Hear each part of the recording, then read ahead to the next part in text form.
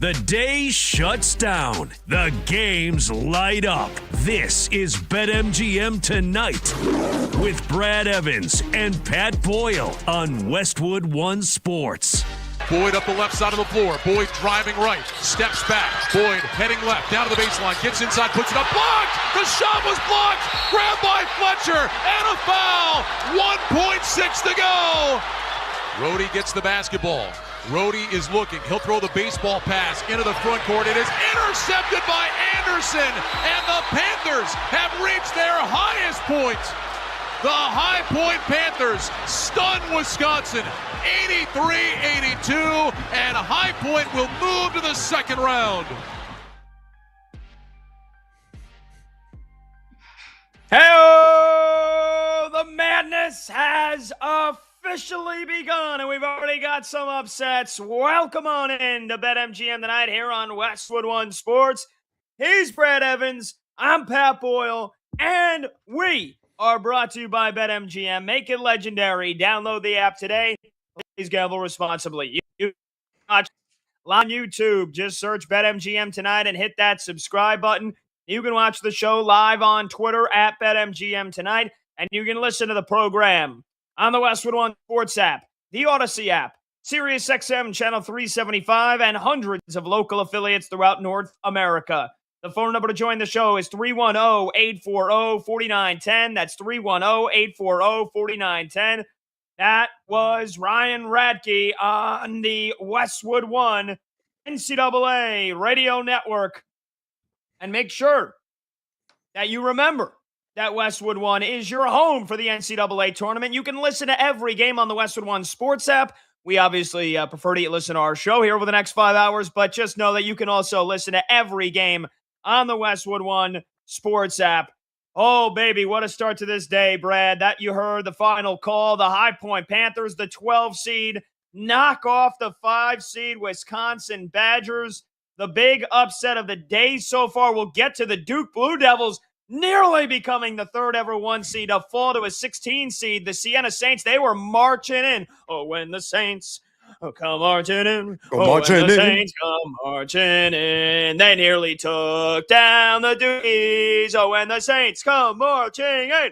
Hey! But it was the High Point Panthers. Brad, electric shot making. Nick Boyd and John Blackwell. Maybe the best duo, the best guard duo in the country. Wisconsin felt like they had all the formula to make a deep run in March. I was worried about Arizona, my pick for the national champions. I thought they were going to get tested by Wisconsin. I don't got to worry anymore. The Badgers are gone just like that in the first round. How did High Point do it? And how the hell are you, brother? What a first half of a day we've had so far. The madness underway. Yeah, I've already rolled and smoked my bracket, brother. I don't know about you, but it's done so practically right now. And, man, what a sweat there from Siena applying a little bit of force on the Duke Blue Devils. We're going to get to that game here in a minute. But breaking down whiskey, a team that didn't leave you feeling all warm and fuzzy with a nice and joyful buzz, to say the least. High Point really beat Wisconsin at their own game. Their exceptional guards of High Point got downhill. They were splashing threes all over the place. Remember, Wisconsin was coming into this game. Over last month, they were shooting over 46% of their shots, over 54% of their shots from distance and nailing 38.1% of those attempts. They were getting it mostly done from outside in the game, but didn't have a massive rebounding edge, only a +1 rebounding edge. They had 5 players, ultimately. Did High Point in double figures. Wisconsin as a team shot a blistering 47.7%, but they just gave up too many buckets. And High Point was making it rain from outside. Martin had a double-double in points and assists, one of the quickest wrist flicks of any player you'll ever see in the country. And every time it left his hand, it was practically going through the center. Hell, he even hit a 2-point shot, which only has like a handful of those on the entire year, believe it or not. And on top of that, too, Anderson had a double-double for High Point in points and rebounds. I know the downside for this Badgers team in the NCAA tournament was their defense. They were outside the top 230 effective field goal percentage defense over the last month. But you and I kind of glossed over that. I did, especially because of the dynamic backcourt play Boyd and Blackwell. And Boyd had his moments there in crunch time, but it couldn't put through ball through basket and have Wisconsin get over the top. So credit to the High Point Panthers. Tremendous offensive execution. They were somewhat trendy, 12 over 5, and they absolutely delivered for the masses. And Bucky Badger, not a great start for the Big Ten, I'll be honest. Ohio State choked a game that they nearly stole late as TCU prevails in the end by a deuce. Thankfully, Nebraska took care of business during their first ever in-state tournament win in school history. And as we speak right now, the Michigan State Sparty party is raging. They're up 75-51 under 9 minutes to go against North Dakota State. But a suboptimal start for the Big Ten.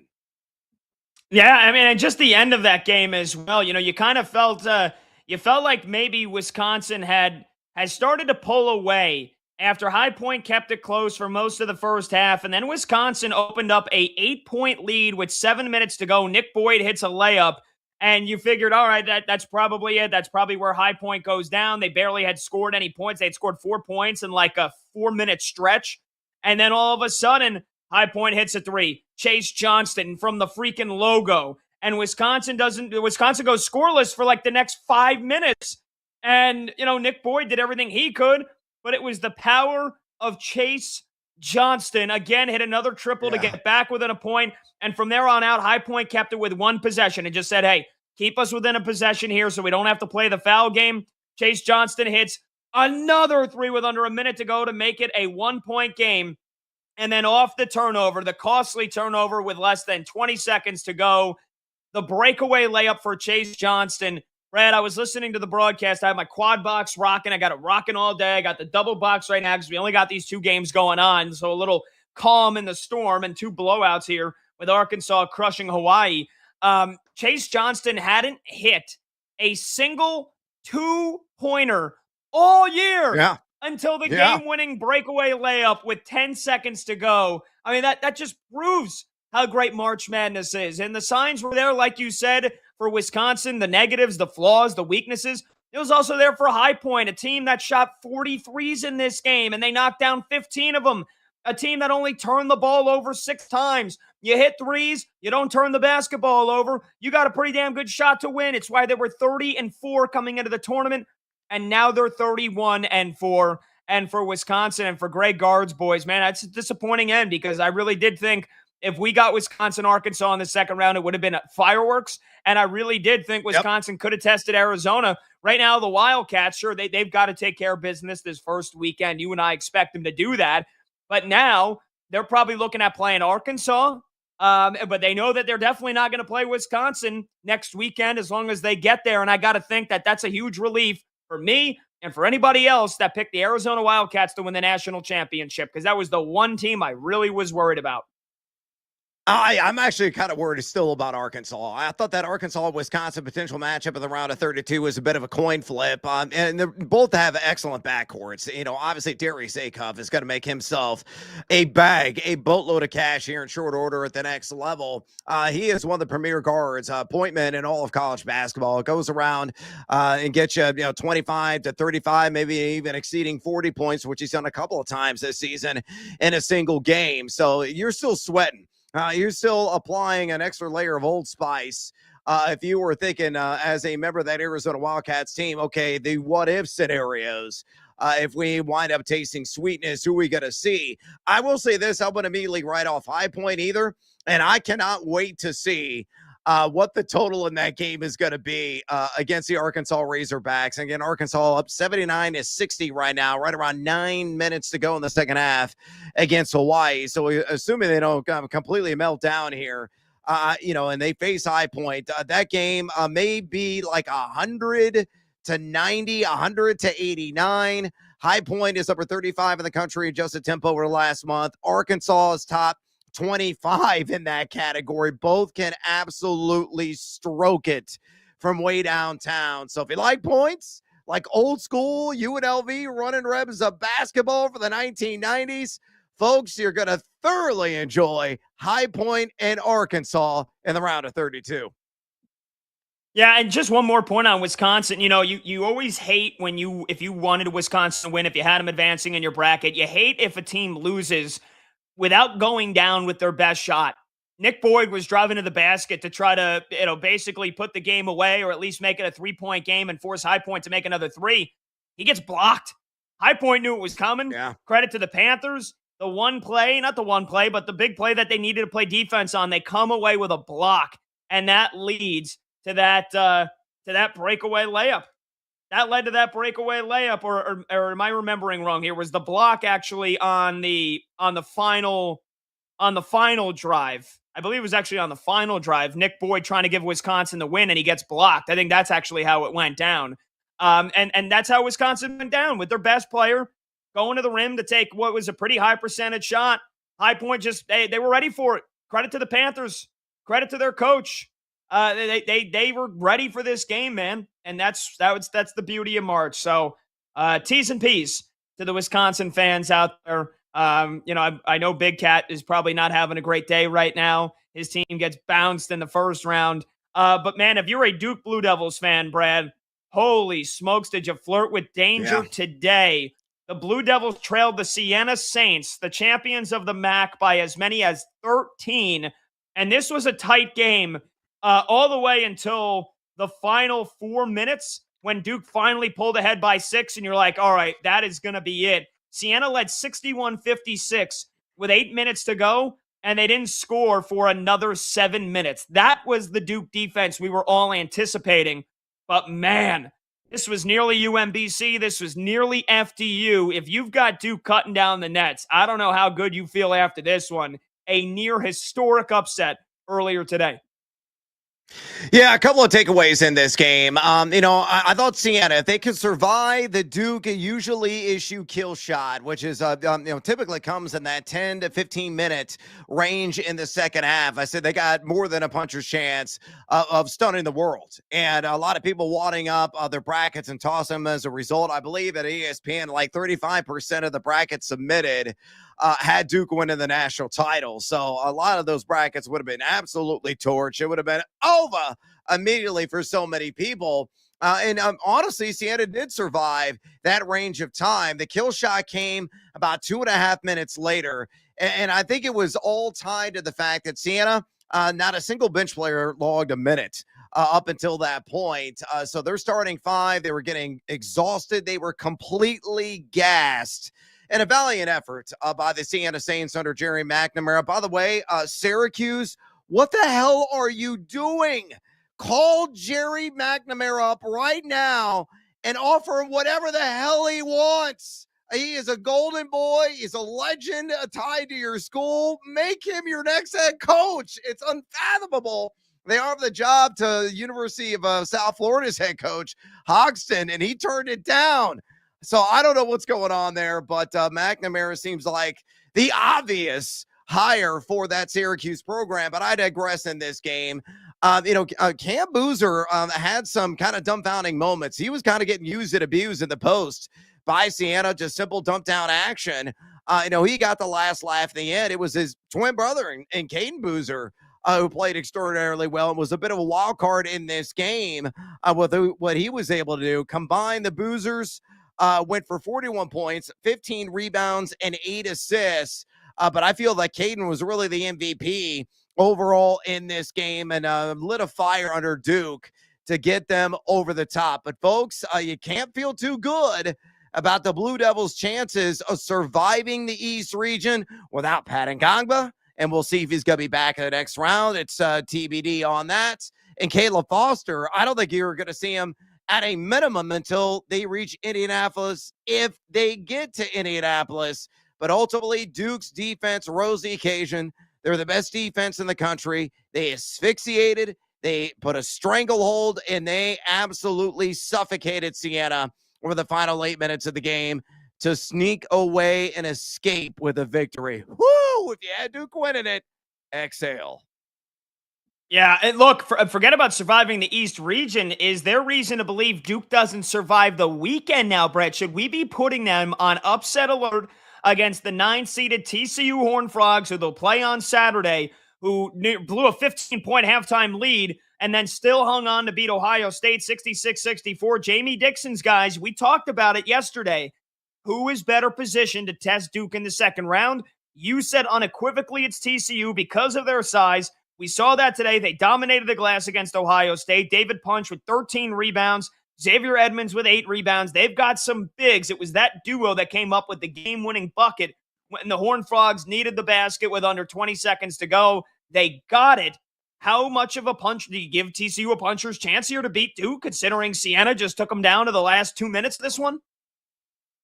I do. I will say this. John Shire's going to recalibrate, and he is going to try to light a fire under his guys to ensure that they're not going to play with their food the next time out. So there is that concern if you are a TCU buyer and backer. But the Horned Frogs are well coached. Jamie Dixon usually gets the most out of his bigs. Punch had 13 rebounds today. Edmonds, a guy that definitely cleans up in the glass. He had 8 rebounds. Both those guys went for 16 points apiece. I think the key for TCU, much like the key for TCU today, and a major reason why they held Ohio State at arm's length there at the bitter end, they actually hit threes. They were 9 of 23 from way downtown. That's 39.1%. If they can mirror that effort or maybe hit 6-7 triples against Duke, given that strong interior play, a pretty good defensive team in their own right, they got more than a puncher's chance. So I wouldn't be sleeping on the Horned Frogs. Duke just does not have any depth. And TCU is the type of team with that interior brawn that they have. They can shove them around and wear them out and tire them. So we're going to see what that line opens up at on BetMGM. I haven't seen it yet, but I think TCU will be in the conversation to possibly oust the Dukies, baby, in the next round. Duke sorely misses Ngangba and also Caleb Foster. That's 11.5. Duke, double-digit favorites for that game against TCU. So that'll be... Give it to me. Yeah. We'll see. We got a lot of other hoops to talk about. Really quickly, let's do a quick pivot. And by the way, if you want to join the show to talk anything, day one of March Madness, it's 310-840-4910. Let's pivot the big NBA news today, Brad, that otherwise would have been massive breaking news, and it kind of flew under the radar because of March Madness. Cade Cunningham, Pistons superstar point guard, MVP candidate, Detroit Pistons, #1 team in the East. He's got a collapsed lung. He's expected to miss an indefinite period of time. There is optimism, as according to Shams Charania, there is optimism that he will be back in time for the start of the playoffs. But I'm under the assumption he's probably going to be out for the rest of the regular season here. This is massive. And if he does come back for the start of the playoffs, what kind of shape is he going to be in? A collapsed lung for a guy that's in his young to mid-20s and he's in the prime of his life? How does this happen? 1. 2, can the Pistons hold on to the #1 seed in the East? Because the Celtics are hot on their tails. They've got Jason Tatum back. And if we're talking about, and look, as a diehard Knicks fan, I'm still of the belief that the Knicks get there. But honestly, I would love the Celtics to get the #1 seed. Because if I'm a Knicks fan, if you're looking at a second-round matchup, if it goes chalk, Knicks and Pistons, I like my chances if Cade Cunningham's coming back from a collapsed lung here. And if you're a Pistons or Celtics fan, you're talking about maybe if it does go chalk all the way to the conference finals, who's got home court advantage? Detroit might have just seen it slip out of their fingers because their superstar point guard has a collapsed lung. That is crazy, absolutely absurd to me. And it feels like the Pistons got to be feeling snake-bitten about this, to say the least. Yeah, it's a damning injury. There's no question about it. And as you mentioned, obviously he's going to be done for the rest of the regular season. They got to prep for the postseason, but are they going to have a long enough leash to survive even the early rounds of the NBA playoffs? That is to be determined because you mentioned it with Cade Cunningham. Was he able to come back and play it even, I would say, 80%? And that is unknown at this moment in time. As you mentioned, the Pistons right now in the captain's chair out east. They have a middle-of-the-pack hardest strength of schedule, number 15 hardest among all NBA teams. Boston has the number 7 hardest remaining strength of schedule, but Cleveland has the second easiest, and your beloved New York Knicks has the 7th easiest. So you're right. There could be a major switcheroo, if you will, in seeding in the East playoff race, and the Pistons could really slide maybe a spot or two, as right now Boston is trailing them by 3.5 games, and your beloved New York Knicks trailing them by 5. Cleveland way off in the distance at 7.5 games. And again, they have the easiest road to hoe of the remaining 4 teams in the race for the 1 seed out east. So yeah, man, this changes things dramatically. Apologies, Dachwall. That is a rough setback. Yeah, and for all of the ways for it to happen, like you would think you get good karma diving for a loose ball during Tuesday's game against the Washington Wizards. First couple of minutes of the game, a game that Detroit would probably dominate if Cade Cunningham plays the entire game. And I think the Pistons ended up dominating that game anyway. They won by 13. They led by 20 for most of the game. You would think diving for a loose ball gets you good karma. No, that is apparently where he suffered the collapsed lung. So just absolutely crazy, man. And, again, as a diehard Knicks fan, you don't ever want to see injuries. You never wanted to see injuries in the playoffs, all the torn Achilles that we saw last year in the postseason. This just sucks. This sucks for a guy that was probably on the fringe of the conversation for the MVP, but with all this 65-game threshold, and we don't know if Joker's, he can only afford to miss one more game, when Benyama can only afford to miss another couple of games here. SGA feels like as long as he gets to the 65 games, which he's in good shape to do so, he's got it wrapped up, but anything could have happened, and now all of a sudden it's Cade Cunningham, who's played more games than any of these guys, and he's probably going to be out for the rest of the regular season. It just stinks, man. It's just brutal news. Phone number to join the show is 310-840-4910. That's 310-840-4910. When we come back, we'll give you the early updates for our show bracket challenge. There are no perfect brackets remaining, but one of our very own is right at the top. You're listening to Pat Boyle and Brad Evans on BetMGM tonight, sponsored by Progressive Commercial Insurance, which protects small businesses with affordable coverage options. Get a quote today at progressivecommercial.com. We've got other takeaways from the Bandits as well when we come back. We're just getting rolling. He's Brad Evans. I'm Pat Boyle. This is BetMGM tonight on Westwood One Sports.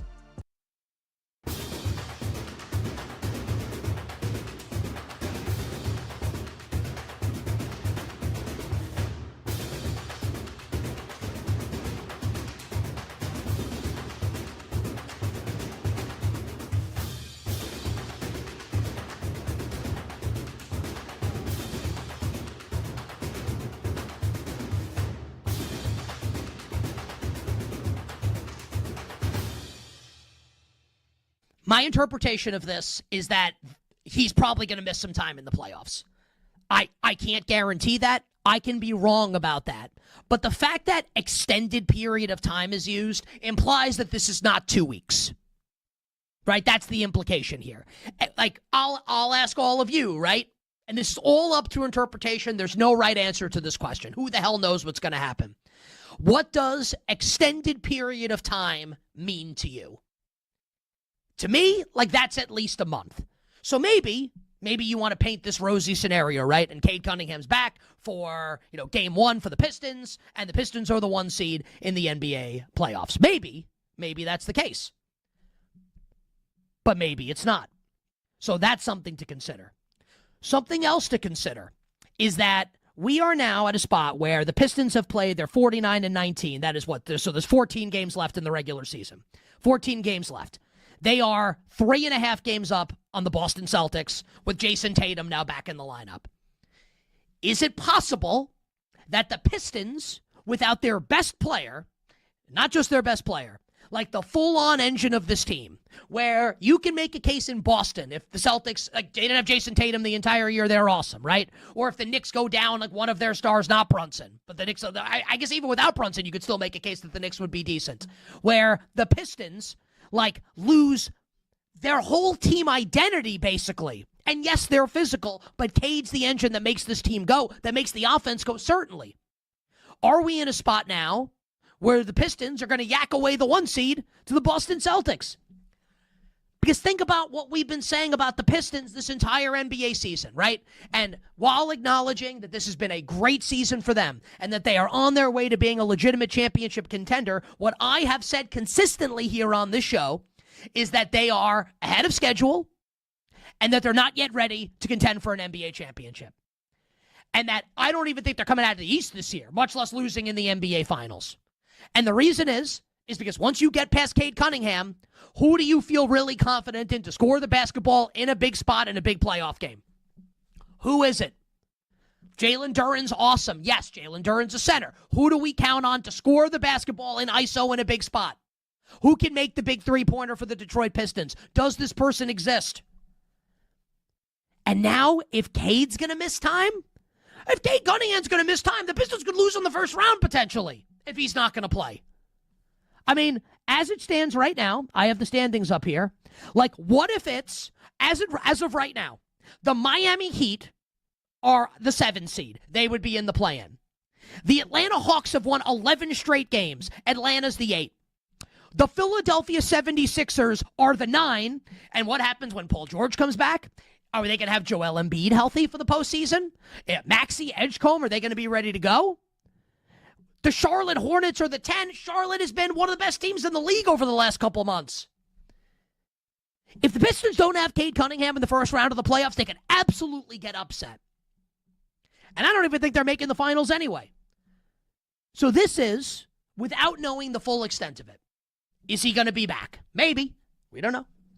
Feels like to me he's out at least the rest of the regular season. And maybe he's back for game 1 of the postseason. But this is something that could absolutely sink the Pistons before they even try and take the ship out from harbor into the ocean of the NBA playoffs. Where if you're Detroit, even if the Pistons don't make a long playoff, even if they don't make the conference final, but they win a first-round series. Or maybe they make the conference final and maybe they beat the Knicks in the second round or they beat the Cavs in the second round and they get that experience before they lose to the Celtics or whomever in the conference finals. That is valuable experience for this team to build on. And if they lose that opportunity because of this unfortunate injury to Cade Cunningham, and again, collapsed lung for Cade Cunningham, out for, quote, an extended period of time, we don't know how long, that will be a crying shame for the Detroit Pistons. In the betting market right now at BetMGM, and I'm just going to refresh my screen here to make sure that I have this right for everyone, because again, this is all happening in real time here. Detroit, 17-1 to win the NBA championship. The Pistons still have shorter odds than the Knicks to win the Eastern Conference. Detroit plus 400, Knicks plus 425. I don't understand that, given that, Cade Cunningham has a collapse lung. And Jalen Brunson doesn't. Seems to me like the Knicks are more likely than Detroit.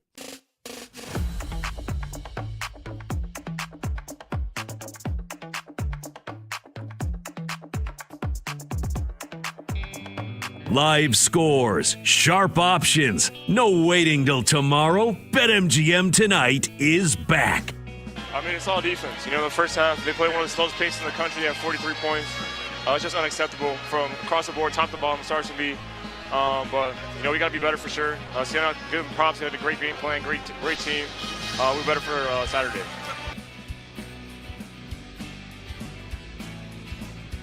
Welcome back to BetMGM tonight here on Westwood One Sports. He's Brad Evans. I'm Pat Boyle. The phone number to join the show is 310-840-4910. That's 310-840-4910. Before we get into that clip, want you to know something from our friends at BetMGM. The Cavender twins are facing off in the Court of Legends game, and you can enter our Pick a Twin to Win free-to-play game for a chance to win a share of $2 million in bonus bets. How to get this offer in 3 easy steps. 1, opt into the Pick a Twin to Win free-to-play game. 2, select which Cavender twin, Haley or Hannah, you think will win the Court of Legends one-on-one basketball game hosted at the Bank at Bellagio in Las Vegas, Nevada. 3, if the twin you select wins the game, you'll win a share of $2 million in bonus bets. All right, Brad, that was from Westwood One. Cam Boozer asked about the win and his thoughts by our buddy Noah Eagle and LaFonso Ellis, who were on the call. That's good stuff from Cam Boozer. Absolutely unacceptable. They play one of the slowest paces, and they scored 43 in the first half. It starts with me. But then also mentioning, hey, man, they had a great game plan. Credit to them. We're going to be better for Saturday because of it. And I know that we mentioned in the beginning of this show here, last segment, should Duke be on upset alert against TCU, considering, again, most people know by now, they're down 2 of their starting 5 for at least this first weekend, and maybe for longer than that, their point guard Caleb Foster and their center Patton Gungba. I'm starting to think more and more maybe Duke blows TCU out on Saturday because they got off to a very slow start and nearly lost against Florida State in the ACC tournament. And then what did they do? They turned around the next night and they blew the doors off Clemson, a game that I think they only ended up winning by 12 or 11, but they led for 20 for most of the second half. Was it just another slow start from Duke? Or if they go up against a team like we've talked about in TCU that can physically match them with size, match them in rebounding, are they going to be in trouble? But I don't know. I don't want to just start thinking that like, oh, Duke got tested by Siena. They're going to get tested by TCU. It wouldn't shock me if they turn around and win by 20 on Saturday. But that's the beauty of March Madness. You never know. Yeah, you're exactly right. I mean, here's the calling card for Duke, and it's going to remain unchanged. They are the best defensive team in the country, bar none. You don't believe me? Well, the advanced data entirely bears that out. They're number 4 in adjusted defensive efficiency, giving up just 0.928 points per possession in their last 10 games. The biggest eyesore that Duke had today is the fact they couldn't hit the broadside of a barn from along the arc. They were just 5 of 26 on 3-point attempts. That's indeed inexcusable. As good as Cam Boozer is, a guy that's going to go out there and get you probably like 20 and 15 pretty much every single night. He just bullies people there at the post, draws a lot of whistles when he's not converting shots and makes you pay at the free throw line, can occasionally step out and hit top of the key threes as well. But Isaiah Evans got to step up. And the other supported players, whether it's Dame Sarr or anyone else, has got to step up for this Duke team if they are going to make a deep run overall and in the East region, because they're going to have to, figure this out without Caleb Foster, who was shooting 40% from distance, before the NCAA tournament began, before he suffered that, devastating foot injury. That to me is the biggest area of concern, because you know exactly what you're going to get out of Cam Boozer. Can his twin brother Caden play like he did today? As I mentioned, I felt he was the MVP of the game, and that's not been somebody really, rely on as a crutch game in and game out. So a lot of question marks right now with Duke. My gut is kind of siding with your point of view that, again, they're going to recalibrate. They're going to get their bearings straight. They're going to, read the compass and then lay the smack down and look like the Duke that we saw the regular season. But I tell you, man, with the lack of depth and that 3-point shooting being ice cold, that is far from a guarantee. Okay. I mean, that's a good point. I can't argue with you. And we did talk about it yesterday. Who would be better to test Duke? We both, you said it. I agree with you. TCU, because of the rebounding and the size and the physicality. So, look, the Blue Devils know that they are the hunted, right? And they knew it going in. They definitely know it now. I just love the way Siena went toe-to-toe with them. They said, screw it, we're not playing scared. We got nothing to lose, man.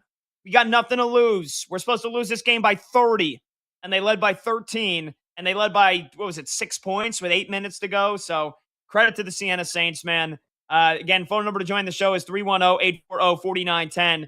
We got a couple of finals on the board here as we have our little intermission before the evening session.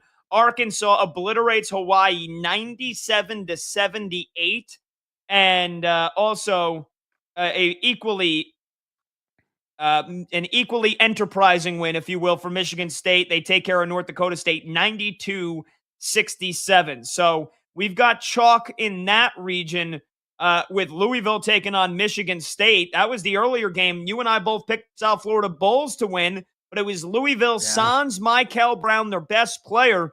They were able to get it done. That was a bit of a surprising result for me. Louisville controlled that game from start to finish for the most part. South Florida made it close at the end, but Louisville holds on, and, you got to give them credit for getting that win without their best player. They stepped up. They delivered. Shout out to Isaac McNeely with 23 points. Ryan Conwell, who is their leading scorer, came through with 18 points. And how do you win without your best player? You shoot more than 50% from the field. You shoot more than 50% from deep, and you out-rebound your opponent. That is what happened for the Louisville Cardinals. But, Brad, you're looking ahead to a Michigan State team now. 22 turnovers from Louisville certainly ain't going to get it done. But for now, it's an impressive win for Louisville without their best player. Yeah, it really was. And, they almost gave it away there at the end. I mean, South Florida did make it a little bit sweaty over the final 10 minutes, outscoring Louisville 32-15 in that final stanza. Wasn't enough to get them over the top, but they did make it muy interessante down the home stretch, for a reason. Wes Enos, I thought, really was rather lackluster in this game for South Florida. Their leading scorer was only in, 32 minutes of play. He had 4 points. He was 0 for 11 from distance. Yikes. That's just not going to get the job done. 5 of 33 was USF as a collective from beyond the arc. That was 15.2% overall. And you mentioned it, man. What really stood out to me is the fact that Louisville probably should have lost this game. You turn the rock over 22 times. You give up 18 offensive rebounds. And again, I know that is a modus operandi of one South Florida, but still inexcusable. I don't think they did a really good job boxing out, limiting the strength there of South Florida. And they just were ensnared in the chaos. And as a result, they were very fortunate to escape with the victory. If they turn the ball over even 15 times against Michigan State and they give up anywhere close to the same number of offensive rebounds, remember, folks, one of the primary strengths of the Sparty Party is crashing and waxing the glass. Jackson Kohler and friends really get after it on the boards. I don't see how Louisville is going to survive, but then again, I maybe should have faded the noise because I had the Bulls advancing on my bracket sheet today. Yeah. Oh, look, and so did I. And look, no one's going to give, or I'm not going to start giving pats on the back for people that picked the 6 seed to beat the 11, but it certainly felt like South Florida should have won that game. But yeah, like you said, their best player scores 4 points, goes 0 for 11 from deep. That's going to hurt you. That's definitely going to hurt you. That's going to be an ouchie. Really quickly, let's rewind things to last night, Brad, because we got off the air by the time this game ended. Miami of Ohio, if the slipper fits, you must wear it or you must acquit. And Bruce Pearl to be acquitting the Miami of Ohio Redhawks. Boy, I would love to see. I love Lefko, by the way. He goes, let me get my spoon, stir the pot. What do you think Auburn would feel about this one here? Bruce Pearl pushing for the last couple of weeks that Miami of Ohio shouldn't have made the tournament if they lost a game or two. And his son, Stephen Pearl, Auburn had a mediocre season. I would have loved to see Bruce Pearl's face off camera because he had to eat his words last night. I don't want to make it about him. That was what I fixated on, that bleep eating grin on his face. And meanwhile, he's probably punching air when they went to commercial break because Miami of Ohio proved a lot of people wrong last night, Brad. They convincingly beat SMU 89-79. The Redhawks hit 16 threes. They shared the ball. They shot the ball well. They pushed the pace. A beautiful brand of offense from the Redhawks. The committee put them in the first 4, and they delivered with a resounding win. They move on to the round of 64. What were you impressed with most from Miami of Ohio?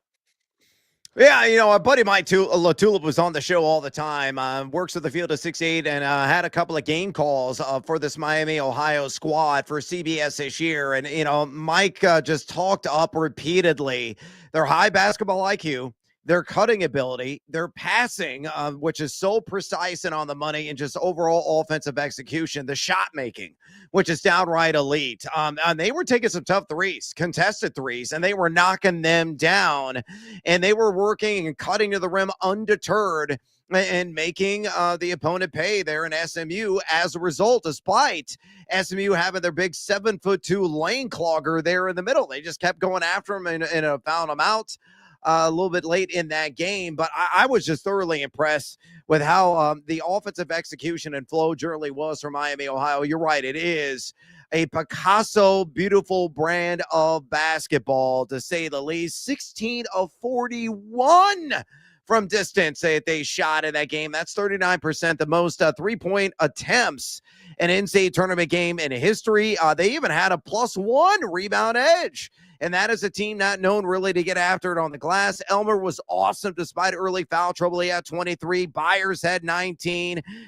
Jack, the lefty, had some tough shots that he drained with 17. I just love the steely resolve of this squad overall. And they were the first team, Pat, in NCAA tournament history to score at least 80 points, dish out at least 20 assists, make 15 or more threes and have fewer than 5 turnovers. No team in college basketball NCAA tournament history achieved all of those feats in the same game. Congratulations, wow. Red Hawks. Caw-caw! You were flying high. You're going to be one hell of a tough out in the round of 32 against either Virginia or Wright State. I'm telling you, folks, this Cinderella story could continue. That pumpkin carriage ain't going to arrive just yet. So you're already calling a win over Tennessee. You think Miami of Ohio knocks them off? Yeah, I do. I think they will knock off Rick Barnes at Tennessee, and they're going to move on. As I mentioned, and we're going to see one of the first 4 winners from a couple of days ago in action tonight against BYU, that being the University of Texas. 14 times the first 4 has existed in the 14 years. 12 of those 14 years, one of those first 4 participants has won another game. Many have gone on much further. Look at the Shaka Smart VCU team that made all the way to the Final Four. I believe that was in the first year of the first 4's existence. So, yes, I think Miami, Ohio ain't done yet. I bet you they win another game, and I think they are going to give Virginia all they can handle in the round of 32 as well. Wow. Whoa, wowee zowie. I love it. We're throwing some, I wouldn't say hot takes, just some bold predictions here. And that's what March delivers. Phone number to join the show, 310-840-4910. That's the number to join, 310-840-4910. When we come back, we'll take your calls on March Madness. We'll recap some of the other games, get you set for the evening set, and also a couple of big NBA games tonight. The Lakers got to South Beach at what time this morning? You don't want to miss that. We'll give it to you when we come back. He's Brad Evans. I'm Pat Boyle. This is BetMGM tonight on Westwood One Sports.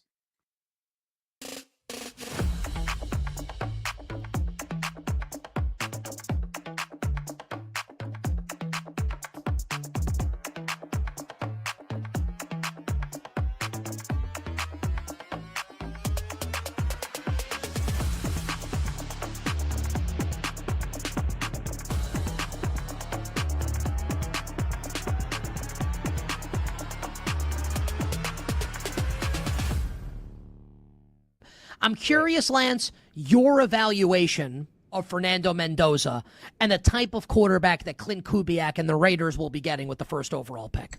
I think they're getting a very mature quarterback, a guy with a lot of poise. You watched him at Cal. He got the brakes beaten off of him at Cal.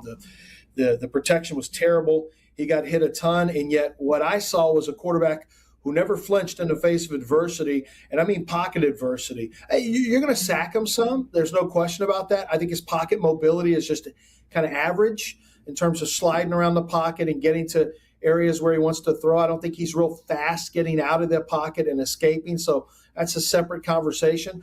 But when it comes to making a throw with people in his face, you saw I'm sure you saw, Nick, the big throw against Penn State, the winning throw that he had to Omar Cooper. Yeah. It was a great example of it. He had to make a great throw. That throw and that drive showed who Fernando Mendoza was to me. He drove down, made some big throws. He had a couple of unbelievable throws. But the last throw, 2 defenders in his face, hitting him in the chest as he got rid of the ball, and he delivered it without flinching. He took his time and threw when he needed to. He didn't rush it. And he put it to a place where only Omar Cooper could get it, and Omar made a great play on the ball. But that's an example of who he is. I see Joe Burrow-level accuracy and placement when I watch him throw. Wow. I think unlike Joe – go ahead. No, I was going to say, that's really high praise. I was saying, wow. It's high praise. If you're a Raiders fan, you got to love to hear that, Lance. It's high praise. When you let him throw, when he's comfortable in throwing, I don't know that I've seen very many quarterbacks that I've studied over the years I've done this who will hit a player in the hands accurately every single time more than Fernando Mendoza. When his placement gets off a little bit, interestingly enough, it's usually on RPOs where everything, it's just kind of the quick reaction throws off the fake where he's making a read and throwing it quickly. When you let him get set in the pocket and you're not pressuring him, he's going to deliver it on the receiver's hands about 90% of the time. It's an incredible placement and accuracy. And the same thing I saw with Joe Burrow when he came out. Now, the difference is Joe Burrow had the ability to escape pressure. I thought he was more mobile outside of the pocket. And I think Joe was on a different level in terms of his understanding of where he wanted to go with the football. But Fernando Mendoza is smart with the football. I think too much is being made about, a lot of his throws are back shoulder and RPO throws. I factor those out. Like when I filter out my tape on him, I'm looking at third and long throws, I'm looking at red zone throws, and I'm looking at intermediate throws, a lot of throws between 10 and 20 yards, because those are a lot of pro throws. And I also look at him throwing outside the numbers as well. And what I saw when I turned on to tape for the intermediate throws, when you play zone against him, fearless. He has no problem. He has great spatial awareness, like a point guard who understands how to get the ball from point A to point B without turning it over. He understands, and speaking of that, 29 touchdowns, no turnovers over the last 2 years in the red zone for him. He understands how to attack zones. He's accurate attacking man defense. I think the one area that you really have some concern about is you have to protect him at an above average level.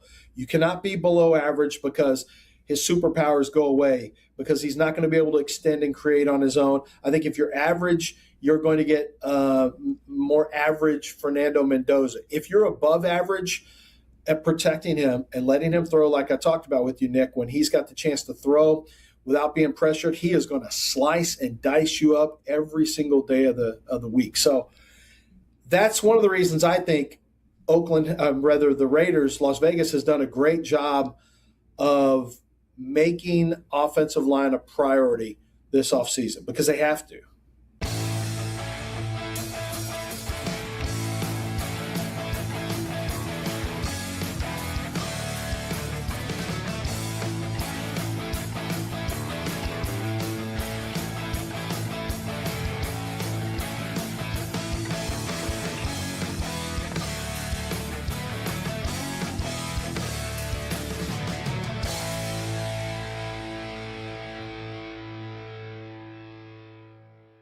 How are people, though, John, betting the Alabama-Hofstra game tomorrow as a result? The Tide currently 11.5-point favorite at BetMGM.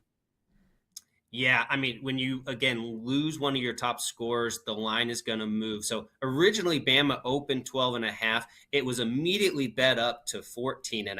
Then the news comes of the arrest, and it drops 3 points right away. 65% of money is on Hofstra to cover. This is one of those games, though, where there's so much uncertainty when you just take out one of those key cogs. For me personally, late games and breaking angles. BetMGM tonight with Brad Evans and Pat Boyle. Back now.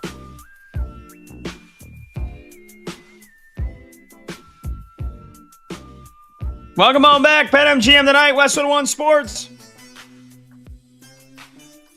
To all the ladies in the place with style and grace, welcome on back. Phone number to join the show, 310-840-4910. He's Brad Evans. I'm Pat Boyle.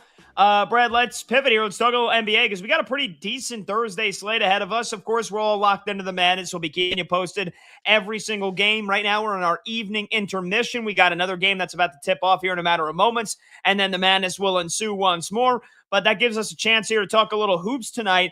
Lakers and the Heat, big one in Miami tonight, Brad. And I saw a tweet today. Reportedly, the Lakers did not arrive to their hotel in South Beach this morning until after 5 a.m. local time in Miami. Lakers won both games that they played against the Houston Rockets. They played them on Monday. They played them last night. They won both. Luka Doncic continues his post-divorce heater, if you will. Just went absolutely nuclear last night, leading their way to the win over the Houston Rockets, 124-116. Luka Doncic, 40 points, 9 rebounds, 10 assists. And how about LeBron turning back the clock? 30 points on 13 of 14 shooting.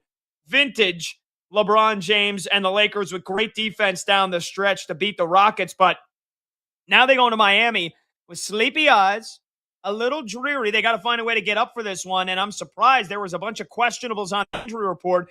And Austin Reeves is the only one that remains. So it looks like Luke is going to suit up. LeBron's going to suit up.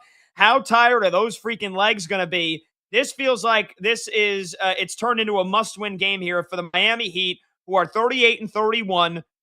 You look at the NBA standings right now, and the Heat are a half game back of the Orlando Magic for that 6th seed in the East. Again, top 6 seeds automatically into the playoffs. 7 through 10 go to the play-in tournament. So this is a massive game for the Heat, who were on a heater, and now they've lost 2 in a row. Can they turn things around and beat what should be a very tired legs Lakers team?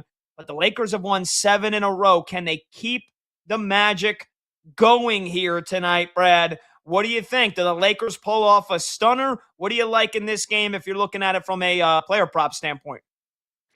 Well, hopefully they are properly rested, the LA Lakers. Man, 5 a.m., that's absolutely brutal, my man. I'm going to go with Davion Mitchell and live in the land down under on 5.5 assists. A little baby today's Mather Juice at a plus 102. Available there at BetMGM. I think the trend is going to be thy friend. Mitchell has gone under 5.5 assists in 9 of his last 10 games. He's averaging just 4.8 assists per game here in the month of March. Now, if you go back, the last time he faced the Lakers, way back in early November, he had 8 assists in that contest. And yes, the Lakers have allowed the 11th most assists per game to opponents in their last 10 at 27.8. But again, I can't ignore the trend. Under on 9 of his last 10, you're going to give me some plus money? Yeah, I'll take that all day long. Give me the under. Davion Mitchell, 5.5 assists, again at that plus 102. Yeah, I'm going to take the bait here. I'll take the trap. I'll take the cheese right at the end of that trap with the spring attached to it here. I'll ride with the Heat. Again, back-to-back as it is, 3rd game in 4 nights against the Rockets. Those are 2 physically taxing games for the Lakers. And is this maybe being a victim of the today's social media world we live in? I see a tweet, the Lakers didn't get to their hotel till 5 a.m., That means these guys didn't get to bed until like 5:36 in the morning. So even if they got 8 hours of sleep, which they didn't because you have morning shoot around, maybe they skipped it, but these guys are probably only woke up a couple of hours ago. The Heat should be rested. They should be ready to go for this one. Now they're missing Jaime Jaquez and Andrew Wiggins, but still, the rest of their starting 5: Davion Mitchell, Tyler Hero, Norman Powell, Bam Adebayo. Those guys are good to go. They should be able to handle this Lakers team here. And if not, then I don't know. I guess that would be a resilient win for a Lakers team that's just red hot, or it would be a miserable shooting night from the Heat, a team that plays the fastest pace in the NBA. It's got one of the best offenses in the NBA this year. That game would most likely play into the hands of the Lakers, a track meet where they don't have to play defense. But if the Heat are running up and down the court, you got to think that maybe the Lakers, even if they have an 8-10 point lead at half, they're going to get worn out in the second half. So look, this was at 6.5 today. Down to 3.5. I'll take the Heat here. Win this game by 4 or more. Take care of business, and I'm sure the Lakers will be very happy to get the hell out of South Beach and actually get a good night's sleep after this game. And then we got a big one in the Western Conference. The Suns at the Spurs. Phoenix on a 3-game losing streak, all on the road. They lost to some pretty damn good teams, though. The Raptors, the Celtics, and the T-Wolves. But they lead this season series against the Spurs 2-1. And they're still dealing with some injuries. Dylan Brooks, broken hand. Mark Williams, their center. And on top of that, now Grayson Allen is out and Royce O'Neal is out. So they're down 3 of their 5 normal starters, and Grayson Allen, their 6th man off the bench. Stephon Castle is questionable to play for the Spurs, but they're double-digit favorites. Feels like the Spurs got to take care of business here. So I'll play this one. If you're looking to put a couple of shekels down, I would just play the Suns team total under. It's 108.5. They average 112 on the season. San Antonio, a top 5 defense. Phoenix without multiple starters here. I know Devin Booker and Jalen Green have been on a heater. The Spurs defense should reign supreme. I'll go team total under on the Suns. What do you like in this game, Brad? Yeah, I'm also going to live and land down under on Oso Ighodaro on rebounds, 6.5 at a minus 130. He's gone 2, 3, and 5 rebounds against the Spurs this season, but he only played fewer than 20 minutes in each of those games. You mentioned with Williams being out, he's probably going to play at least 25 to 30 unless he gets in foul trouble, but still, he has been under this prop, even with an uptick in minutes played in 6 of his last 7, averaging 6.9 rebounds per game in the month of March, which is slightly over, but the Spurs have allowed the 8th fewest opponent rebounds per game in the last 10 at 41.7. So Oso Ighodaro under 6.5 rebounds and minus 130. My favorite play in Suns and Spurs. All right, when we come back, we'll update our bracket challenge and we'll get ready for the evening games. They're about to tip off and the madness continues. Next, he's Brad Evans. I'm Pat Boyle. This is BetMGM Tonight.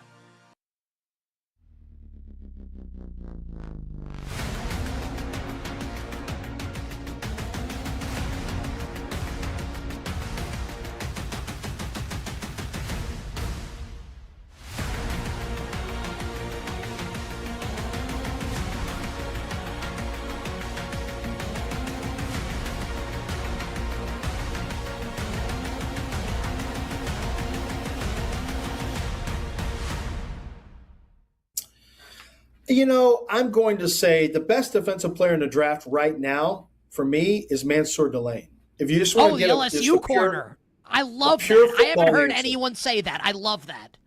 A pure football answer. Mansour Delane is the best football player for me right now. Now, the highest graded is Arvell Reese, and that's based on projection. That's based on who I believe he's going to be. Because in the draft,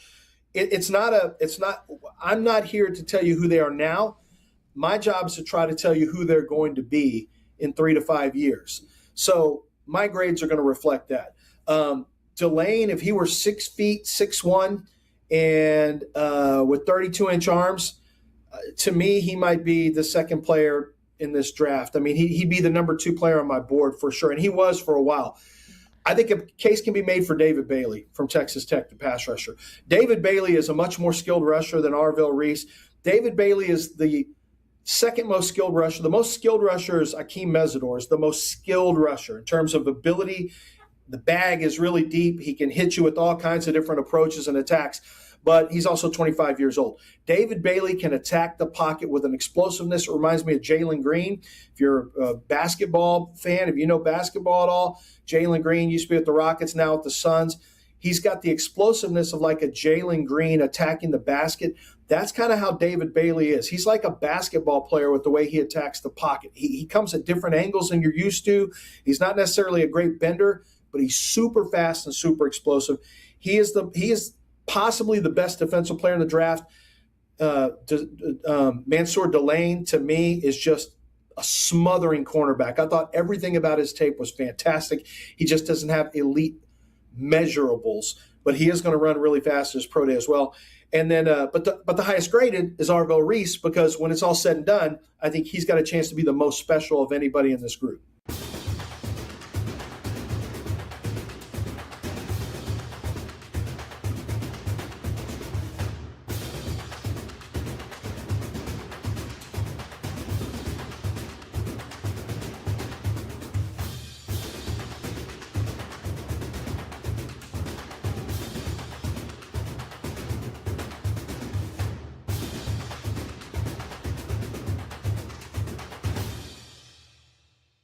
Are any quarterbacks in this draft worthy of a first-round pick? Not will they go in the first round, or any other quarterbacks worthy. You're giving the thumbs down for people that are just listening to the show. So you don't like Ty Simpson, you don't like any of the others. Why not here in about 90 seconds to 2 minutes?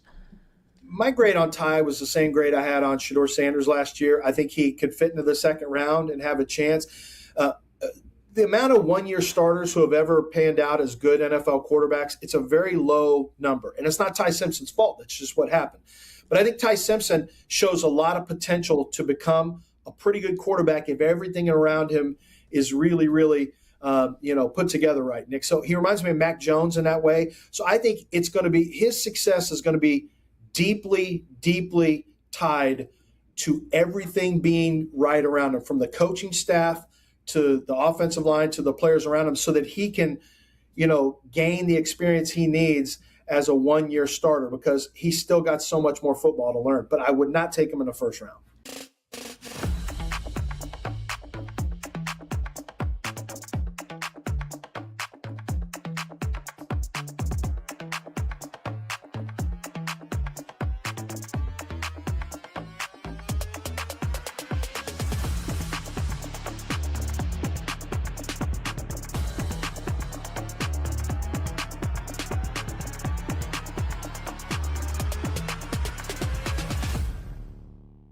Well, my final four: Michigan, Arizona, Michigan State, and Illinois. Give me Illinois over Michigan State, the Illini to the title game. Arizona over Michigan, and what is actually the national championship game on the other side of the bracket, in a really close game. And Arizona over Illinois in the national championship game. Final score, Arizona 80, Illinois 70, tiebreaker 150. And the Arizona Wildcats, for the first time since 1997, Simon says championship. Arizona cuts down the nets and wins the national championship.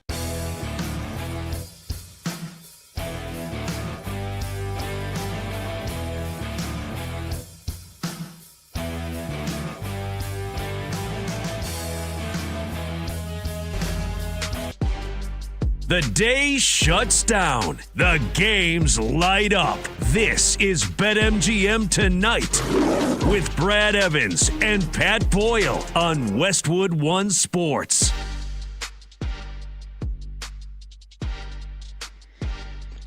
Hello!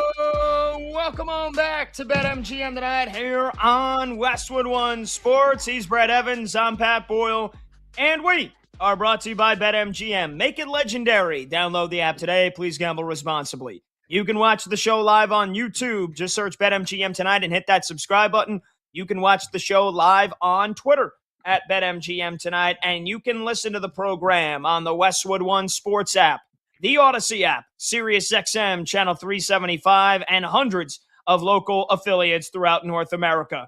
Phone number to join the show, 310-840-4910. That's 310-840-4910. Any and all of your calls on March Madness, day one so far, the big upset, High Point over Wisconsin, Duke getting tested all the way down to the final minute by 16 seed Siena, ultimately surviving with a couple of points on the victory.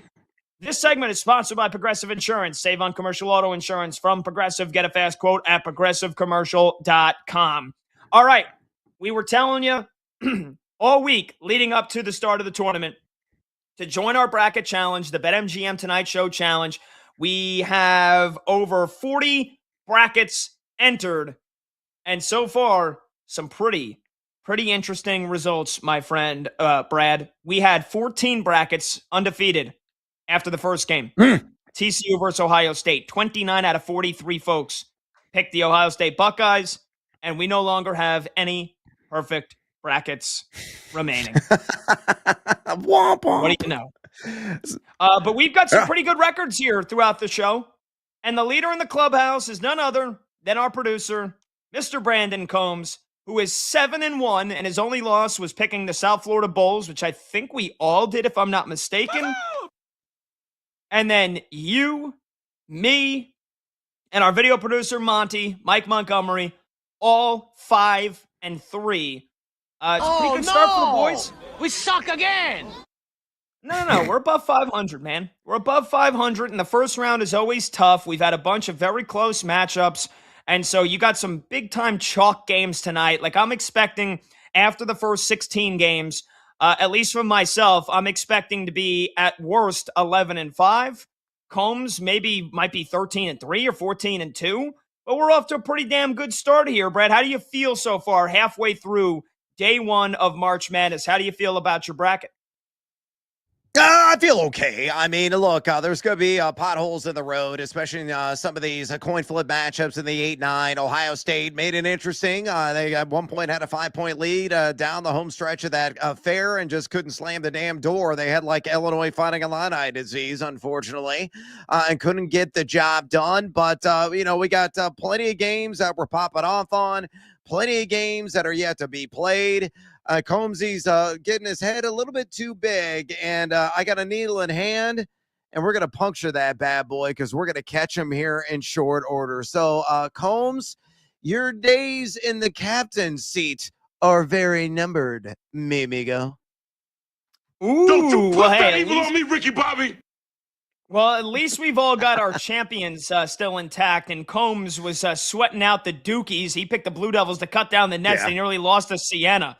So, yeah, he's sweating that one. I can only imagine the look on his face.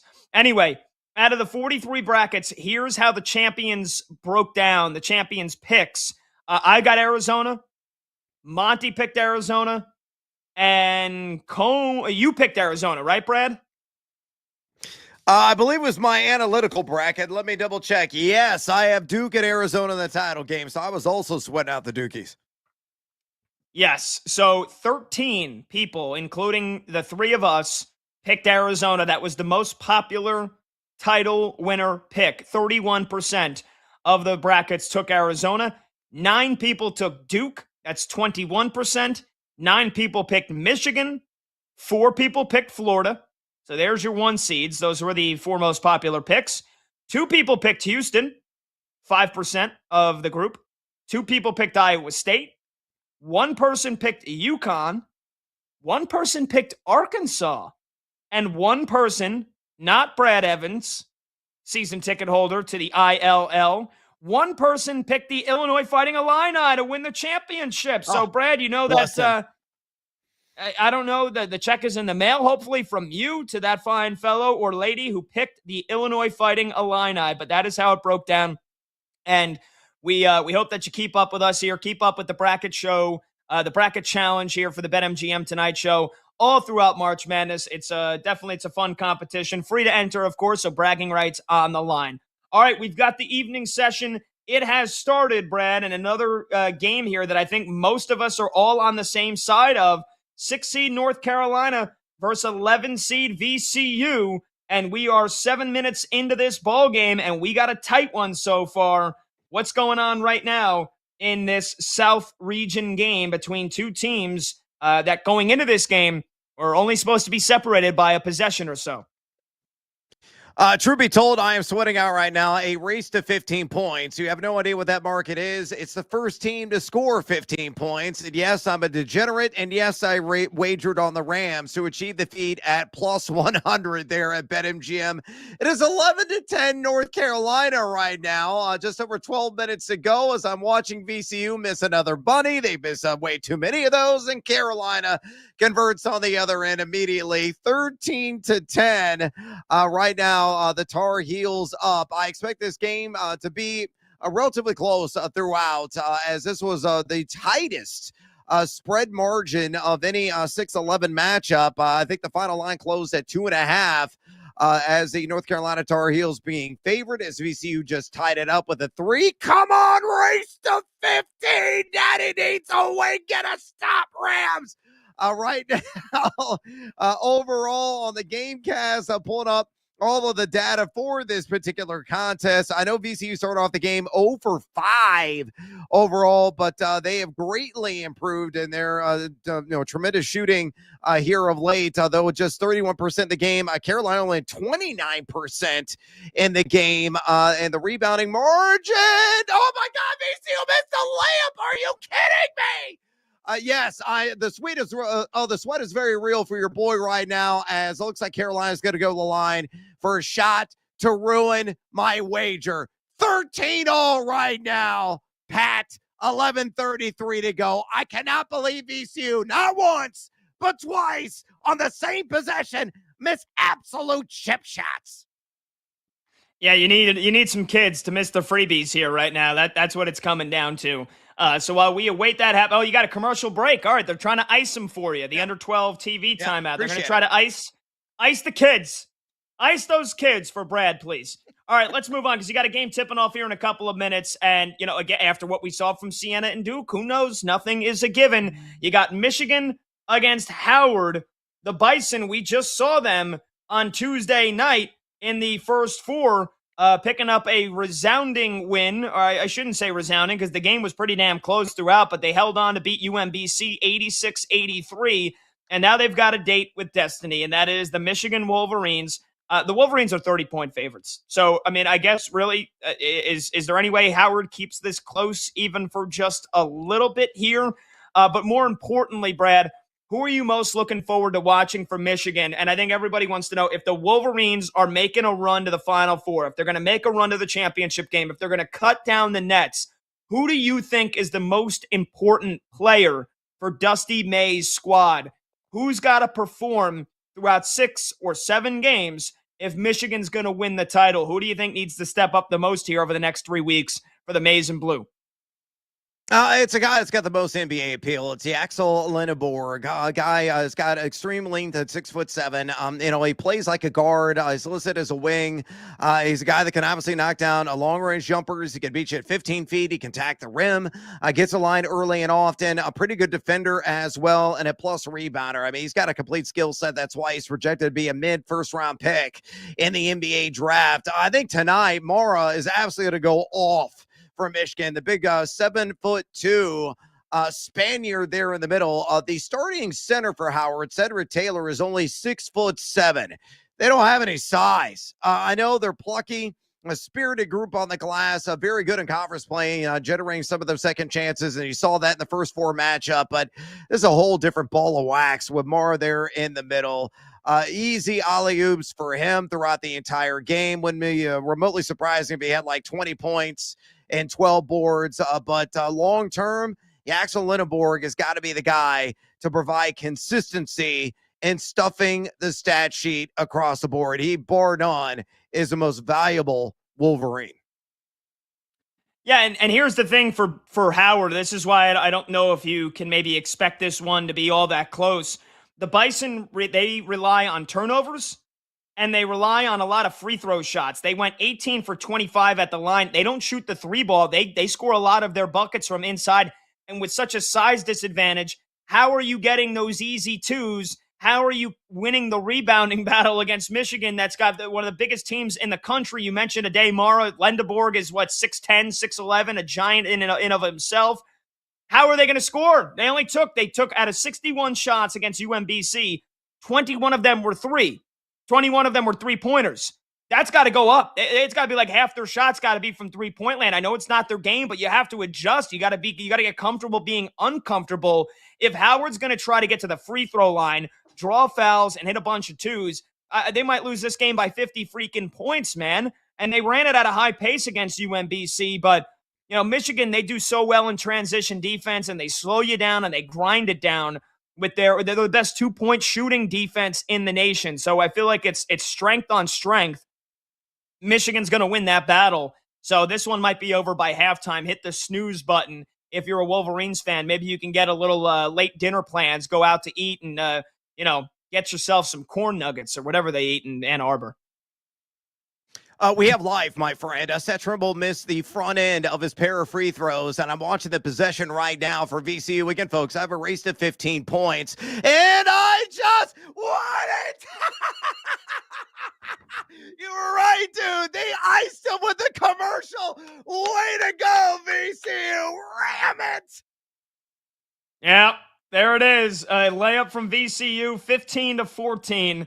And so, Brad, you are a D-Gen indeed, my friend. We were all, we were talking as a show in our pre-show meeting earlier today, and we were going to say, what's a fun way to, get the show, get the listeners involved. We were like, well, we just say, let's all take VCU race to 15 here, put a couple of bucks on it.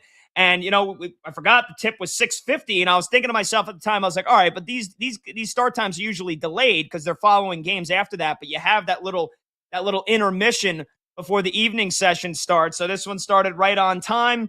And, North Carolina went up 5-0, but VCU does get to 15 points first. That was electric. That was electric indeed for you. All right, let's talk about another game that's coming up here shortly in the evening session. And this is another good one. Texas BYU from the Moda Center in Portland, Oregon. The Longhorns coming out of the first four in Dayton as well with their win over NC State the other night, which was a sloppy rock fight.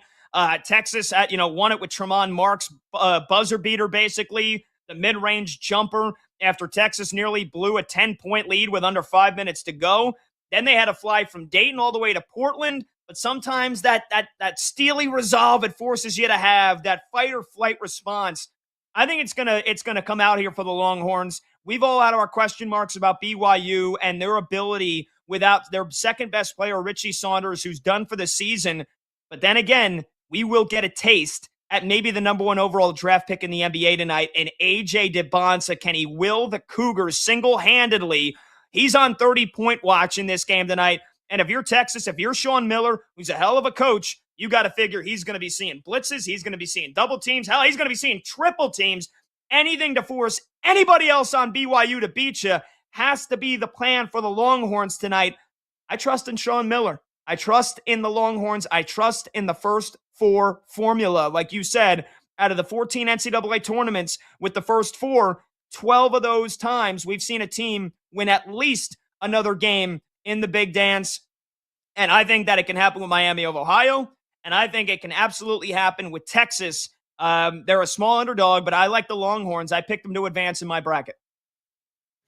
I did too, and I'm going to roll with the hook 'em horns as well. I mean, defense is going to be highly optional, really, for both these teams. We know how much of an eyesore that BYU has been in that category. We've said it until we're blue with the face here on BetMGM tonight over the last several weeks. To give you the evidence to back it up, BYU is number 301 in effective field goal percentage defense in their last 8 games. Texas is really not much better at number 294 in that category. I think the tempo is going to be brisk. Both these teams relish a faster pace as Texas and by themselves are inside the top 20 adjusted tempo over the last month of play. Both can absolutely fill up the cup. I think this game is give the antithesis of what the Longhorns' first 4 matchup was against NC State, and a bit of a rock fight in that game, very opposite of the prior matchup those two teams had in the Maui Invitational, which finished as the Horns winning 102-97. I don't know if this game is going to mirror the first matchup between NC State and Texas. I think it's going to be, though, comfortably in the 80s. And it could be one of those contests that comes down the final possession.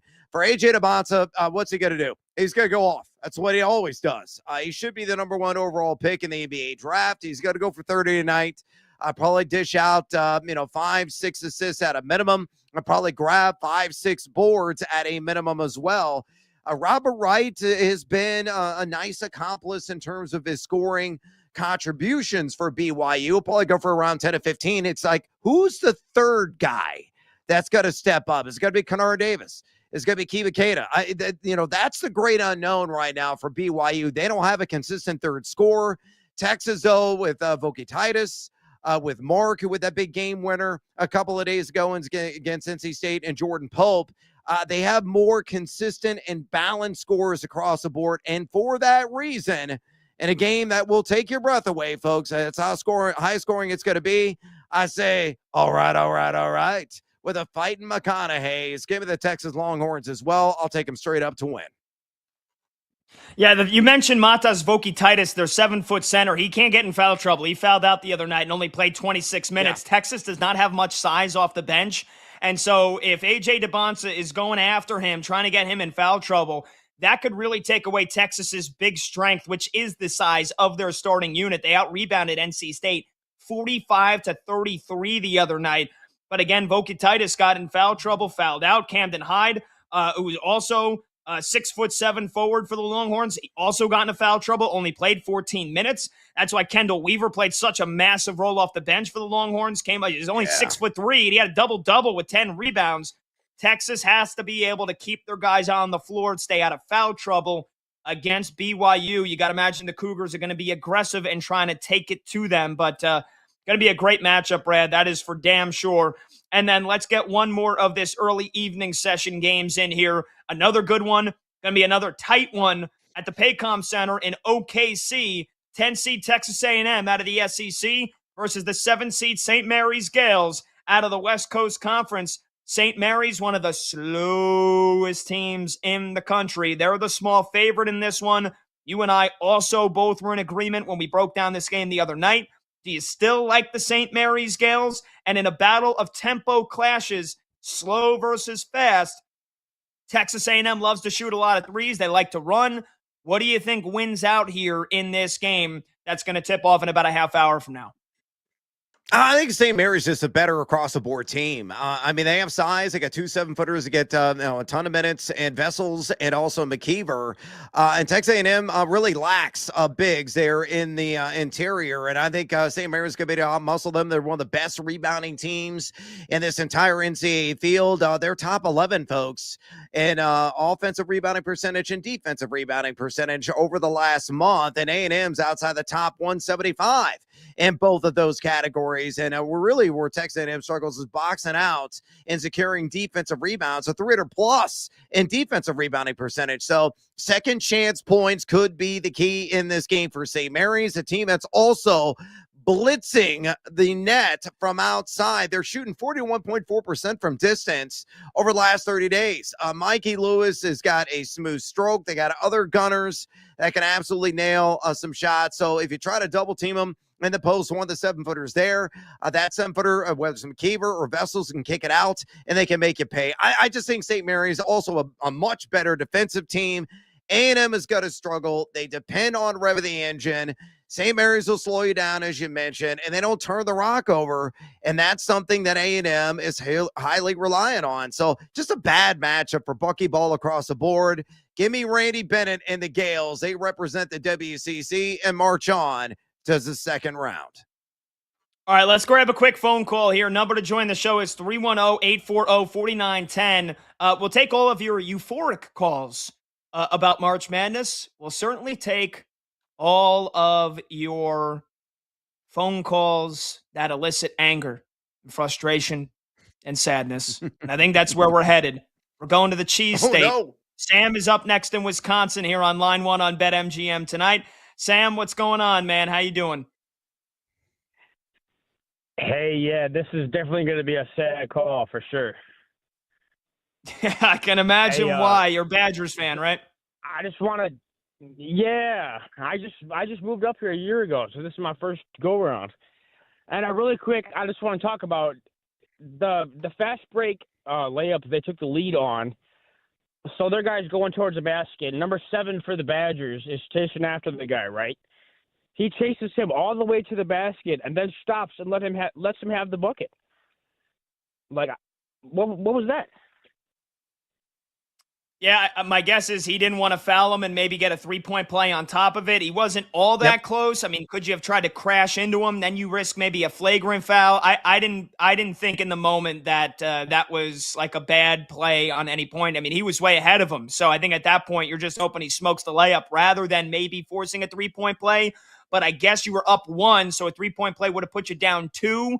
Yeah, I mean, I think you have a gripe there, Sam, but I think more so it's probably just the lack of defense for most of the game from the Badgers. Yeah. I don't know. I just felt like he could have at least tried to make a play on the ball, but I'll have to watch it again. Yeah, Sam, I appreciate the call. Brad, what do you think? When you were watching Johnston from High Point, his only 2-pointer he made all year fly down the court, did you think Wisconsin had a play on that?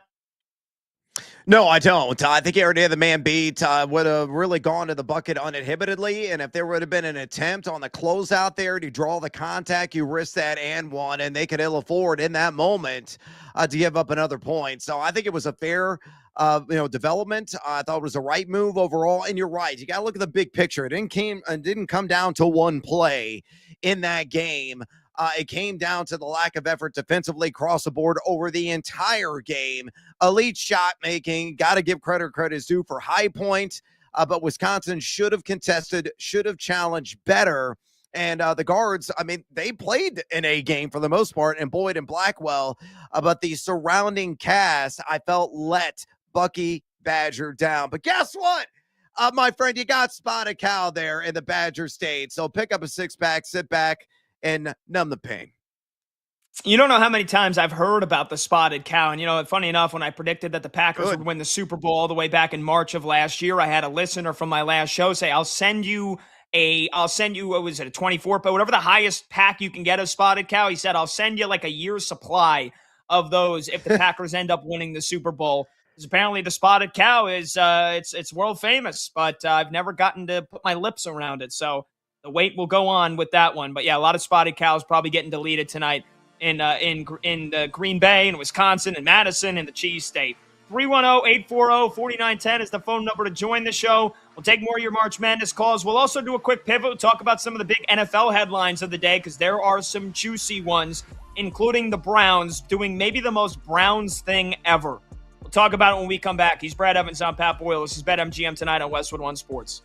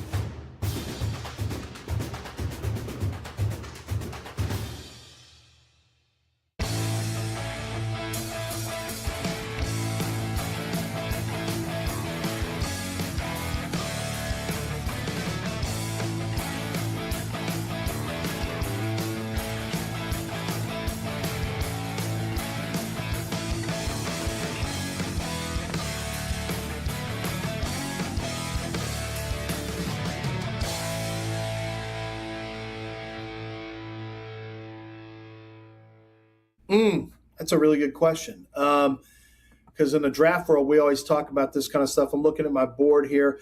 I think people are going to fall off on the offensive tackles a little bit. I think they are going to realize that Kenyon Sadiq, I know it's hard to put a tight end anywhere. It's really hard to place them when you start doing mock drafts. But when you have a player like Kenyon Sadiq with this type of athletic profile, and you see what Trey McBride has been able to do, and Brock Bowers to a lesser extent, certainly last year, but the year before, in terms of high volume tight ends, I think more and more people as we get closer are going to realize Kenyon Sadiq is going to go higher than you think, because it's hard to find the Trey McBrides and the Brock Bowers. Those guys who are high volume tight ends, it's very difficult to find those type of guys. And now we're going to take a guy with the athletic profile of Vernon Davis coming out. Those guys are mismatch pieces. They have to go higher than you think.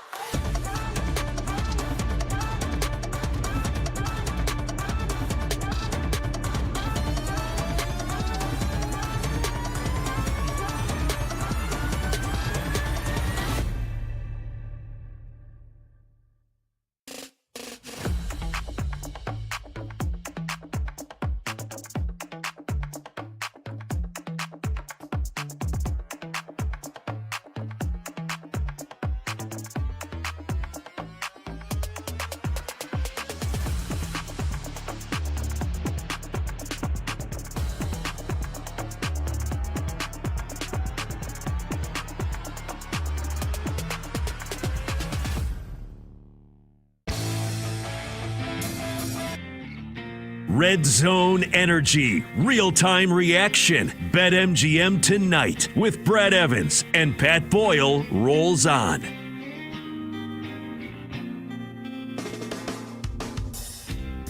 Never made it as a wise man.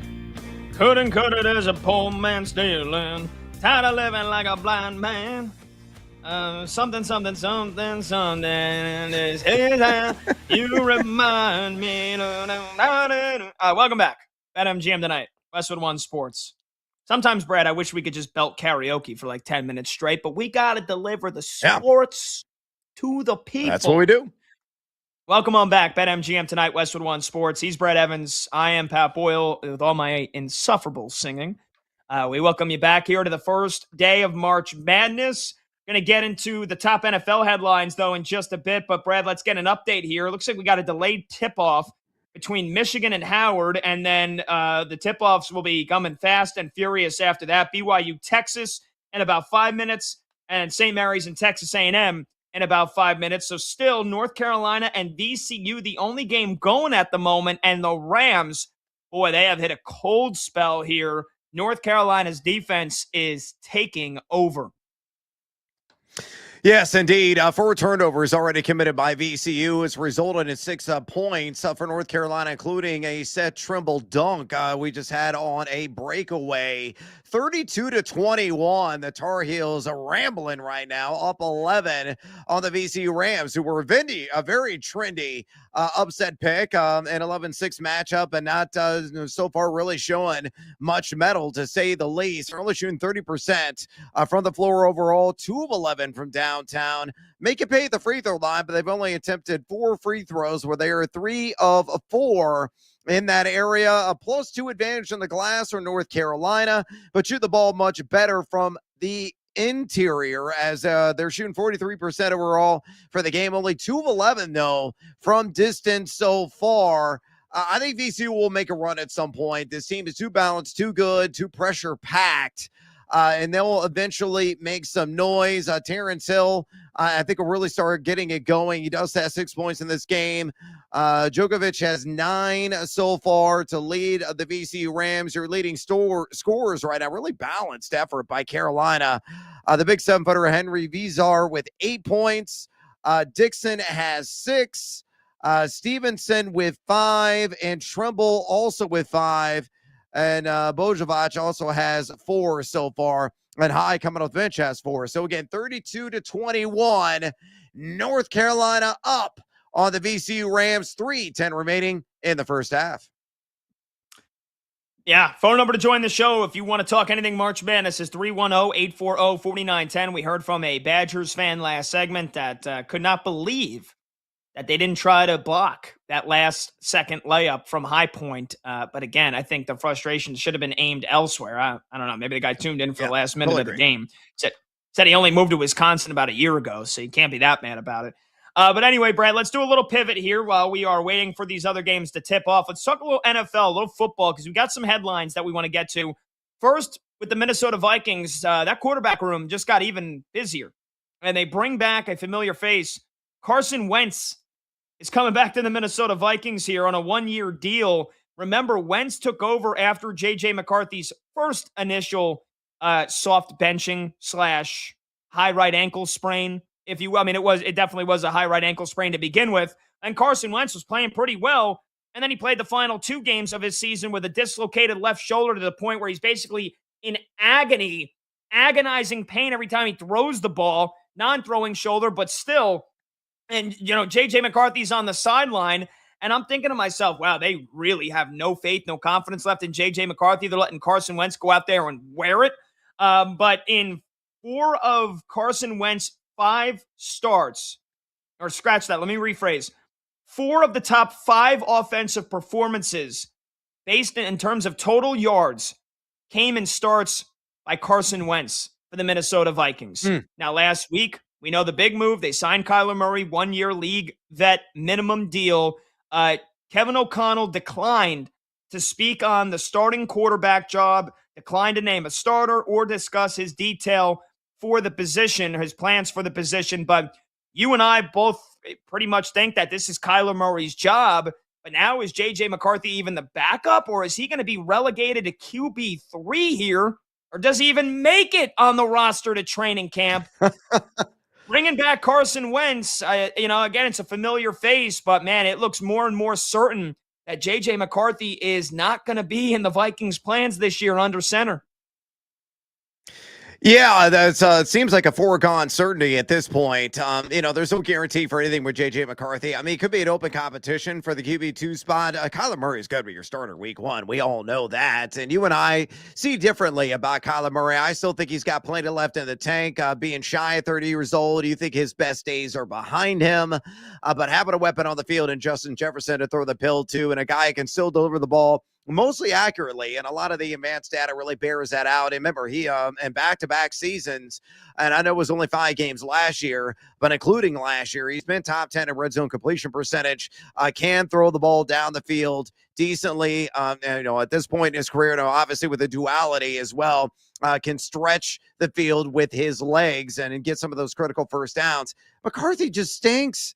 And I think the Vikings have come to fully realize that they had a come to Jesus moment, late last year. And they're like, this guy is just not what we invested a top draft pick in. As I've said before, McCarthy's a guy, I think a lot of his inefficiencies, inadequacies, weaknesses masked while at Michigan due to Blake Corum and then a fantastic defense and won the national championship with Jim Harbaugh, calling the shots there on the sidelines. And we saw last year just how quickly he deteriorated in terms of level of play when he was on the field. And, of course, he had the knee setbacks. But, J.J. McCarthy is just going to be a backup the rest of his career. I think he's going down like the Josh Rosen road and will be completely forgettable in like 4 to 5 years. Wow. I'll say this. I'll make a prediction here. Let's say week 3, Kyler Murray goes down with an injury. Who's coming into the game? I think it's J.J. McCarthy. I think they'll go to J.J. McCarthy first before they go to Carson Wentz. Because, again, as much as it feels like they're done on J.J. McCarthy, I think they would maybe give him his one last shot because, again, I kind of made the analogy to the Colts situation with Anthony Richardson. That's a guy whose leadership you question. I mean, it's a guy that tapped out on a drive because he was fatigued. He was gassed. He had to literally ask out of the drive so Joe Flacco could come in and finish it. J.J. McCarthy's not that. He might be completely inaccurate and erratic with throwing the football. His footwork needs a dramatic overhaul, but he's got a winning mentality. He's a leader. His work ethic has never been in question. So I don't think Minnesota is just going to be so quick to give up on him. I do think they'll give him every opportunity, maybe not to be the starter, but to remain on this team. And if that opportunity does present itself, if Kyler Murray gets injured, or if Kyler Murray, as I think, isn't all that good in the first couple of weeks of the season, maybe the Vikings are 2-4 and they're going into a crucial week 7 or week 8 game, and maybe they need a spark. I think they would go to J.J. McCarthy as kind of, here's your final salvo, here's your one last shot to prove yourself before they go to Carson Wentz. The fact that they signed Carson Wentz on March 19th on a 1-year deal tells me that he is basically just an insurance option in case it, worst case scenario, so that they don't have to go back to Max Brosmer, who is still on this roster, who they had to turn to last year. Yeah, that's frightening that Brosmer is right now still on the roster. But, yeah, I think you're right. I think he will get another shot at seeing what he's got. I'm just not convinced he's going to be anything good. And I'm not saying that Carson Wentz is going to, turn back the clock and resemble the quarterback of, yesteryear earlier on in his NFL career. But here's the downside with J.J. McCarthy. It's just a gross inaccuracy. Don't believe me? Well, he was outside the top 35, folks, among eligible passers is tracked to Pro Football Focus and adjusted completion percentage. All he does is throw Runa ducks. All he does is throw misfires. The only saving grace that McCarthy has is that can extend, drives with his legs when the blitz and the heat really dials up. That's it. He's just no bueno. Maybe he's going to prove me wrong. He's still a young man. Could still grow and develop. But I think the writing is on the wall right now. Bringing Wentz in, and it is proof. And it's very clear to me that the leash is extraordinarily short for J.J. McCarthy just to make the roster out of training camp. Oof. I mean, if he ends up getting cut, man, or they trade him and maybe get like a 6th rounder back, that would be one of the most disappointing stints, like you mentioned, since Josh Rosen for a quarterback that got selected in the first round, let alone the top 10. All right, we'll take a short break. Phone number to join the show, 310-840-4910. We've hit the halftime break in North Carolina VCU. The Rams, I mean, it was almost in danger of getting out of hand. They've got it back to 11, but they got some work to do in the second half. Plus, we've tipped it off in Michigan Howard. We'll tip it off in the other 2 games as well. We'll have 4 games going when we come back. And we'll also do a little March multiple choice as the madness rolls on. He's Brad Evans. I'm Pat Boyle. This is BetMGM tonight on Westwood One Sports.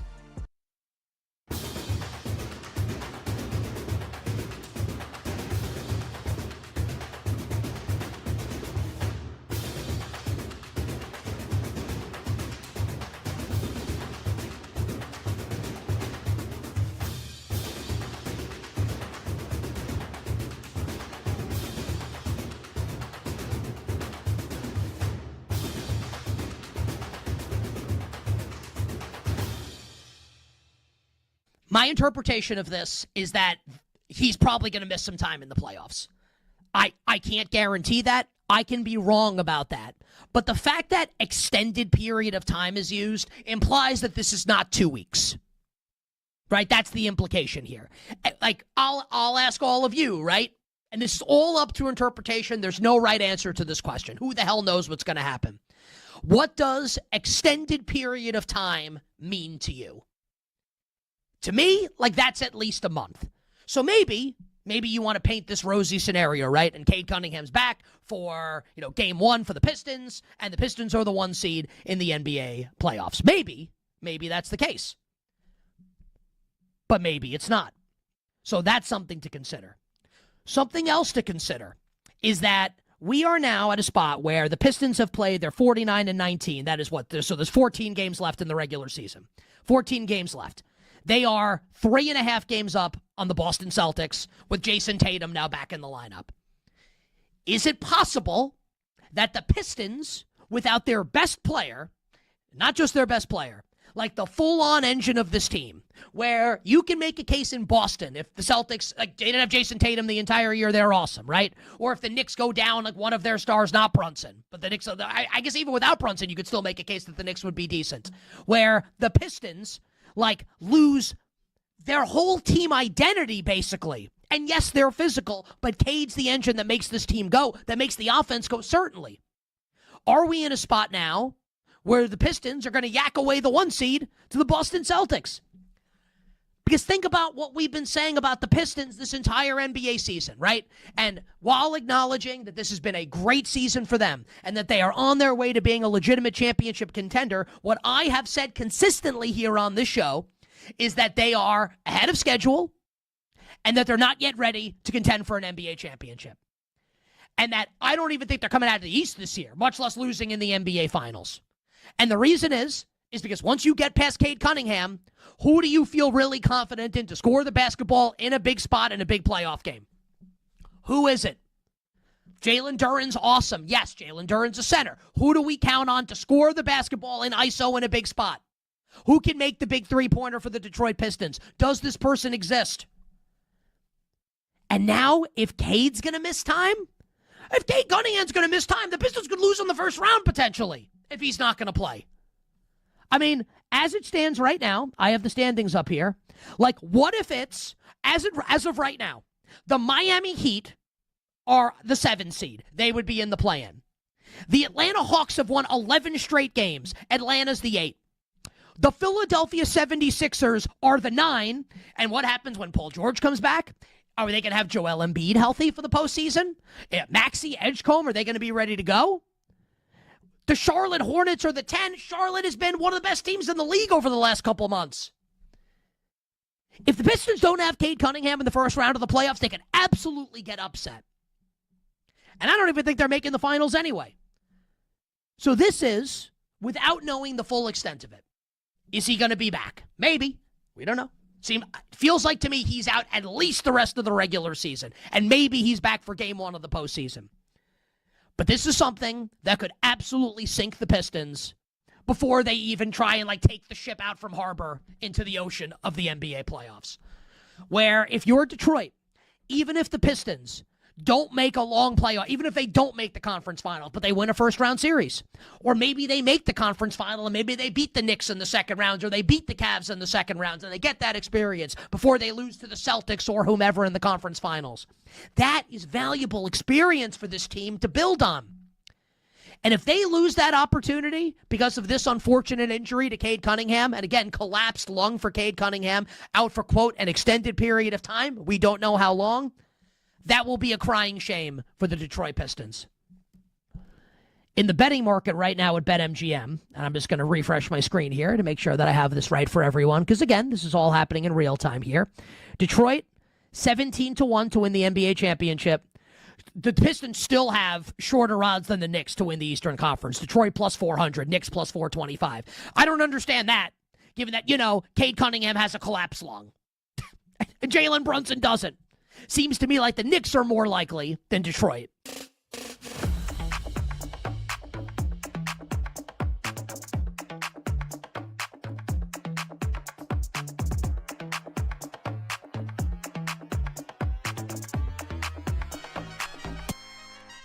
Late games, loud opinions, and money time moments. BetMGM Tonight rolls on.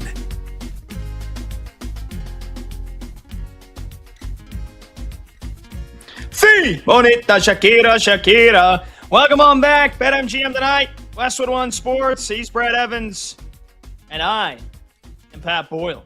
Anything can happen in the tournament, but with a March Matchups No Sweat Parlay token, you won't sweat it. You'll get your stake back and bonus bets if you lose. Craft the perfect parlay with at least 3 legs and at least plus 400 odds and enjoy the tournament instead of sweating it. All right, Brad, let's get a quick update here. I got the quad box rolling. 4 games in action right now. Let's do a little quick rapid update here on the 4 games going on. Let's start with the game at half. VCU and North Carolina. I think just about all of us had VCU in our brackets, and the Tar Heels without their best player, Caleb Wilson, who's going to be a top 10 pick in the NBA draft, done for the season with a broken thumb. VCU can't stop turning it over, and they couldn't hit a shot for a long stretch in that first half. North Carolina comfortably in front. Yeah, and again, it's odd if you look at the box score. Carolina, of course, shooting better from the interior because of Henry Visar. Their big 7-footer's got 13 points to lead the way for the Heels, but they only have a +1 advantage right now on the glass. VCU and North Carolina, both 3 of 12 from distance. I think what VCU is going to do in the second half, they're going to charge downhill, try to plow into the chest of Henry Visar, try to get him in foul trouble, and get to line and make him pay, because that's a calling card of VCU. It's where it generates a ton of their offense is at the charity stripe. So as a betting man, I kind of like VCU +8.5. I think they will make this a game in the second half. Of course, I could be terribly wrong. So Carolina up 39-28 at the half. Where do you want to go next? Let's go to the Midwest region with the number 1 seed Michigan Wolverines taking on the Howard Bison, fresh off their first 4 win against UMBC the other night. We're halfway through the first half, and Howard keeping it close, at least relatively close here early on. What's going on in that game? Yeah, Michigan's up. Let's see. They just hit a bucket. They are up 24-17. Both teams shooting exactly the same from distance in terms of 3-pointers made, as Howard actually just hit another one. So then they're up +1 on the 3-pointers. They've hit 4 in this game. That's going to be absolutely critical. They can't really charge downhill. They're not going to be able to command the glass at all with Mora manning the middle and the length of Michigan overall. But Howard's hanging tough, 24-20 halfway through the first half. The Wolverines are up, not blowing them out yet, though they just got another bucket on a goaltend. So 26-20 Michigan, 9:59 remaining in the first half. All right, I'll zip through these last 2 because then I want to get producer Brandon Combs in the mix here and do a little March multiple choice. Texas leads BYU 17-16 in the 11 versus 6 matchup in the West region. Longhorns right now shooting 50% from the field, and BYU a point behind them because A.J. DeBonsa, likely the number 1 pick, or he should be the number 1 pick in my mind in the NBA draft. 8 points already, doing what he needs to do. He's got to put BYU on his shoulders. He's got 8 points on 3 of 4 shooting from the field. BYU's just added a free throw, so that one's tied at 17 apiece. And then Texas A&M in the South region, the 10 versus 7 matchup. 10-seeded Texas A&M leads 7-seeded St. Mary's 13-7, 8 minutes in to that contest. All right, let's get producer Brandon Combs in the mix. Let's do a little March multiple choice. Combs, go ahead, kick us off. What is question numero uno? Well, let's start with tomorrow's games. Which unsung player on a national level in Friday's matchups will become a household name by the end of the round of 64? Is it A, Brant Byers of Miami of Ohio, B, Alan Graves of Santa Clara, C, Dominique Daniels of Cal Baptist, D, Tavari Johnson of Akron, or E, Cruz Davis of Hofstra? Pat? I will go with Tavari Johnson of Akron. You know, again, I've got Akron moving on in my bracket, pulling the upset on Texas Tech. Tavari Johnson, their leading scorer, over 20 points per game. This kid is electric. He has scored in double figures in how many consecutive games here? Almost every game this season. I think he's only got 2 games this year that he hasn't scored in double figures. He's got a couple of 25-point games as well. So if Akron's going to pull that upset, Tavari Johnson is going to be the one leading the charge. I'll go with the Zips leading scorer, Tavari Johnson. Yeah, I'm going to start it with a bang tomorrow. The very first game, I think, is going to be one of the most highly entertaining affairs of the entire Friday slate. It is Santa Clara and Kentucky. Very compelling matchup there. I'm going to go with Alan Graves of Santa Clara, a guy that may be able to collect an NBA check here in the near future. I know he's only averaging 11.6 points per game, but he's also chipping in 6.5 rebounds per game, and a guy that can make it rain from outside, shooting 41.6% from distance. He's a long drink of water, and a guy that's got that versatile skill set to maybe cause a little havoc and some chaos against UK. So give me Alan Graves to have a big game tomorrow for the Santa Clara Broncos, and a presumed win for them as well. And yeah, I'm on them on the money line, and I'm on them in both of my brackets. I like it. I'm on Tavari Johnson as well. I like that pick. Let's go to this one here. You're down a bucket with under 5 seconds remaining. A timeout is called. You step into the huddle. Which West Region coach do you want scribbling a potential game-winning play on a whiteboard? Is it A, Tommy Lloyd of Arizona, B, John Calipari of Arkansas, C, Mark Few of Gonzaga, D, Greg Gard of Wisconsin, or E, Matt Painter of Purdue? Brad? I'm probably going to go with Mark Few, to be honest with you. I think he is a tremendous X's and O's coach, a guy that's, won at the highest level. He's not won a national title, but he's got a couple of Final Fours. He just continuously wins and dials up the right plays, no matter what kind of personnel that he has. My vote, the legendary Mark Few, who I hear is an extraordinary trout fisherman. I will surpass the joke that I had inside of me, because I'm a respectful man, and I will go with I'll go with B, John Calipari, Arkansas, Coach Cal, because I know who the ball is probably going to, and that's Darius Acuff, who might be one of the best players in the entire country, and had a massive game today against Hawaii. So draw up a play for Darius Acuff. Everybody might know it's going to him, but Coach Cal will get him free and get him open. I'll go with John Calipari of Arkansas. I like that. You know who I'm definitely not going? Greg Gard of Wisconsin. Definitely not going there. Yeah, killing us. Draw very many good plays today. All right, last one here. Among Friday's games, which one has the best chance to deliver a memorable March moment? Cal Baptist and Kansas, Miami of Ohio and Tennessee, Hofstra, Alabama, Santa Clara, Kentucky, or Akron and Texas Tech? Pat? I'll go quickly here. Hofstra, Alabama, because I think Speedy Claxton and the Pride are pulling off the upset tomorrow against the Crimson Tide. So big double-digit 13 seed pulling off a win. That's my answer.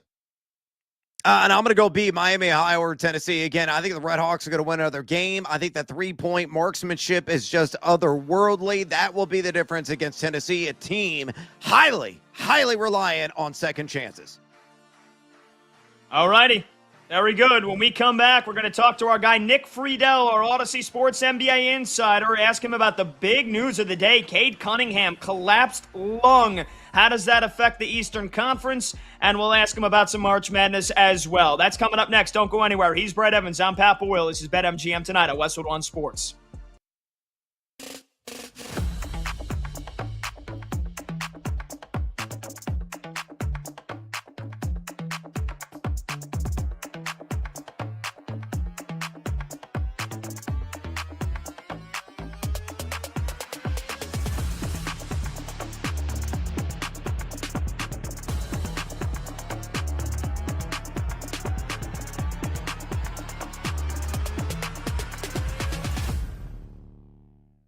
I'm curious, Lance, your evaluation of Fernando Mendoza and the type of quarterback that Clint Kubiak and the Raiders will be getting with the first overall pick.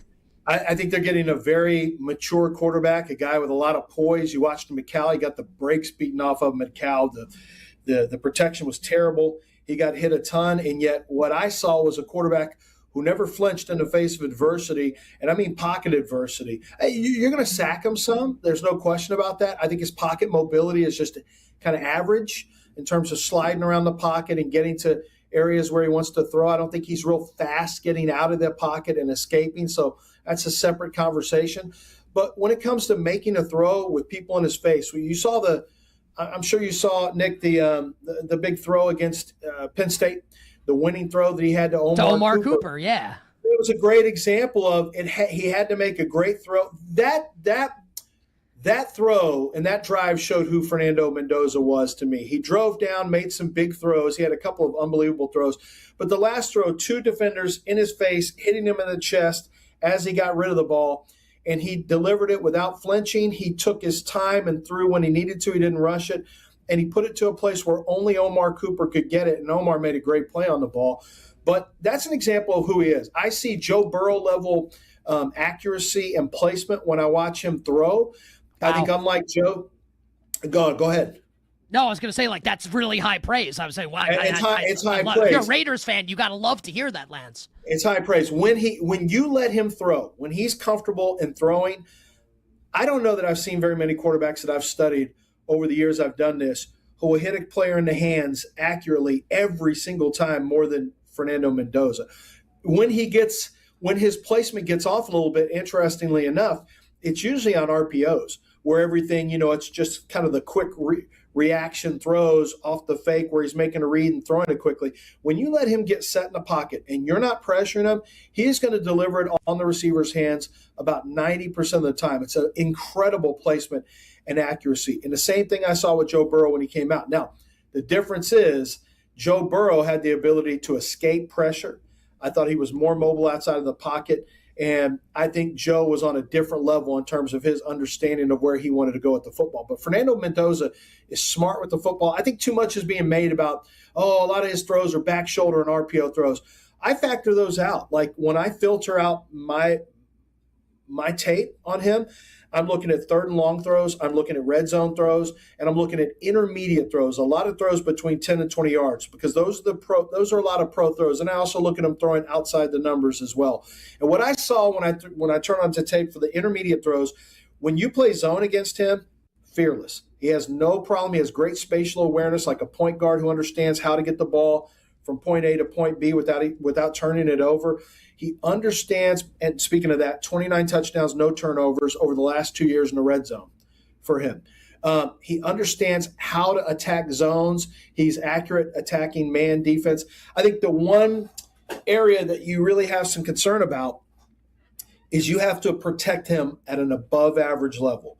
You cannot be below average because his superpowers go away, because he's not going to be able to extend and create on his own. I think if you're average, you're going to get more average Fernando Mendoza. If you're above average at protecting him and letting him throw, like I talked about with you, Nick, when he's got the chance to throw without being pressured, he is going to slice and dice you up every single day of the week. So that's one of the reasons I think the Raiders, Las Vegas has done a great job of making offensive line a priority this offseason, because they have to.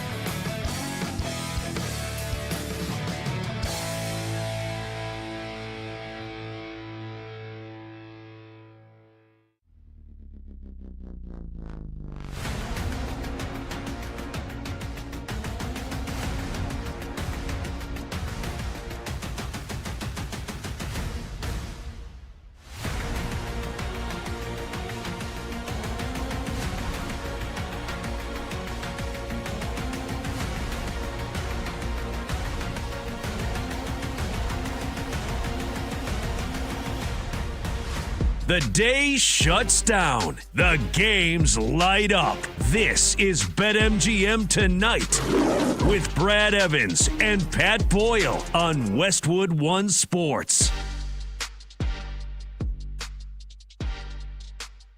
Hey, welcome on Welcome back to BetMGM tonight here on Westwood One Sports. He's Brett Evans. I'm Pat Boyle, and we are brought to you by BetMGM. Make it legendary. Download the app today. Please gamble responsibly. You can watch the show live on YouTube. Just search BetMGM tonight and hit that subscribe button. You can watch the show live on Twitter at BetMGM tonight, and you can listen to the program on the Westwood One Sports app, the Odyssey app, Sirius XM Channel 375, and hundreds of local affiliates throughout North America. We got 4 games going right now in March Madness. I got the quad box rocking and rolling. We'll get you an update on those games in just a bit, but right now we kick off hour number 3 with our guy, Nick Friedel. On the line is Odyssey Sports NBA insider, Nick Friedel. Insider calls are brought to you by Hyundai and the all-new Hyundai Palisade Hybrid. Nick, how you doing? How are you enjoying day 1 of March Madness? And where are you right now in the contiguous United States of America? Because we know you pop around, brother. Pat, I'm in Detroit, where I am headed straight to the sports book as soon as I get off this call right now to enjoy the festivities with everybody else. I'm enjoying the first couple games here, though, because I had the Badgers going down in my 5-12 surprise. Wow. And so I actually nailed that one, which was nice. But Duke, like so many others, I have them going all the way. And my man Jerry McNamara, Sienna put a scare into him, which really concerns me for the next few weeks. But this is the tournament, and, you never know. Maybe they get the scare early, and then they roll through everybody later. We'll see what happens. Damn right. Speaking of Detroit, you're in Detroit, where we got the basis of the big NBA news today. Cade Cunningham collapsed lung. Nick, when did Detroit learn about Cade Cunningham's collapsed lung? I'm guessing probably shortly after Tuesday night's game, when he apparently did it diving for a loose ball against the Washington Wizards. The news broke today, but I mean, is this something that they found out Tuesday night, yesterday morning? Crazy news for an athlete that's in his prime and has been one of the MVP candidates most of the season. How does Detroit fill the void left by their superstar point guard, who's averaging over 24 points and 10 assists per game? But this is what it boils down to. And it's obviously very serious. You don't hear this specific injury all that often. If the Pistons want any chance at all, Cade Cunningham's going to have to reappear at some point. Otherwise, it's not going to happen for him. He is way too talented and does too much. I mean, as far as filling the void in the short term, where my first inclination goes is just ramp up the defense even more, because we can sit there and talk about who fills up the stat sheet and offensively who gets things going. This team is defined by its mentality. And in a shorter dose, depending on how Cunningham recovers here, you can get by, especially in this era of the NBA, guys, and just playing hard. I mean, if you go out most nights and you play hard, you're going to find a way to win a lot more games, because, as we know, with the tanking and everything else, it's just not the same league that the three of us grew up with and many out there listening to us did. But Cunningham has to reappear. Otherwise, just forget it. It will never happen. They don't have enough other weapons to make you feel good and comfortable about whatever may come. Nick, let's piggyback on that Cade Cunningham collapsed lung news. What team can make the biggest move in the East standings down the home stretch with Detroit down at Superstar? Who do you got money on? Boston, Cleveland, New York? Could any of those maybe threaten Detroit for the number 1 seed out east, or what's the pecking order going to be from your view?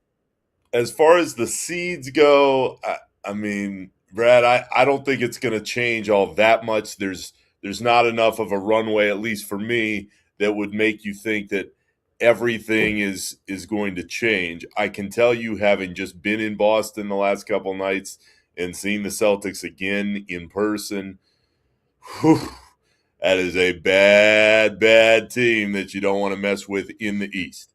They have confidence. They know how to play. They're well coached. And the emotional lift that they've gotten in getting Tatum back makes you go, oh, okay, they know they're that good again.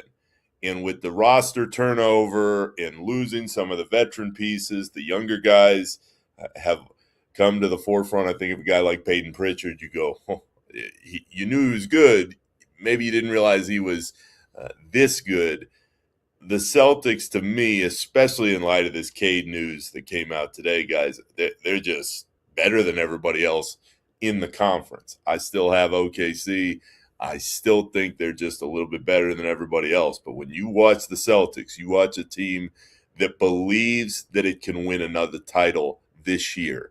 The fact that that statement is out there, given Tatum's injury a year ago, what was going on in the feeling across the league that this was a gap year for the Celtics. The fact that they're there is pretty impressive. No doubt about it. All right, Nick, let's talk a little NCAA tournament. It's begun with a bang. Most of the first four games were enthralling, especially the Miami-Ohio game last night. The action earlier today was certainly highly entertaining. Congrats on High Point. AJ DeBonta in action right now. Cam Boozer had kind of a touch-and-go game today in a battle against Siena. We got Darren Peterson going to be action tomorrow against Cal Baptist. So the big names likely to have their names called on NBA draft night. However, among projected mid-rounders, who do you feel has the best chance to exceed expectations out of this group? Christian Anderson of Texas Tech, Yaxel Lindenborg, who is in action right now for Michigan, LeBaron Philon for Alabama, Koa Pete for Arizona, or our boy Michael Montgomery is working the video board here on BetMGM tonight, Bennett Sturts of Iowa. So out of that group, who do you think likely going to be taken outside maybe the top 15 draft picks could really exceed expectations at the next level? Brad, the caveat here is I am the first to admit that during the NBA year, I have not watching the college game all that much. I can tell you, though, in the names that you mentioned, give me Lindenborg in Michigan, because I just think that he's played in enough big games and he has the ability to fit the NBA style in helping in a couple different directions, no matter where he were to land. I think, to me, he's the guy that you look at and go, okay, you know he's coming from a good program. You know he's not going to get frustrated or knocked off of playing on the next level in the high pressurized situations that can come in the league.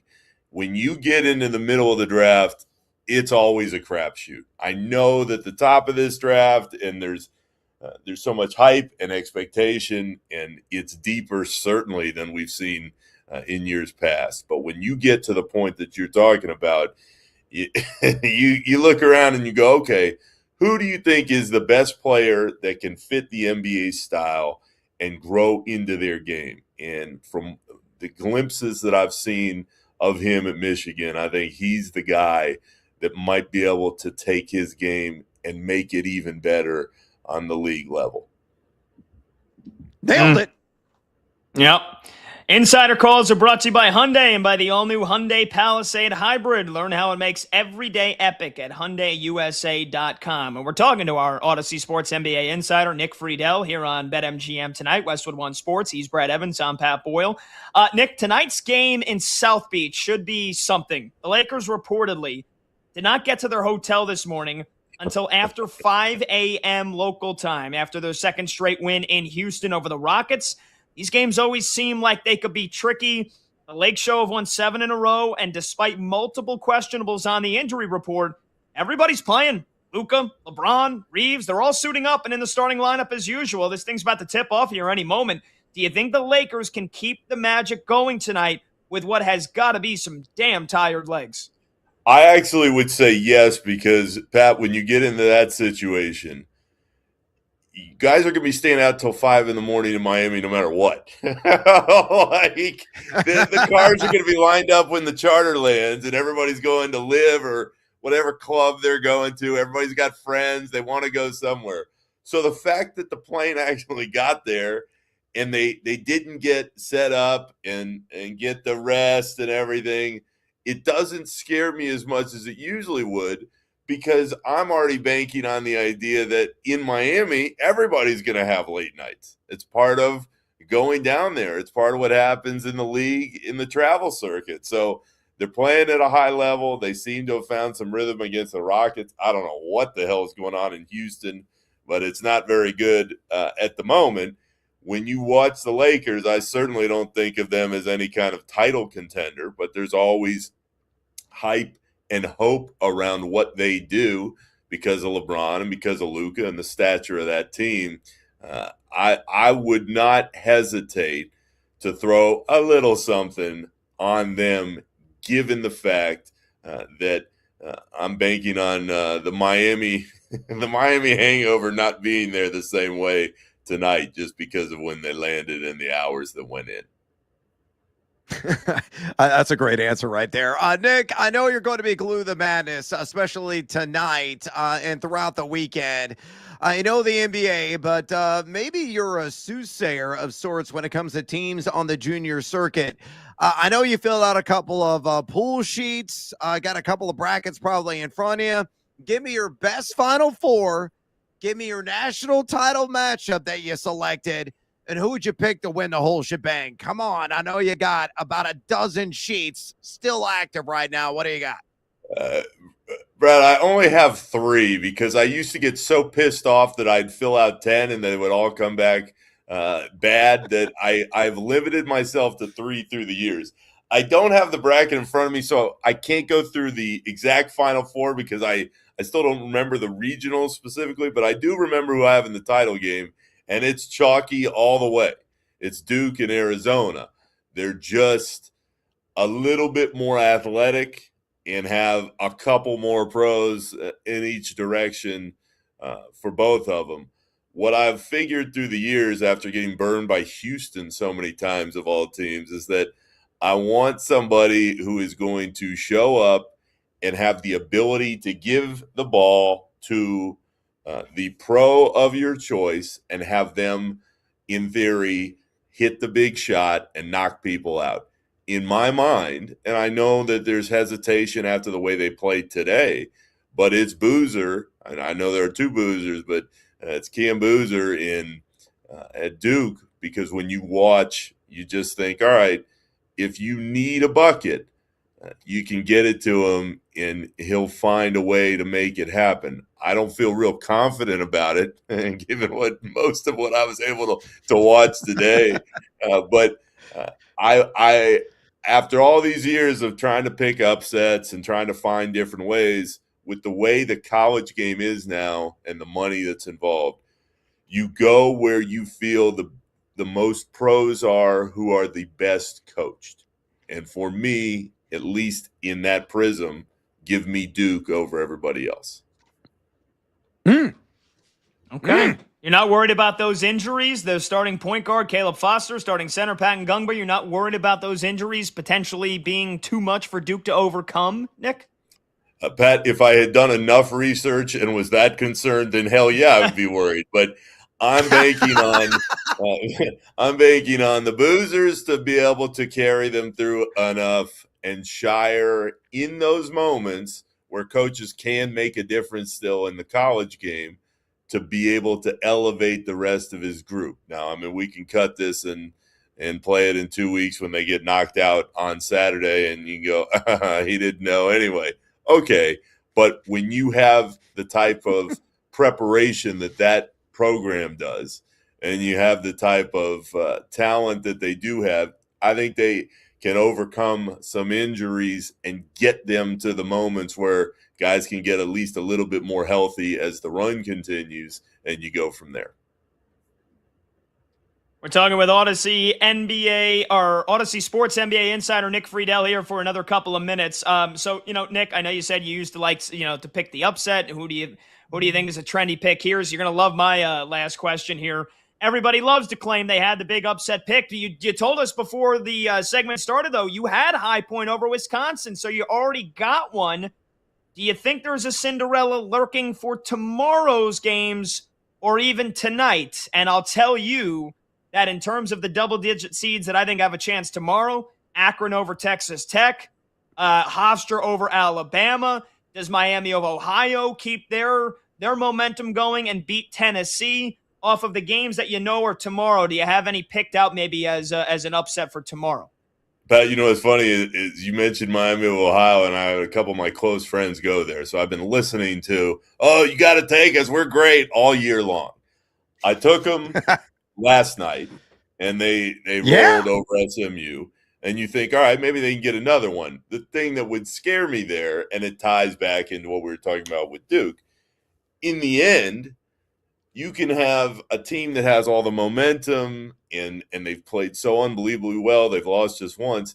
I think Tennessee just has better athletes than Miami. And I don't think that is enough to overcome, even though they've had this unbelievable season. So I don't see any of the upsets happening out of the ones that you mentioned.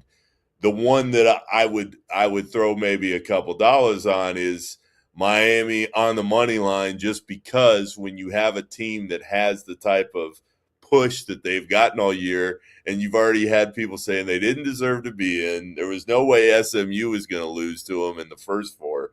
Now they're playing with house money all the way. When you have that kind of team with that kind of mentality, anything is possible. But I have lost the hope, and we started here, and I feel like we're closing the conversation on the idea that I was that kid growing up who filled out the brackets 100 times and had all the different upsets. It was like, this is it.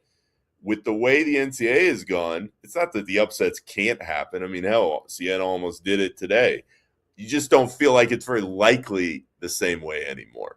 And the fun has been pulled out of it, at least for me, a little bit, because it doesn't feel like anything is possible the same way. So I am all for the underdogs always. I'm just not seeing as many underdogs being able to come through right now with the way the NCAA is set up. Jeez, you sound like a little kid that just found out that Santa's not real. I mean, come on, Nick. That's what it feels like. These are my two favorite days of the year. I love this tournament. I always have. Mine too.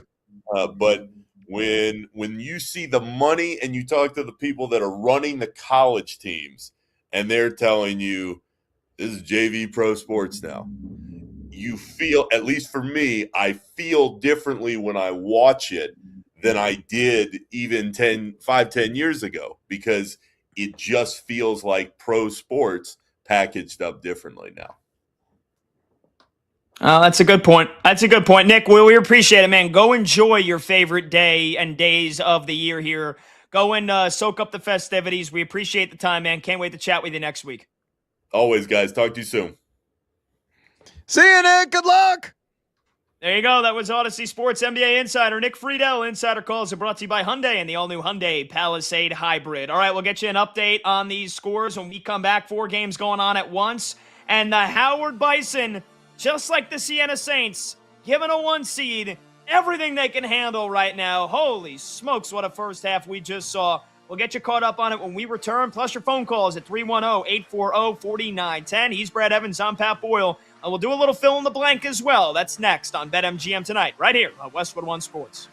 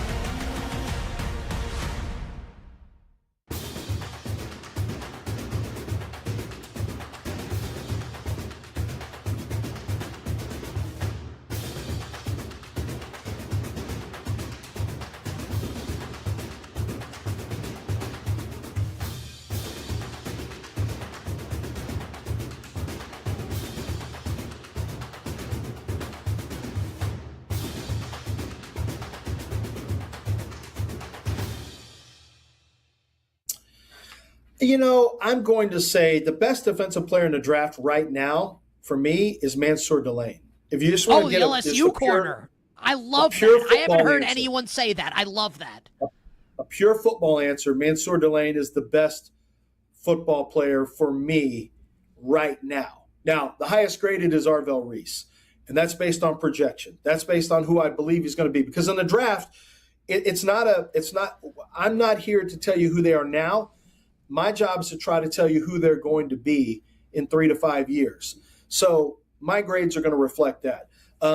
Delane, if he were 6 feet, 6'1", and with 32-inch arms, to me, he might be the second player in this draft. I mean, he'd be the number 2 player on my board for sure, and he was for a while. I think a case can be made for David Bailey from Texas Tech, the pass rusher. David Bailey is a much more skilled rusher than Arvell Reese. David Bailey is the second most skilled rusher. The most skilled rusher is Akeem Mesidor, is the most skilled rusher in terms of ability. The bag is really deep. He can hit you with all kinds of different approaches and attacks, but he's also 25 years old. David Bailey can attack the pocket with an explosiveness. It reminds me of Jalen Green. If you're a basketball fan, if you know basketball at all, Jalen Green used to be at the Rockets, now at the Suns. He's got the explosiveness of like a Jalen Green attacking the basket. That's kind of how David Bailey is. He's like a basketball player with the way he attacks the pocket. He comes at different angles than you're used to. He's not necessarily a great bender, but he's super fast and super explosive. He is possibly the best defensive player in the draft. Mansour Delane, to me, is just a smothering cornerback. I thought everything about his tape was fantastic. He just doesn't have elite measurables, but he is going to run really fast in his pro day as well. And then, but the highest graded is Arvell Reese, because when it's all said and done, I think he's got a chance to be the most special of anybody in this group.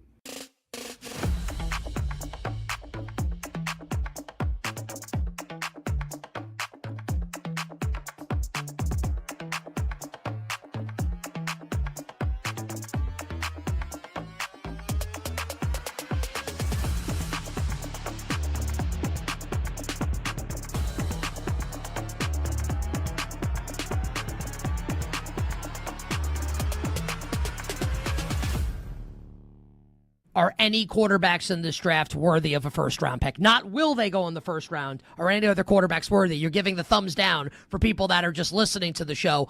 So you don't like Ty Simpson, you don't like any of the others. Why not here in about 90 seconds to 2 minutes?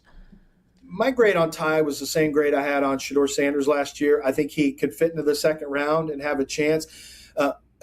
The amount of one-year starters who have ever panned out as good NFL quarterbacks, it's a very low number. And it's not Ty Simpson's fault. It's just what happened.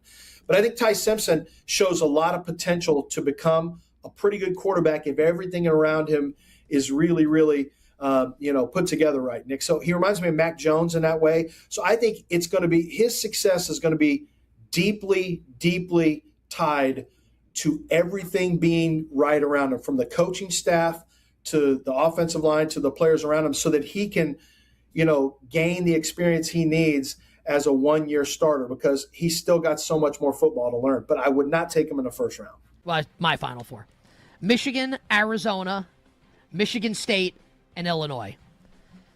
Give me Illinois over Michigan State, the Illini to the title game. Arizona over Michigan, and what is actually the national championship game on the other side of the bracket, in a really close game. And Arizona over Illinois in the national championship game. Final score, Arizona 80, Illinois 70, tiebreaker 150. And the Arizona Wildcats, for the first time since 1997, Simon says championship. Arizona cuts down the nets and wins the national championship.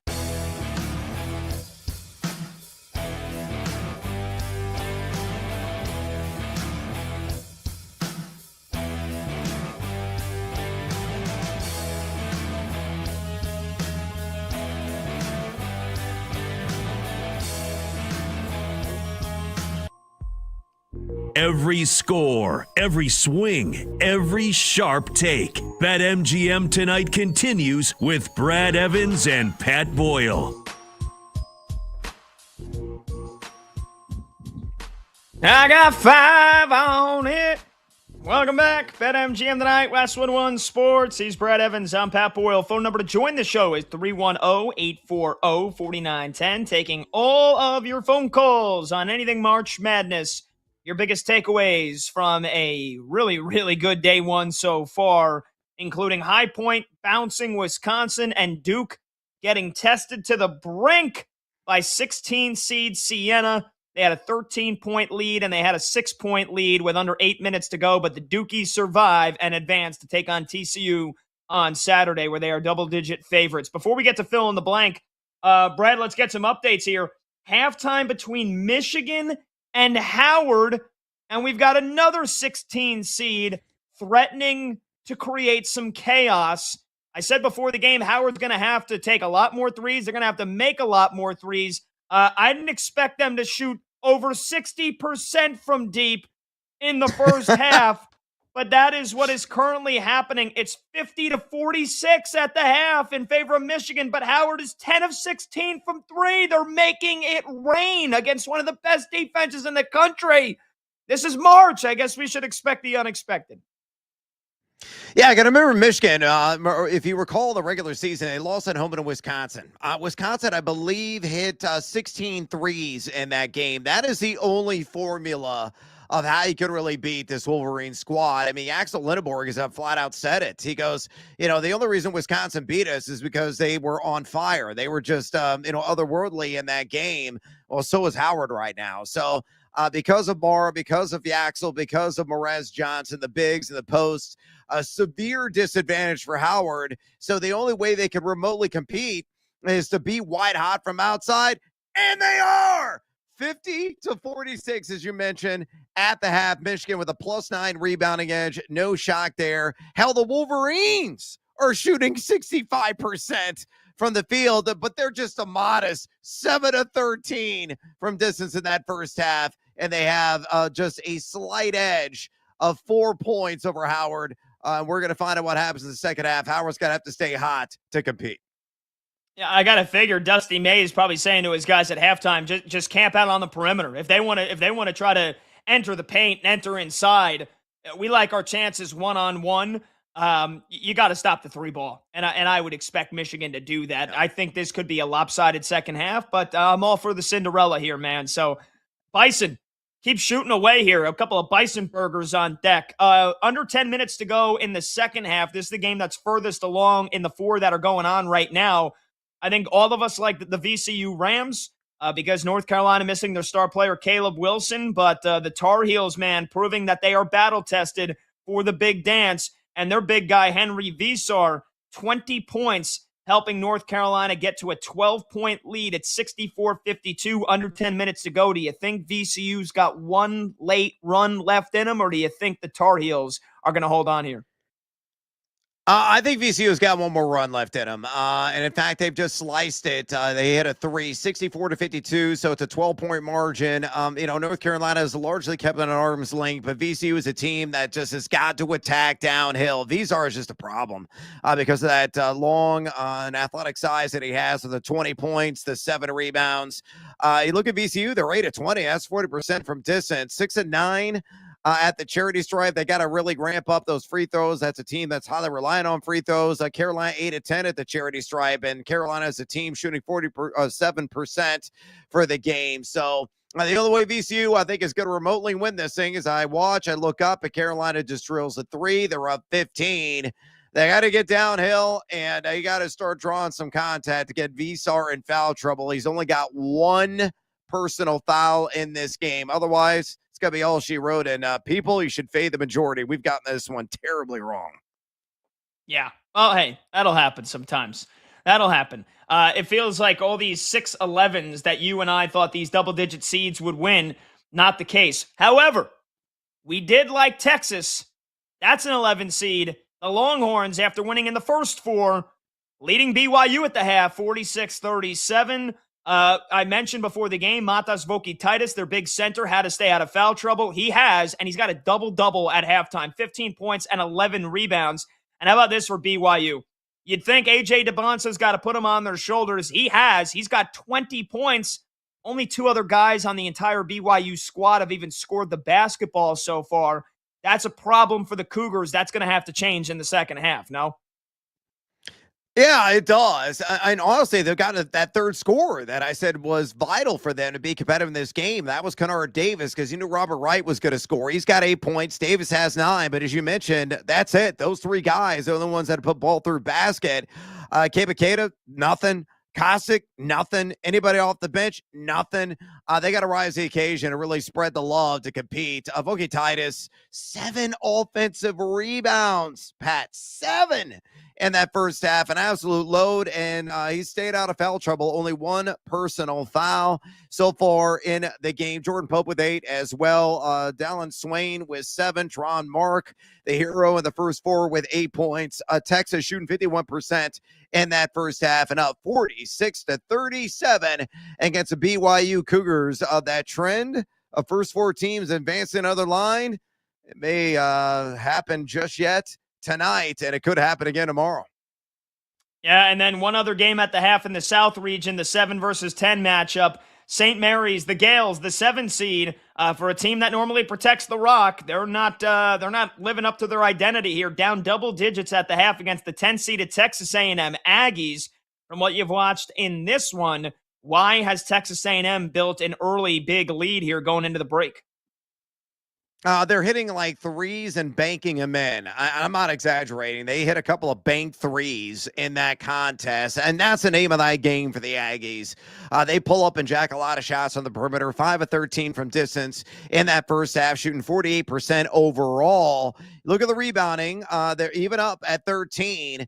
And that's kind of sorrowful, honestly, for St. Mary's. They have a distinct size advantage. Was supposedly one of the best rebounding teams in this tournament field. They really have got to flex their muscle in the interior with Wessels. He only played 4 minutes at a first half. And also with McKeever, who did play 16 minutes but did not score. So their big men have done jack nor squat. Dent has 10 points right now for St. Mary's. They are 6 of 13 from distance. So the threes have been falling, but the interior has let them down. So feed the post. Hopefully you get some confidence in those guys, and they should be able to compete in the second half. Texas A&M up 37-26 on St. Mary's. Sadly, I was on St. Mary's, so was Monty, and we're both very ticked off right now. Yeah, I was on the Gales as well, so hopefully they'll step it up here in the second half. All right, let's get a little fill in the blank going here. Let's get producer Brandon Combs in the mix. Combs, what's going on, brother? What do you got for us? Oh, it's tournament time. So we got some tournament fill in the blank, boys. The biggest surprise of day 1 so far is blank. Brad? Yeah, I'm probably going to go with a game that's not yet complete, but it's VCU just stinking up the joint right now against North Carolina. I didn't see this coming. This was a very small spread when it closed at BetMGM, just 2.5. I think seemingly everybody and the great grandmother was on the Rams with no Caleb Wilson on the floor, but Carolina's owned them. Got to give credit where credit is due. They have shot the ball well. They have fed the post. They have played their strengths, and they have kept VCU in check largely this entire contest. So, still time remaining. But right now, my biggest, deflating development of the day, the VCU Rams looking like sheep. I'll go with what the biggest upset of the day has been so far. High Point taking down Wisconsin. The Panthers 30-win team, but Brad, I, and many other people, wax poetic about Wisconsin's guard play, Nick Boyd and John Blackwell, and they don't even live to see the weekend. Bounced on day 1. The late bucket, the late breakaway layup with 10 seconds to go by Mr. Johnston of High Point. His only 2-point shot he made the entire season ends up knocking Wisconsin out of the tournament. So the High Point Panthers, that's the biggest surprise of day 1 for me. Yeah, I'm not surprised by High Point because I picked them. Congrats. Like I picked most of the winners. Bravo. I think USF and they're, obviously the lead scorer 0 for 11 from beyond the arc. Yeah. 4 points. Like that's the biggest surprise to me. USF let me down. Could have a perfect bracket. Jerks. Nobody talking. Right. None of us said Siena leading Duke by 13 at one point. Nobody said Howard keeping within 4 points of Michigan. The 16 seeds, it gets love from nobody. No, because they lost. Well, I mean, yeah. At least they were competitive. Right. They beat the spread. Let's go to the next one. The biggest upset of Friday will be blank. Brad? I got a number of these. I'm going to go on a long limb here, guys. I'm going to say Cal Baptist shocks the world and knocks off Kansas. Again, I've said this before. The Lancers have size. The Lancers have pretty strong guard play. The biggest issue for the Lancers, the biggest issue for Kansas as well, splitting ball through basket, and both outside the top 300 and effective field goal percentage offense, both outstanding defenses. They match up really well with one another. I just don't trust Darren Peterson to bring even a B- level game. And so if I'm going to see a stunner, it's happened before to Bill Self team. See Northern Iowa, see Bucknell, see Bradley. I mean, the list goes on and on of teams in which he coached at Kansas that lost in the first or the second round. Add this to the list. Cal Baptist, the Lancers pull off the shocker special tomorrow. I'll go with a fellow 4 seed that I think is going down. Alabama against the Hofstra Pride. Speedy Claxton's boys. They're one of the best field goal percentage teams here in the country this season. Alabama doesn't play much defense, and if they're not hitting the three, we've seen some great shot making today, but if Bama goes cold from deep tomorrow, that is all she wrote. I like Hofstra pulling off the 13-4 upset tomorrow over Alabama. Yeah, look, Miami of Ohio Redhawks. I think they're going to pull off the upset against Tennessee. I also have Santa Clara over Kentucky. So I think those are my two biggest upsets for tomorrow. Oh, and obviously Akron. Those are my 3 upsets for tomorrow. So I think the biggest one might be Akron. People are expecting Texas Tech to make a little bit of a run here, even without Toppin. They've played pretty well, but I'm going to go with the Zips. All right. Best late window game is blank. Pat?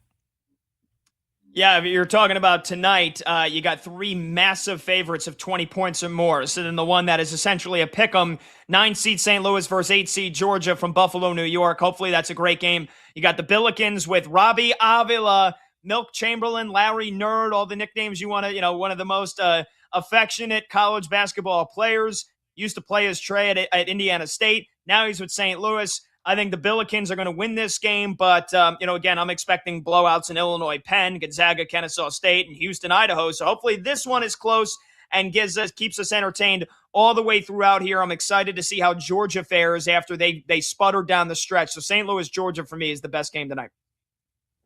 Oh, let's for S's and G's go out on a very long limb. Give me Kennesaw State. Hootie-hoo! The Owls are making muy interesante against the Zags. One of the fastest teams in the entire NCAA tournament field is Kennesaw State, and a team that's shooting the rock a little bit better from outside, right around 35% from way downtown over the last month. So give me R.J. Johnson.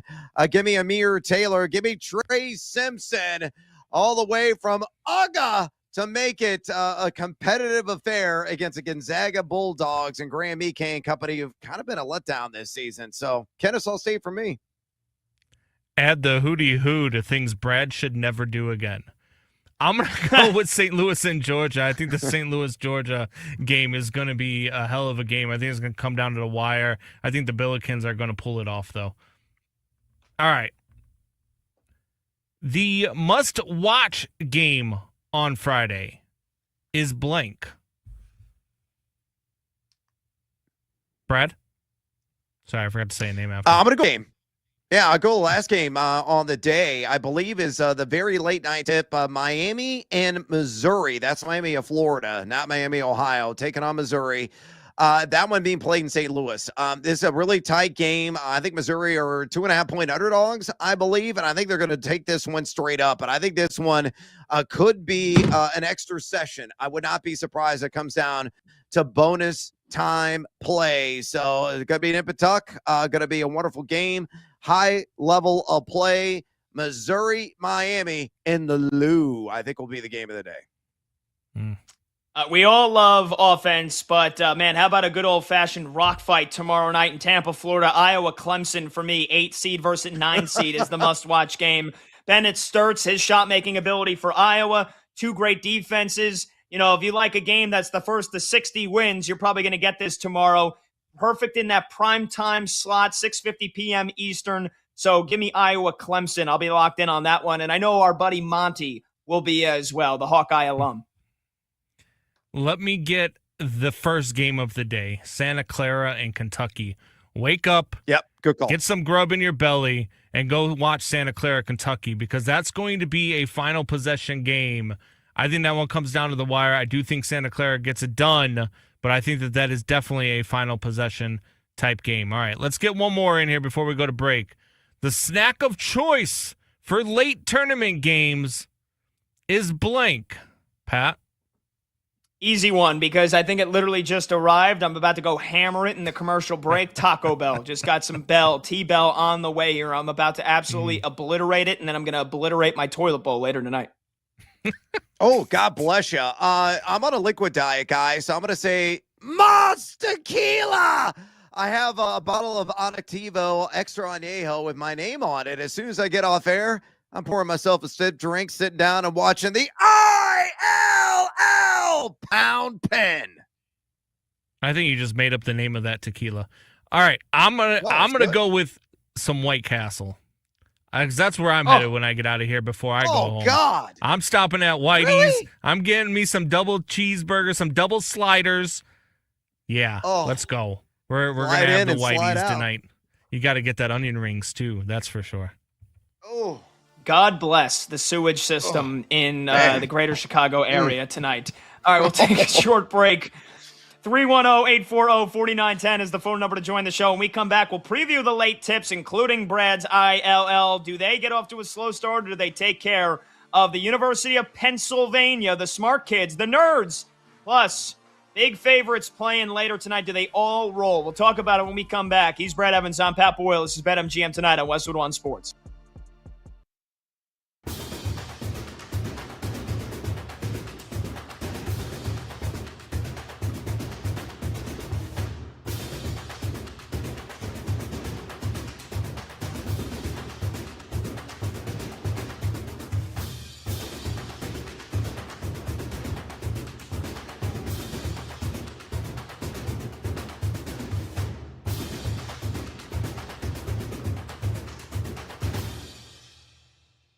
How are people, though, John, betting the Alabama-Hofstra game tomorrow as a result? The Tide currently 11.5-point favorite at BetMGM.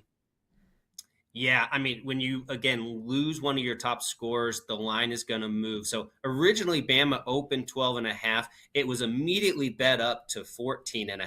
Then the news comes of the arrest, and it drops 3 points right away. 65% of money is on Hofstra to cover. This is one of those games, though, where there's so much uncertainty when you just take out one of those key cogs. For me personally, I'm going to stay away.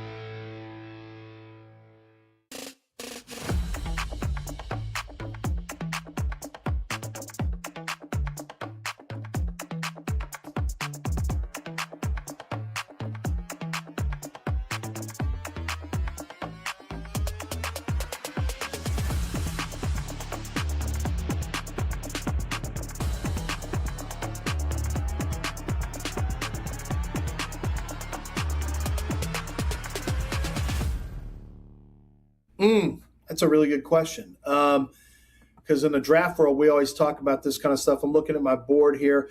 I think people are going to fall off on the offensive tackles a little bit. I think they are going to realize that Kenyon Sadiq, I know it's hard to put a tight end anywhere. It's really hard to place them when you start doing mock drafts. But when you have a player like Kenyon Sadiq with this type of athletic profile, and you see what Trey McBride has been able to do, and Brock Bowers to a lesser extent, certainly last year, but the year before, in terms of high volume tight ends, I think more and more people as we get closer are going to realize Kenyon Sadiq is going to go higher than you think, because it's hard to find the Trey McBrides and the Brock Bowers. Those guys who are high volume tight ends, it's very difficult to find those type of guys. And now we're going to take a guy with the athletic profile of Vernon Davis coming out.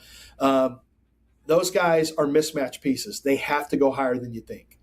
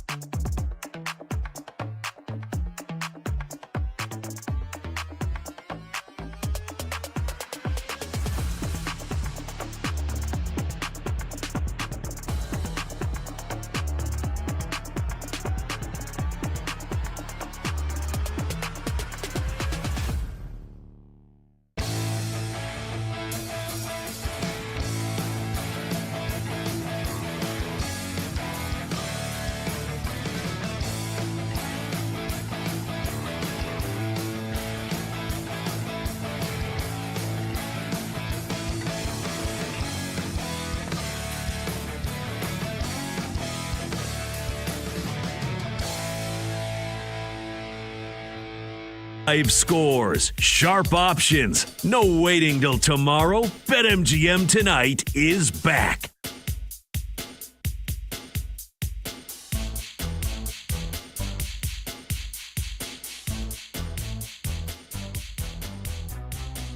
Push it real good, baby. Push it to the limit. I'm pushing my intestines to the limit. I just housed 2 burritos in the commercial break. Oh, baby. Welcome back. Welcome back. BetMGM Tonight, Westwood One Sports. He's Brad Evans. I'm Pat Boyle. Phone number to join the show, it's 310-840-4910. Before we get to these late tips coming up tonight here, Brad, what is going on? We got a bowl game all of a sudden between North Carolina and VCU. Fill us in. The Rams are making a push. Indeed, they are. They had cut it down to 2, not once, but twice. It is 74-70 right now. Just over 2 minutes remaining, but VCU in possession. I'll update you with things. They unfortunately just turned that ball over. That's kind of a critical mistake there, but they're shooting the ball better here down the stretcher. 10-22 now from distance at 45%. They're shooting 47%. Same percentage, actually, as North Carolina overall in the game. Carolina does have a +5 advantage now on the glass, but VCU is really going to have to start ramping up the pressure and try to get the Tar Heels to turn the ball over, make some mistakes. Only 6 turnovers so far for North Carolina. Carolina does have the ball. They are up 74-70, just over 2 minutes left. VCU's got to get a stop here if they have a real shot of coming back virtually half dead moments ago, springing back to life, and maybe stealing this game in the end. I think it's a bit far-fetched, but they are still registering polls as we speak. All right, very good. Let's get a little bit of time here to preview these games coming up, but just to fill you in on the scoreboard in the other 3 games, Michigan leads Howard 63-56. The Bison put up 46 in the first half, and they're not slowing down much on offense here in the second half, so staying within striking distance of the 1-seed Wolverines. Texas leads BYU 48-40, just underway in the second half there. And Texas A&M pulling away from St. Mary's. It's 42-26 Aggies inside the first 2 minutes of the second half in that one. But, Brad, let's get to your ILL here against UPenn and the Illini. Massive favorites, 25.5 points. Any reason for you to fret tonight, or do you think that you can maybe surf around to the other games here by halftime? Any reason to think that Brad Underwood's boys will not take care of business tonight? Zero. I mean, look, TJ Power, the second leading scorer, has been under the weather last couple of days for Penn. I think he's expected to play, but could have some limitations. However, their leading scorer has already been ruled out. That's Ethan Roberts. He had a concussion in that game against Yale in the Ivy League title final, so he is not going to be in uniform. Penn undersized. Illinois, the longest team. They should absolutely rock on the glass. Illinois, one of the most efficient offensive teams, facing a defense that's actually been pretty good. At least they were against Ivy League competition. Number 97 effective field goal percentage defense over the last 30 days. But Fran McCaffrey and Brad Underwood, they're homeboys off the hard court. They raise a lot of money for the fight against cancer. True story. But I think Penn absolutely gets smoked in this game. Illinois should win, and it could be by 40 plus. One of the best kill shot teams in all of college basketball, the Fighting Illini. I don't know what a kill shot is. It was coined by Evan Mia. It means you go on a 10-0 run, 15-0 run, 20-0 run, at least a 10-0 run in a contest. And Illinois, again, is one of the league leaders on a per-game basis in kill shots accumulated. Okay, really quickly, let's hit the 2 last late ones tonight. Gonzaga versus Kennesaw State and Houston versus Idaho. Give the folks on the East Coast that it'll be, like 11 p.m. by the time these games are at halftime. Give the folks on the East Coast a reason to stay involved in either one of these games. Who's got a chance to keep it close? Who's got the better chance? Is it Kennesaw State or is it the Idaho Vandals? It's not Idaho. I think Idaho's going to fold like a house of cards against that pressure defense of Houston, though Houston does have those offensive adages. It's always a bit of a concern. But Kennesaw State, I think, is going to be competitive. Again, they're one of the fastest teams on this entire NCAA tournament field. They're a plus defensive team. They are top 50 in effective field goal percentage defense. Shoot the rock better from outside at 36.2% their last 9. And Gonzaga has just been so vanilla, so kind of ho-hum to me overall this year. So again, plug your ears, Brando. Hootie hoo! For you Outcasts, old school fans, Southern playlist of Cadillac, funk and music off that album. I think they're going to keep it close. The Pride of Uga, Kennesaw State, I believe, will cover. And maybe make this one muy interesante, similar to what Howard has done against the number 1 seed, Michigan Wolverines. All right, finally, 45 seconds or less here. Who wins, St. Louis or Georgia? The Billikens offense led by the great Robbie Avila and those Rex Specs. Do you think the mid-major reigns supreme here, or does the SEC get a win under their belt? Could be tight. Could be a high-scoring affair. I love how St. Louis really spreads you out. They have a multitude of scores, just a well-oiled machine offensively, a better-than-advertised defense as well. Again, just by the eye test and what I've seen, despite Georgia having one of the best names in all of college basketball in Blue Kane, they have a suspect defense. St. Louis wins by 4 points exactly. All right, very good. Last-minute thoughts here. VCU and North Carolina. The Tar Heels up by 5 with over a minute. Can the Rams steal it? Looking unlikely. They're going to need some March magic here, like I said, over the last 75 seconds. So if North Carolina is to advance, that means they are setting up a battle in the second round with what looks like it'll probably be your ILL. And I got to figure you'd be confident about that one without Caleb Wilson. But, Brad, enjoy the game. Rematch in 2006. Adios, amigos, mas tequila. There we go. All right, when we come back, solo hours coming up. More of the biggest takeaways of the day and March Madness. This is BetMGM tonight, right here on Westwood One Sports.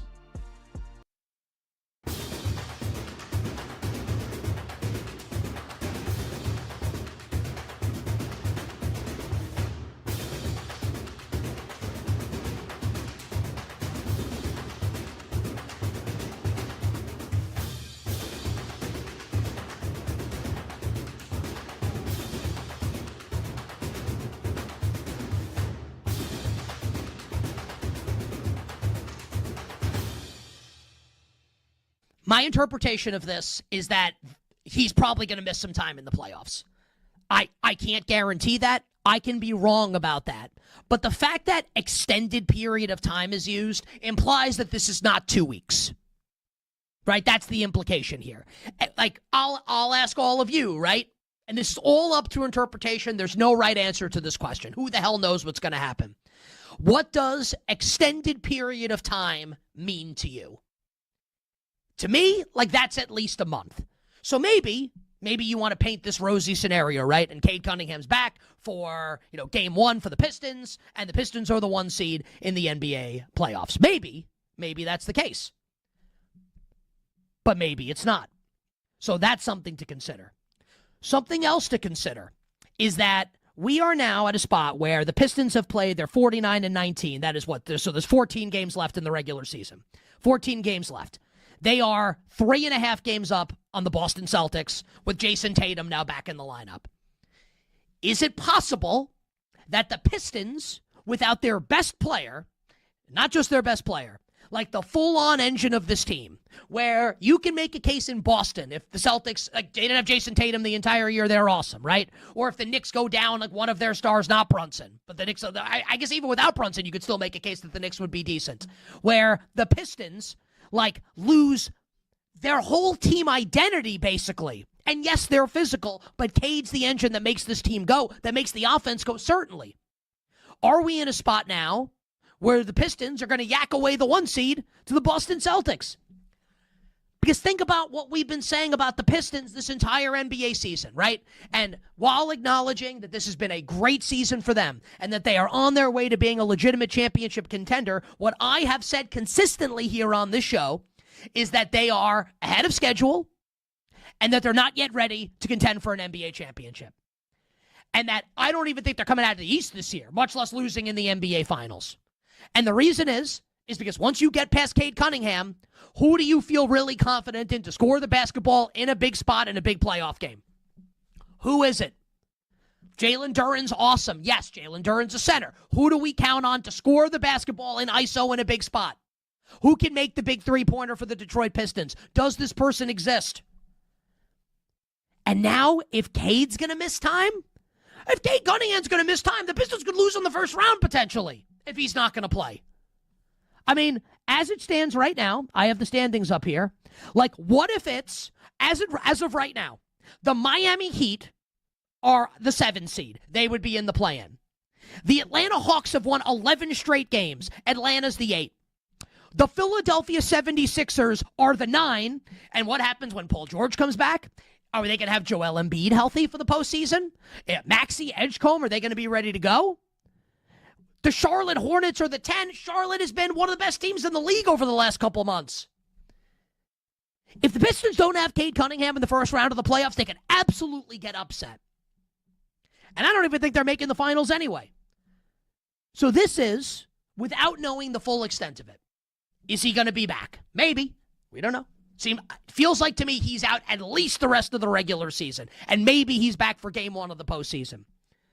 But this is something that could absolutely sink the Pistons before they even try and take the ship out from harbor into the ocean of the NBA playoffs. Where if you're Detroit, even if the Pistons don't make a long playoff, even if they don't make the conference final, but they win a first-round series, or maybe they make the conference final and maybe they beat the Knicks in the second round, or they beat the Cavs in the second round, and they get that experience before they lose to the Celtics or whomever in the conference finals. That is valuable experience for this team to build on.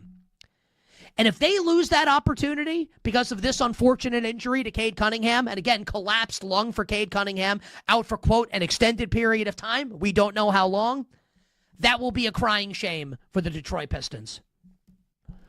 In the betting market right now at BetMGM, and I'm just going to refresh my screen here to make sure that I have this right for everyone, because again, this is all happening in real time here. Detroit, 17-1 to win the NBA championship. The Pistons still have shorter odds than the Knicks to win the Eastern Conference. Detroit plus 400, Knicks plus 425. I don't understand that, given that, Cade Cunningham has a collapsed lung. And Jalen Brunson doesn't.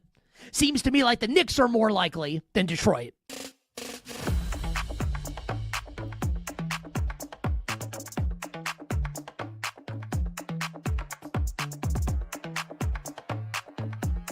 Light up. This is BetMGM Tonight on Westwood One Sports.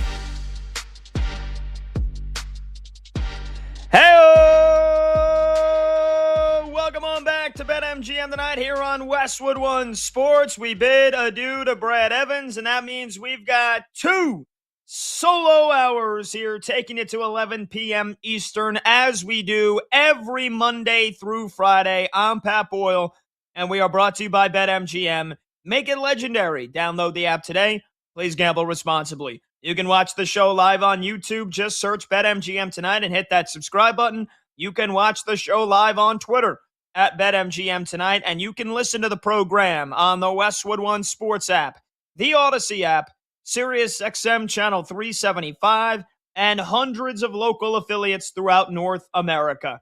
Any and all of your reactions, your takes, your opinions, your predictions on March Madness, we'll take them, and you'll take your phone calls at 310-840-4910. That's 310-840-4910. You can also tweet me at PatBoyle44. A little bit later this hour, we're going to talk about Major League Baseball making a deal with Polymarket and how dangerous that could be. Plus, Barry Bonds is going to be an analyst for Major League Baseball opening night on Netflix. So we'll talk a little baseball. We'll talk a little football as well, because the Cleveland Browns did something today that only the Cleveland Browns would do. And also, we have no idea. We might be getting backup refs again in the NFL this year. So we'll get to some of the other stuff. We'll also do hot or cold later in the show. But right now, this is your central sports hub for everything March Madness, keeping you updated on all the games, giving you all the big takeaways and opinions on the games earlier today. That is my job for you over the next 2 hours. And again, you could be a part of the show at 310-840-4910. Right now, we've got some chaos brewing between North Carolina and VCU. This is in the bottom left region if you're looking at your bracket. And the winner is most likely, barring a historic upset, the winner is going to play Illinois, assuming they beat Penn. So VCU, they have trailed most of this game. North Carolina has led by as many as 19 in this one, but they have collapsed here down the stretch. in the final seconds of the second half. North Carolina was up by 2, had the ball to inbound. VCU would have had to foul. North Carolina gets slapped with a 5-second call. They couldn't inbound the basketball. VCU goes down, hits a layup to tie the game. Then North Carolina turns the ball over again. VCU just had a chance to take the lead, and they missed a shot here, it looks like. VCU was looking for the win, and they got it taken away from them. And then Seth Trimble from North Carolina, just now, as I watched it happen, launched a 3 at the buzzer that went begging. Got a good look at the 3, but missed it after North Carolina stole it on the inbounds. Thanks to, shout out to video producer Michael Montgomery, helping me out there. I got the quad box. I'm trying to focus in on every single game here, and saw it a little bit late. And we're headed to overtime. North Carolina led by 19 points in this one. They have melted down the stretch, and we've got free basketball between the Tar Heels and the VCU Rams in the 6 versus 11 seed matchup. They're going to OT. My goodness, what a collapse. What a collapse from North Carolina. Again, playing without their best player, Caleb Wilson, who's going to be a top 10 pick in the NBA draft. Remember, had the fractured hand, or the fracture in his left hand, was attempting to make a comeback for the last game of the regular season against Duke. And then that week in practice, broke his thumb on his other hand. They shut him down, done for the rest of the season. North Carolina, they had a very quick exit in the ACC tournament, and they've led this game by 19. They played so well for so long against a very good VCU team coming out of the Atlantic 10, where they were second best in the regular season, only to St. Louis, and VCU ended up winning the conference championship. But this was all Tar Heels for most of this game, and then little by little, VCU chipping away, knocking down shots, hitting some three-pointers. How about Terrence Hill Jr. off the bench for the Rams with 31 points? But even then, North Carolina had this game wrapped up. All they had to do was not turn the ball over like 3 times in the last 2 minutes, and VCU erases a 19-point deficit, and here we are in overtime, 75 apiece. What a game. Let's get you caught up on some of the other scores going on right now. Howard, they hung in for so long against the Michigan Wolverines. It was a 50-46 game at the half. The 16-seed Bison, they were drilling threes like it were going out of style in the first half. They hit 10 of them. 10 of them in the first half. Oh, they have struggled since, and Michigan's offense has not slowed down whatsoever. It's now a 15-point lead for the Wolverines. They lead at 77-62 with 11 minutes left to go. So it looks like the Wolverines have created the separation that they were looking for. Morez Johnson Jr., 18 points and 8 rebounds to lead the way for Michigan. I mentioned Howard was 10 for 16 from deep at the half. They are 2 for 5 in the second half. That's certainly not bad by any stretch of the imagination. But they have been forced to settle for a bunch of 2s here in this half because Michigan is just flat. They're defending the perimeter. And they're saying, you're not going to beat us with 3s. You're going to have to beat us inside. And that's where Michigan is at their best. So good coaching adjustments from Dusty May. And, again, Howard, they're still scoring at a pretty good rate. It's just they can't get stops right now. So Michigan up by 15. And then we've got a couple of other games that are nearing blowout territory in the other games going on right now. 11 seed Texas looking to continue the trend and the tradition of teams that start in the first 4 and end up winning at least an extra game in the big dance. Texas, they knocked off NC State the other night in a game that they nearly blew a double-digit lead in and then held on. And right now, they are leading BYU 63-51 with just over 12 minutes left to go in that contest. BYU, they've got A.J. DeBonsa, who I think should be the number 1 pick in the NBA draft. He had 20 points at the half. He's only got 2 points so far in the second half because from what I've been watching, Texas is just flat out forcing them to make somebody else beat them, and BYU not really capable of doing that. DeBonsa's got 22 points. The only other player in double figures is Robert Wright III, who's got 12 points. But again, for those of you that picked BYU in your brackets, hopefully you remember their second best player, Richie Saunders, done for the season, which he suffered a season-ending injury back in late January. So BYU's going to need a big comeback. They're down by 12. Texas looking like they are headed to the second round, but plenty of time left in that one. And then it's St. Mary's is running out of time. South Region first round, 7 versus the 10 matchup. Texas A&M leads at 49-31 with 12.5 left to go in the ball game here. St. Mary's only has one player in double figures. It's Joshua Dent with 10 points. They've actually shot it well from deep. They're 7 for 16. Get this, on 2-point shots, St. Mary's is 3 for 12. And they've turned the ball over 16 times.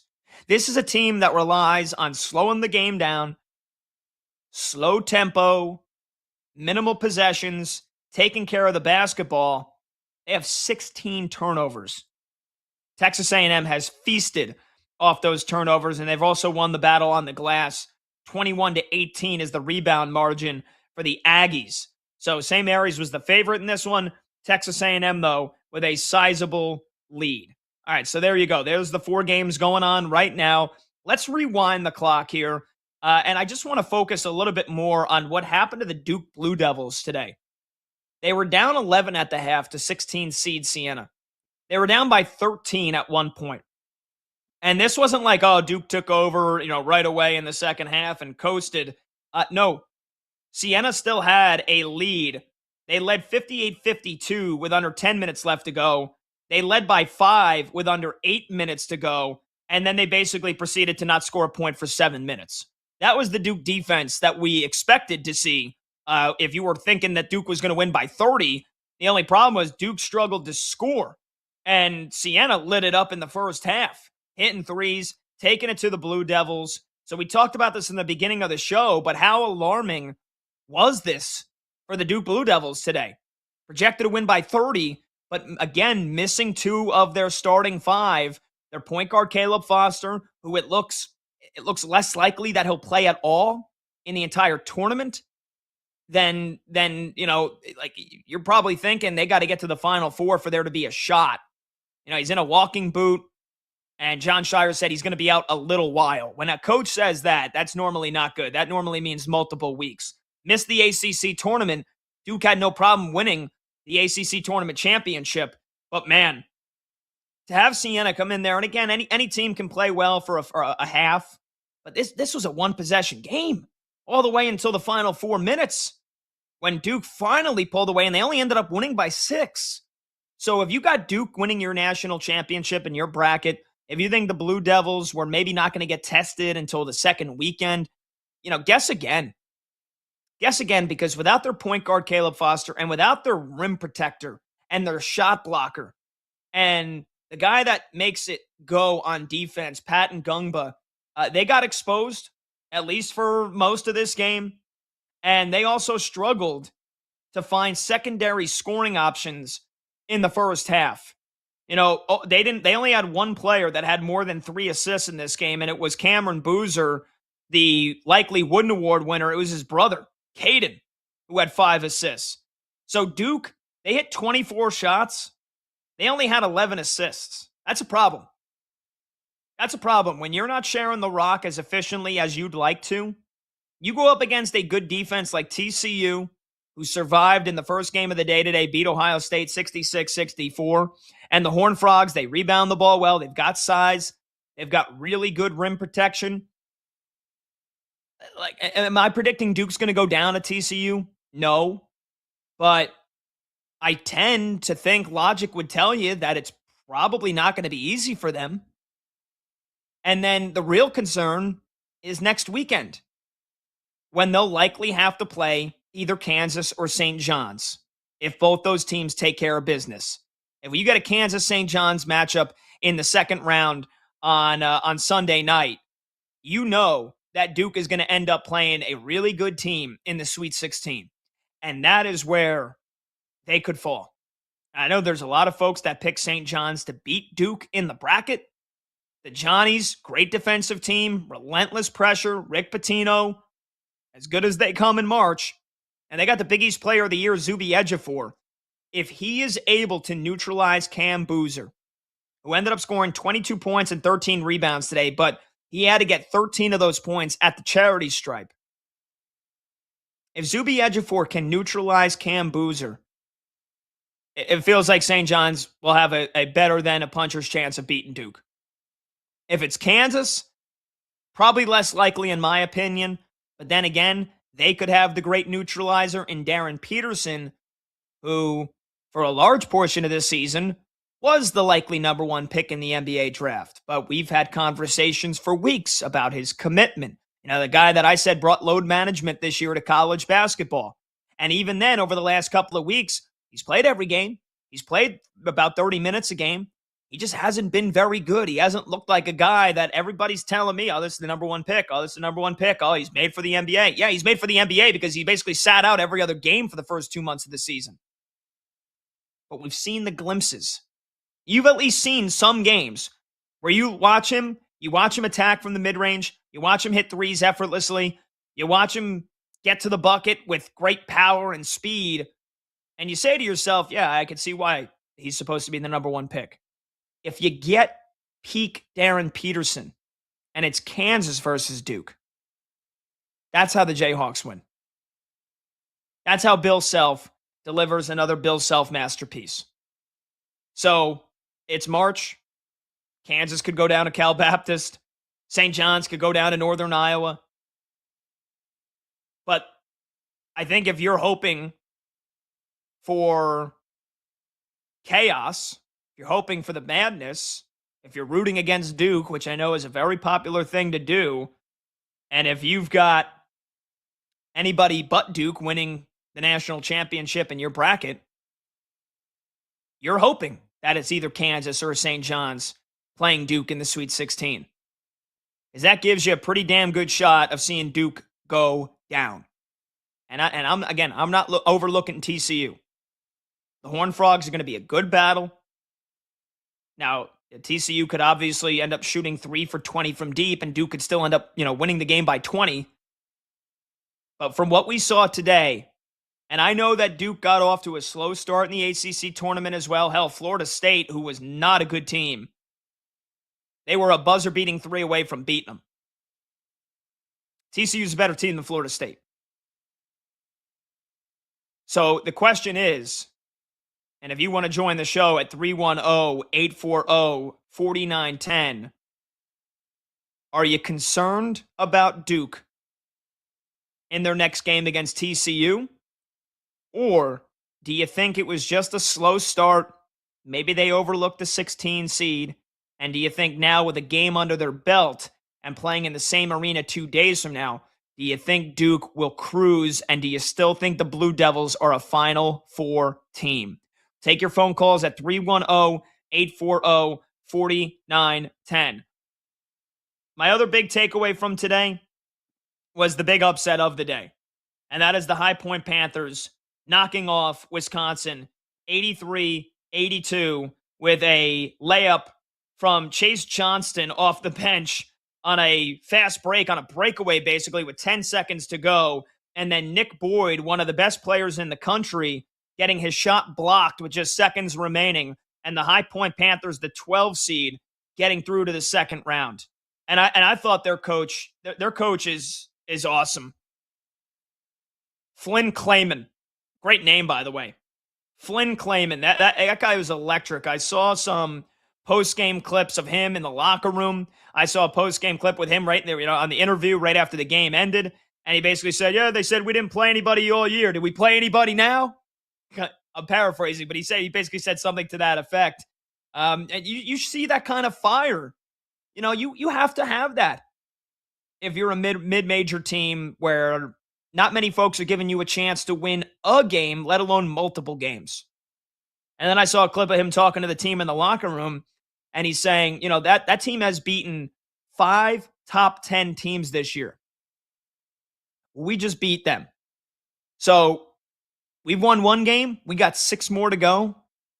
But to have, to purvey that belief into a team, that's the same kind of belief that St. Peter's had a couple years ago, 15 seed all the way to the Elite 8. It's the same kind of belief that Loyola Chicago had, and of course, a little help from above with Sister Jean when they got to the Final Four. It's the same kind of belief that the George Masons have had to not win just one game, but then to back it up and to continue your run as an underdog. We had the great Jason Benetti on, who's calling his third of 4 games tonight right now in Buffalo, talking about, do you know what it's like? Have you ever felt like an underdog? It's a great answer. You could check it out on our Twitter at BetMGM tonight. We posted the clip yesterday or so. And, to play the role of the underdog. And he goes, that's why I do, obviously I got a job to do as a broadcaster. So he's professional, but he personally speaking, he tends to root for the Cinderellas, tends to root for the underdogs. And I think that's, again, why we love March Madness. For a lot of you listening, you might not have watched a single game until today. You might not have watched a single game until a week ago or 2 weeks ago. But to turn the TV on and to see these teams that aren't given much of a chance at winning, to be told by most of us, most of America, the odds makers, that you're in over your head. You're in over your head. You don't stand a chance. And then to go out and to beat these power conference teams with these guys on these teams making $1 million a year in NIL money, $2 million a year, hundreds of thousands of dollars for most of the starting 5. I mean, at minimum. And these kids that are lucky to get, a local freaking burrito shop sponsor for NIL money, to beat them. I don't like a lot of the directions where college athletics has headed and where it has gone with the NIL money. Don't get me wrong. I think the players should be paid. For years, they were basically getting exploited by the NCAA, making millions and millions and millions of dollars for this tournament, these games, the TV rights, all the tickets that get sold. I agree that the players should definitely be paid. But I think it's gotten out of control year by year, transferring, the transfer portal, players that hold out for more NIL money. I think that's what makes it special when you have these underdogs, these small schools, these small teams that barely have any money, if at all, for NIL to pay their players. That they know that at the end of the year, their best player is probably leaving in the transfer portal because he's going to get paid a couple $100,000 or $1 million by a power conference school. To live in that moment, to relish the opportunity to beat these teams that you're told you don't really have a chance of beating. Maybe I'm getting on my soapbox here, but I think it's important to remember why we all love March Madness. It's not just because we get to fill out a bracket and say, I have this team in the Sweet 16. Look at me. Or to talk about it with your friends, or the fact that maybe you can, take a proverbial day off from work because you got something to put on at 1 p.m., on your laptop, and you can buzz off from work for a couple hours.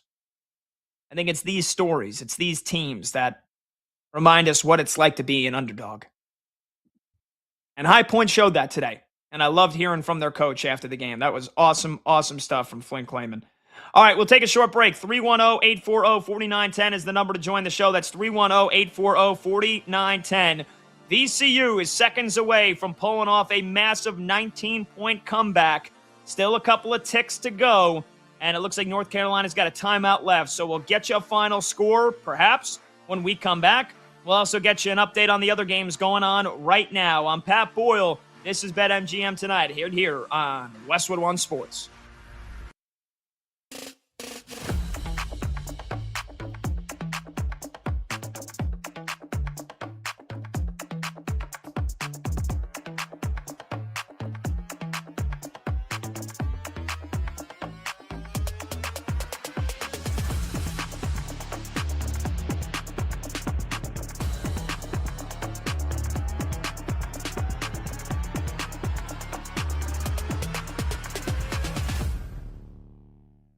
I'm curious, Lance, your evaluation of Fernando Mendoza and the type of quarterback that Clint Kubiak and the Raiders will be getting with the first overall pick. I think they're getting a very mature quarterback, a guy with a lot of poise. You watched McCall, he got the brakes beaten off of him at Cal. The protection was terrible. He got hit a ton, and yet what I saw was a quarterback who never flinched in the face of adversity, and I mean pocket adversity. Hey, you're going to sack him some. There's no question about that. I think his pocket mobility is just kind of average in terms of sliding around the pocket and getting to areas where he wants to throw. I don't think he's real fast getting out of the pocket and escaping, so that's a separate conversation. But when it comes to making a throw with people in his face, you saw I'm sure you saw, Nick, the big throw against Penn State, the winning throw that he had to Omar Cooper. Yeah. It was a great example of it. He had to make a great throw. That throw and that drive showed who Fernando Mendoza was to me. He drove down, made some big throws. He had a couple of unbelievable throws. But the last throw, 2 defenders in his face, hitting him in the chest as he got rid of the ball, and he delivered it without flinching. He took his time and threw when he needed to. He didn't rush it. And he put it to a place where only Omar Cooper could get it, and Omar made a great play on the ball. But that's an example of who he is. I see Joe Burrow level accuracy and placement when I watch him throw. I think I'm like Joe. Go ahead. No, I was going to say, like, that's really high praise. I was saying, wow. It's high praise. If you're a Raiders fan, you got to love to hear that, Lance. It's high praise. When you let him throw, when he's comfortable in throwing, I don't know that I've seen very many quarterbacks that I've studied over the years I've done this who will hit a player in the hands accurately every single time more than Fernando Mendoza. When his placement gets off a little bit, interestingly enough, it's usually on RPOs where everything, it's just kind of the quick reaction throws off the fake where he's making a read and throwing it quickly. When you let him get set in the pocket and you're not pressuring him, he's going to deliver it on the receiver's hands about 90% of the time. It's an incredible placement and accuracy. And the same thing I saw with Joe Burrow when he came out. Now, the difference is Joe Burrow had the ability to escape pressure. I thought he was more mobile outside of the pocket. And I think Joe was on a different level in terms of his understanding of where he wanted to go with the football. But Fernando Mendoza is smart with the football. I think too much is being made about, a lot of his throws are back shoulder and RPO throws. I factor those out. Like when I filter out my tape on him, I'm looking at 3rd and long throws, I'm looking at red zone throws, and I'm looking at intermediate throws, a lot of throws between 10 and 20 yards, because those are a lot of pro throws. And I also look at them throwing outside the numbers as well. And what I saw when I turn on to tape for the intermediate throws, when you play zone against him, fearless. He has no problem. He has great spatial awareness, like a point guard who understands how to get the ball from point A to point B without turning it over. He understands, and speaking of that, 29 touchdowns, no turnovers over the last 2 years in the red zone for him. He understands how to attack zones. He's accurate attacking man defense. I think the one area that you really have some concern about is you have to protect him at an above average level.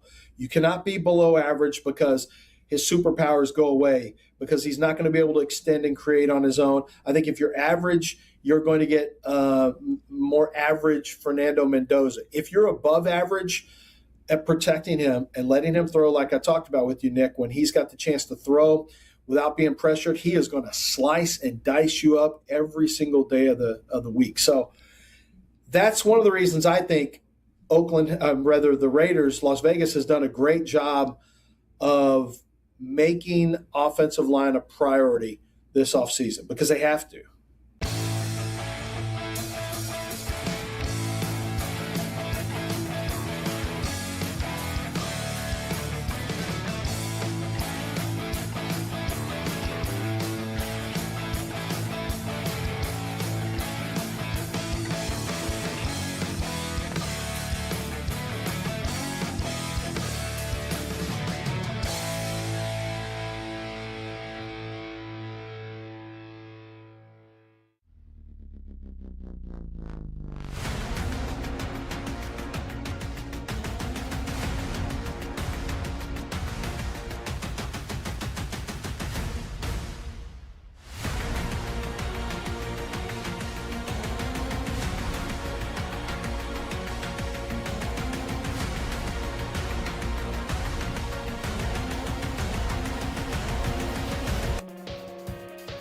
Live scores, sharp options, no waiting till tomorrow. BetMGM Tonight is back.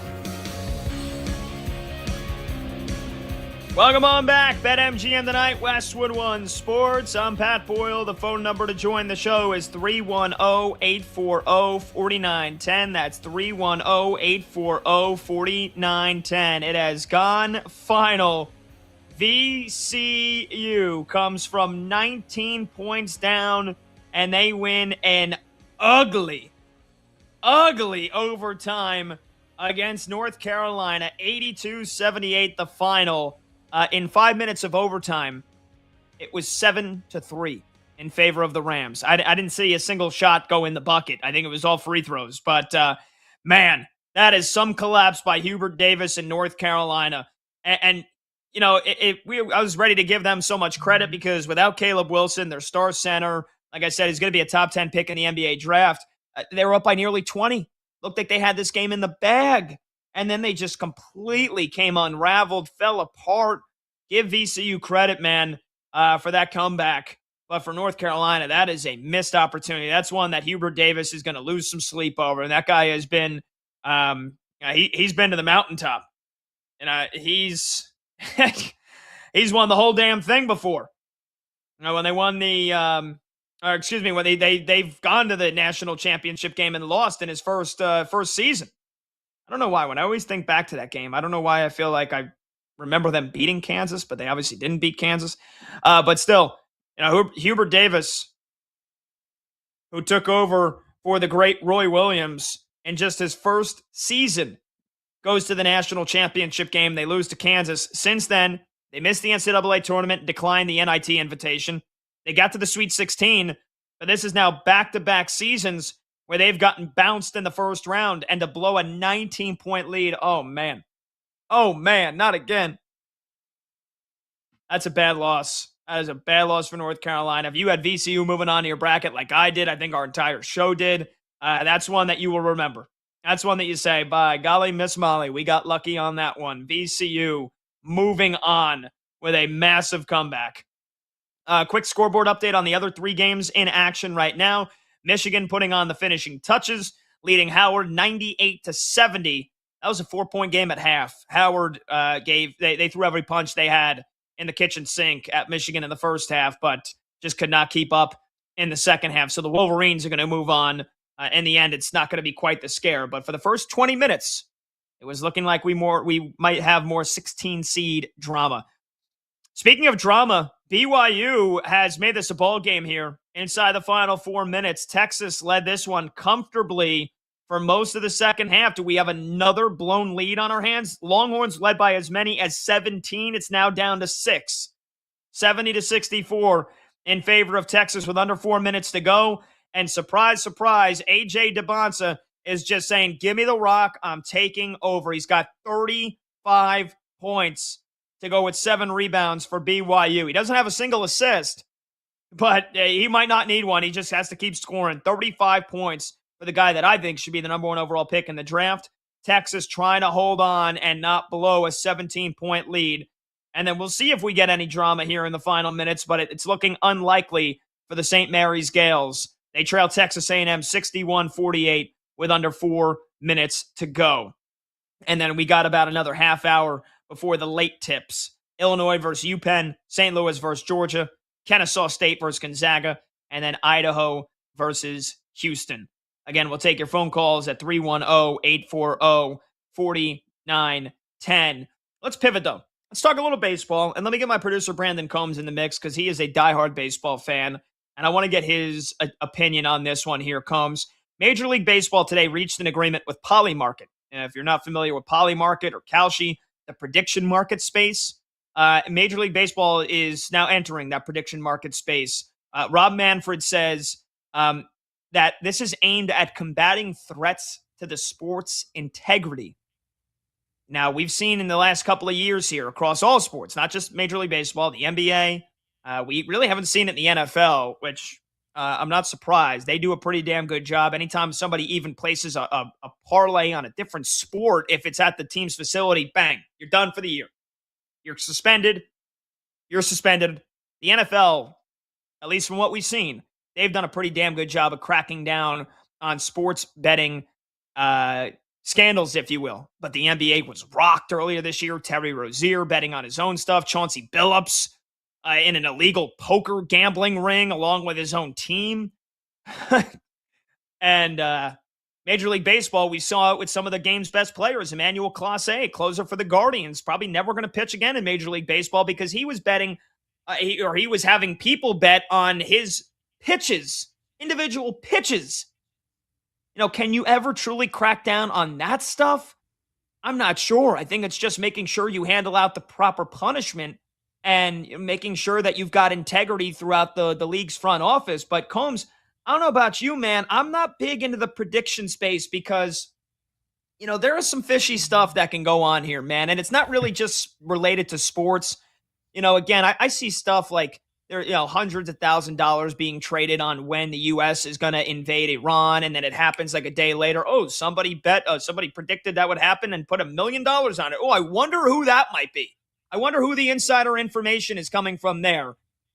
Again, prediction markets are largely unregulated, in my opinion. But Rob Manfred is claiming that this is the safest way to combat threats to the sport's integrity. And that, Rob Manfred and the CFTC chairman, Michael Seelig, they signed a memorandum of understanding that they're going to share information confidentially. They're going to meet regularly to discuss potential threats to integrity posed by specific markets. But your thoughts on Major League Baseball partnering with Polymarket here, a prediction space ahead of the 2026 season? Well, I'm confused and intrigued at the same time. Because how is this going to fight against, shenanigans in Major League Baseball? Like, how is this going to stop Emmanuel Clase from throwing pitches? Like, what about this is different than the sports betting? Like, that's what I don't understand from Rob Manfred's standpoint, where he thinks that this is going to make the game better and it's going to protect the integrity of the game. I don't understand that.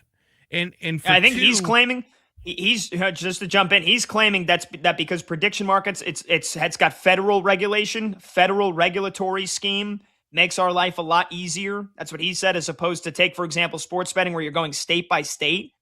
Again, state regulations ain't going to stop Emmanuel Clase or anybody else from telling somebody put $50,000 on my first pitch of the inning being a ball, versus what's the chances you can't do something like that on one of these prediction markets just because it's federal regulations? Yeah, that's what I don't get. Like, I don't understand where he's going with it. I knew eventually the stuff, it all comes together. I don't like the prediction markets either. I'm not a big fan. I think that they're too broad to actually regulate. So I know you say federal regulations, but what federal regulations? Are we just talking about taxes? Are we talking about what are we talking about with federal regulations? Because I don't understand that part of it. I don't know that leagues getting involved with this stuff was ever the right way to do this. I don't understand the leagues ever being that's why for so long you were never able to do it. Now, I do understand that now there's a paper trail. Now that gambling is, legalized, sports gambling, you have these prediction markets, all that stuff is legalized, and you have a paper trail, and that's why some of these guys are getting caught. I understand that part of it. But for the actual leagues to get involved, to me, it's almost like the NIL thing, right? Like, the NIL was created for name, image, and likeness. That's why NIL. But it wasn't created so that teams could bid over athletes. It wasn't meant for teams to pay for play. And it's the same thing with like sports gambling. Like, yes, the Vegas and all the sports books and stuff like that was meant for us to gamble on the sports that we like to watch. But then for the leagues to get involved with them, I don't think it was ever meant for them, because now it's just getting to be too crazy. And I don't know that I just don't think that this is something that is going to stop players like Emmanuel Clase from doing what he did. I really don't, and I don't think that anybody could explain that to me in a spot where it actually makes sense. And if you can, I welcome it because I'm always open to conversation. Yeah, our video producer, Monty, makes some good points in our show chat. He says it's easier to set one thing across the whole nation than getting 50 states to agree to something. And the fact that prediction markets and something like Polymarket is federally regulated rather than state-to-state regulations. He said, so my guess is Major League Baseball can get the country to agree on not letting predictions/bets on balls and strikes like that. I mean, look, I'm all for that. Like, no offense, man. We shouldn't be offering that in the first place. Shouldn't be offering that in the first place. I mean, if you're sitting down to watch it, this is just like a morality or like an addiction standpoint kind of thing for me. If you're sitting down and you're watching a baseball game and you're thinking to yourself, ooh, let me bet on this next pitch being a ball. Wait, come on. I think at that point you got a problem.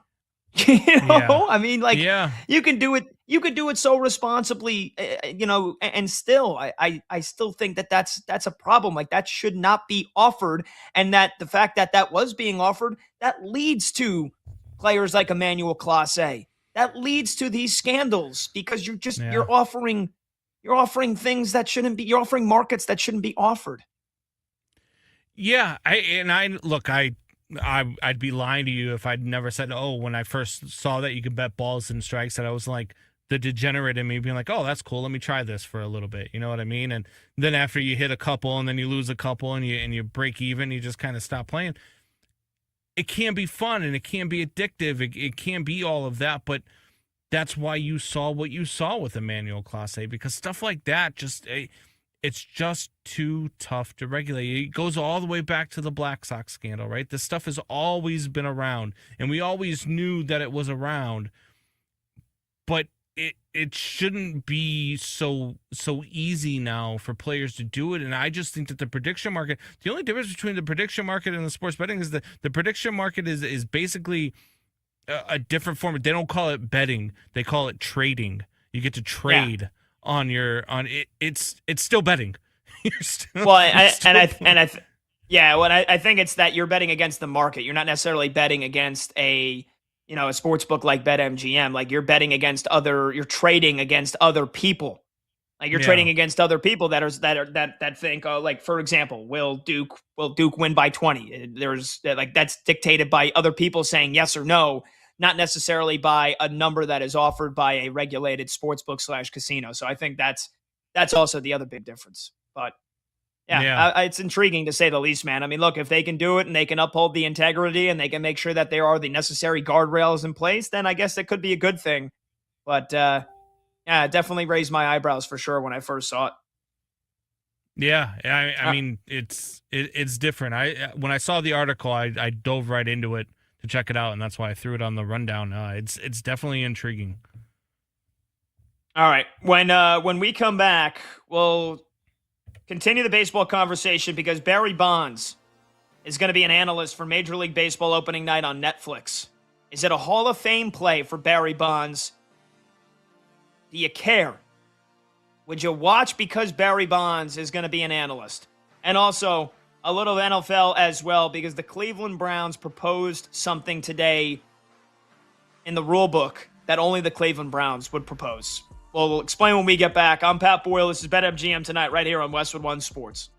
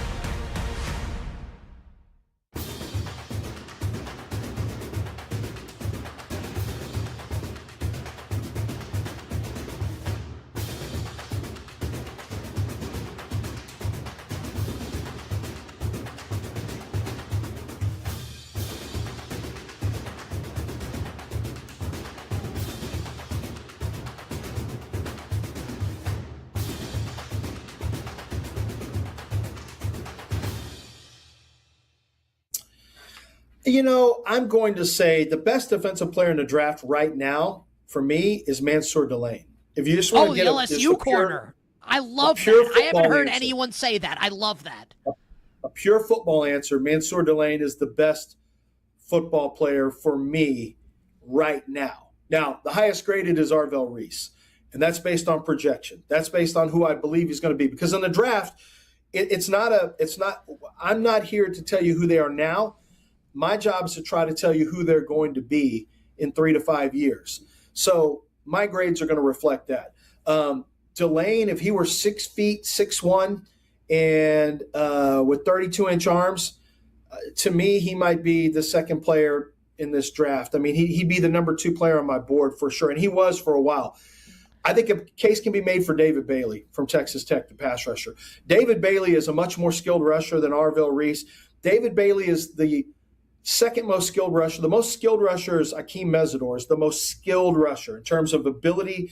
The bag is really deep. He can hit you with all kinds of different approaches and attacks, but he's also 25 years old. David Bailey can attack the pocket with an explosiveness. It reminds me of Jalen Green. If you're a basketball fan, if you know basketball at all, Jalen Green used to be with the Rockets, now with the Suns. He's got the explosiveness of like a Jalen Green attacking the basket. That's kind of how David Bailey is. He's like a basketball player with the way he attacks the pocket. He comes at different angles than you're used to. He's not necessarily a great bender, but he's super fast and super explosive. He is possibly the best defensive player in the draft. Mansour Delane, to me, is just a smothering cornerback. I thought everything about his tape was fantastic. He just doesn't have elite measurables, but he is going to run really fast in his pro day as well. And then, but the highest graded is Arvell Reese, because when it's all said and done, I think he's got a chance to be the most special of anybody in this group.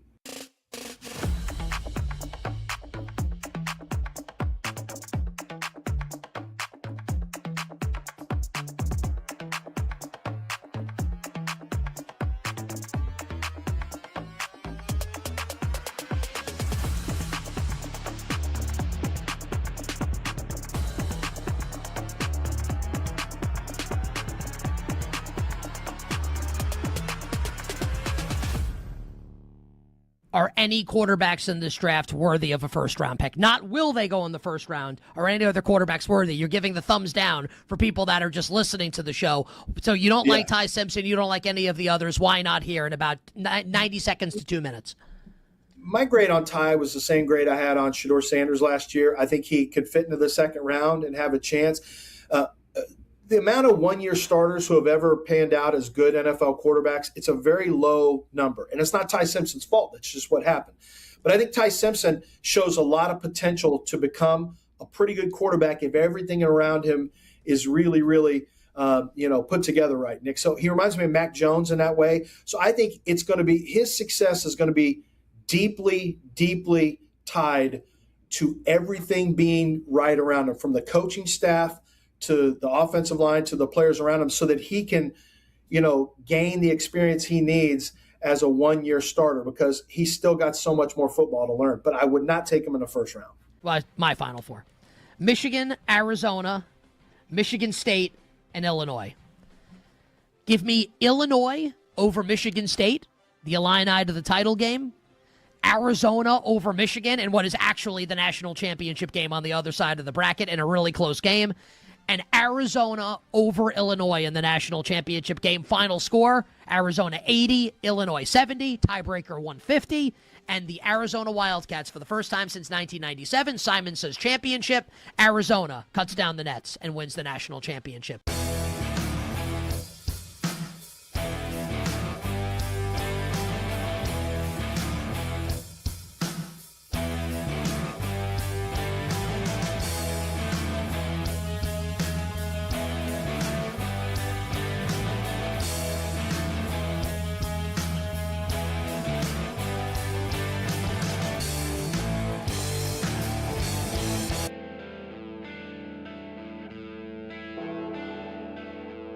When the game goes live, the conversation turns up. BetMGM Tonight continues now.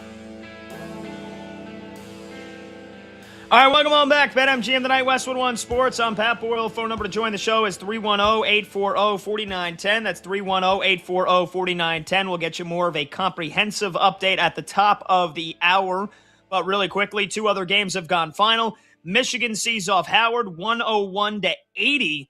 Kudos to the Bison, though. They put up 80 points on Michigan, mostly coming from the first half where they scored 46.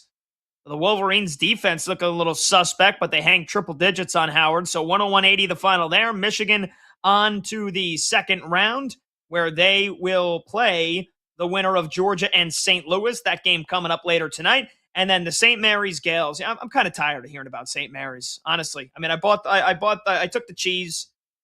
I bought the hype again. Off the top of my head, I feel like St. Mary's gets into the tournament every year, and everybody tells me every time, oh, this team's good. Oh, this team's really good. No, St. Mary's, like, they're going to go to the Sweet 16. They've lost in the first 2 rounds each of the last 5 years now. They've made it to the second round 3 times, but, like, they've been a 5 or a 7 seed every year for the last 5 years. And they went out without a whimper tonight against Texas A&M, 63-50. The Aggies win. St. Mary's couldn't. They can't score. They can't score. All right. So, like, congrats. Great coach and Randy Bennett in the regular season. And you get to March, that just doesn't work anymore, man. I'm sorry, and I'm not going to be like I don't want to be the old man yells at Cloud, but you got to score points nowadays in today's game. You got to be able to shoot the 3-pointer. You got to be able to spread the floor out and go fast. This whole slow it down, very methodic pace, and we're going to beat you with 2-pointers and making you turn the ball over. They turned it over 18 times. You lost at your own game. St. Mary's. So angry with myself. I took them in the bracket. I should have taken Texas A&M. Dumb. 63-50 the final score. The Aggies win. They're on to the next round where Texas A&M will take on the winner of Houston and Idaho. And without barring a miracle, it's going to be Texas A&M Houston. That'll be a good one. That'll be a good one, baby. That'll be a battle for the state of Texas. And then right now, we got one final seconds here. Looks like it's all over but the shouting. Texas leads BYU 77-71 with 9 seconds left to go. This was once a 17-point game. A.J. DeBonsa and BYU have come back to make it close. A.J. DeBonsa's got 35 points and 10 rebounds, but it looks like we're seeing the final seconds of his college career. I think he's going to be the number 1 pick in the draft. And so it looks like they are going down, which stinks because their second best player, Richie Saunders, done for the season about a month and a half ago, and they just couldn't ever really fully recover. If they had him, they're probably in a much better position, and they're probably not going home in the first night of the tournament. So Texas looking like they're going to advance. And I had Texas, so I'm very happy about that. The Longhorns are going to play the winner of Gonzaga and Kennesaw State. And I'll tell you right now, if Gonzaga wins, I'm picking Texas to win that game as well because I don't believe in Gonzaga. I think they're frauds. All right, really quickly, let's get producer Brandon Combs back in here, talk a little bit more baseball. The other biggest headline of the day, Barry Bonds, the all-time home run leader, is going to be an analyst for Major League Baseball opening night on Netflix 6 days from now. Opening day. 6 days away, Yankees, Giants. How you doing, Combsy? We're almost here, baby. Less than a week to go.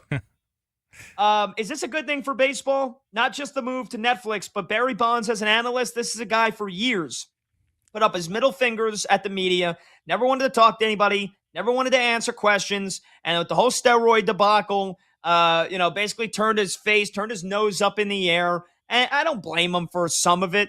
Again, he should be in the Hall of Fame, but Barry Bonds has never really tried to make an effort to at least, make reparations.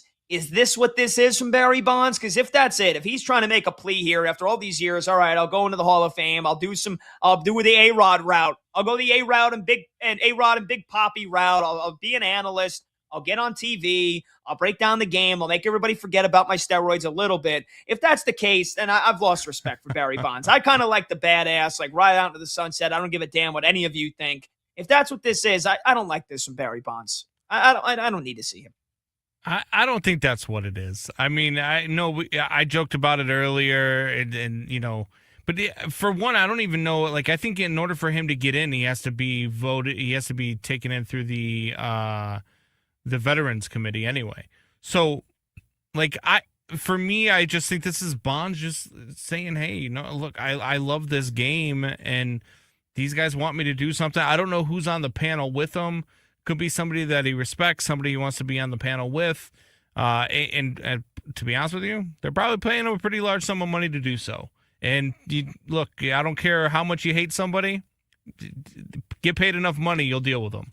And so I like Barry Bonds. I love listening to this guy talk baseball. If you've never listened to Barry Bonds talk, there's a reason why I believe this guy is the GOAT. And a lot of that reason was because of on the field, and a lot more of that reason is just listening to this man talk baseball. Listening to Barry Bonds talk hitting is one of the biggest joys of my life. Like, I love watching the videos where he talks about hitting. It's just so much fun, man. Listening to this guy. I'm just disappointed because, instead of listening to him on Netflix, I'll be listening to you and Brad because I'll be in the studio with you and I won't be able to hear what he's saying. Oh, so sorry. So sorry that you couldn't put your lips up to Barry Bonds' cheeks and give him a kiss. My goodness. I mean, look, but that's one thing. If you're seeking out, some clips from social media or some whatever where he's been on TV talking about hitting, like, are you getting that? Are you getting that? Or you're going to get him in a traditional analyst role? Like, I got to be honest, who's tuning in on top of wanting to watch opening day? Who's tuning in because Barry Bonds is going to be the analyst? You, apparently. I don't know how many other people. Well, he's doing the pre and post, so he's going to be on the desk for the pre and post. He's not going to be on like during the game. So no, I know he's not going to be in the broadcast booth.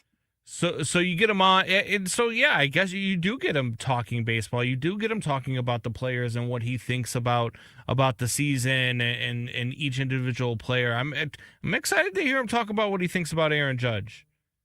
Maybe we should have asked him what he thought about Aaron Judge before the WBC. Yeah, I mean, honestly, I'd probably rather have Barry Bonds in the booth where you can get him breaking down a replay, you can get him breaking down a swing. Like, that's probably more towards what you're looking for. You do the studio role, you're more so talking like themes and what this means. I don't know if he's going to be good at that, man. I got to be honest. And I think Barry Bonds should be in the Hall of Fame. All right, when we come back, hot or cold, more madness awaits. I'm Pat Boyle. This is BetMGM Tonight.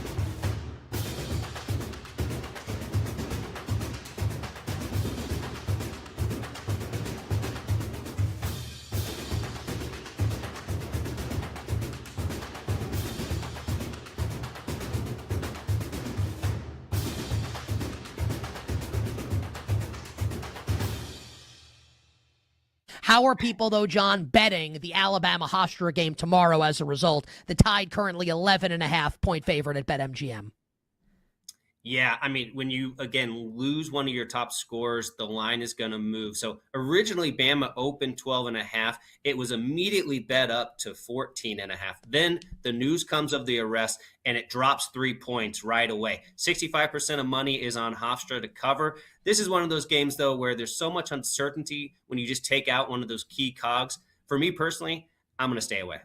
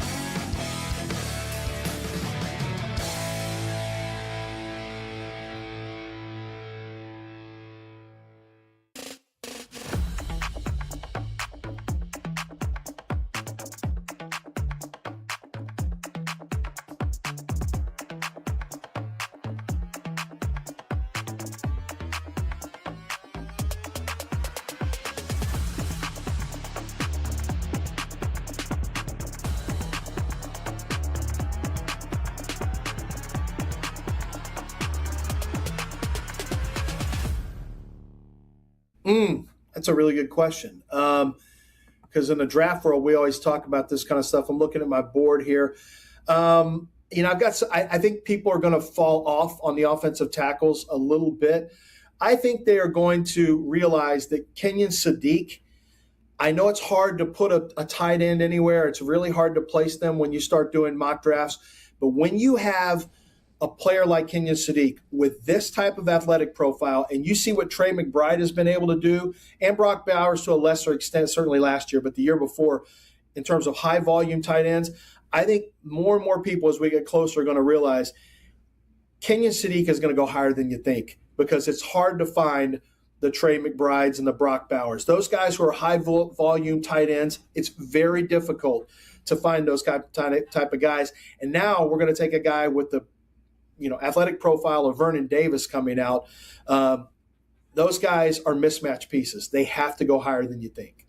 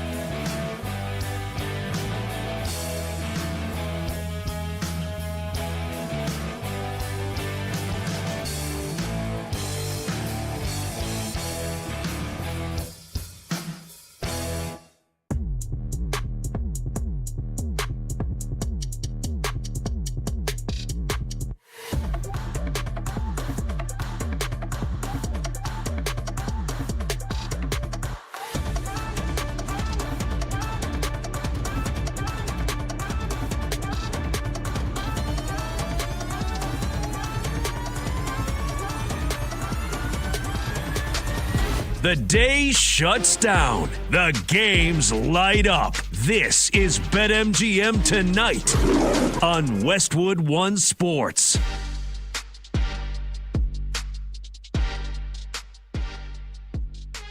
Hey-o! Welcome on back to BetMGM Tonight here on Westwood One Sports. I'm Pat Boyle, and we are brought to you by BetMGM. Make it legendary. Download the app today. Please gamble responsibly. Hour number 5 of the first day of March Madness. Well, hour number 5 of our show on the first day of March Madness. We're with you every Monday through Friday, 6 to 11 p.m. Eastern.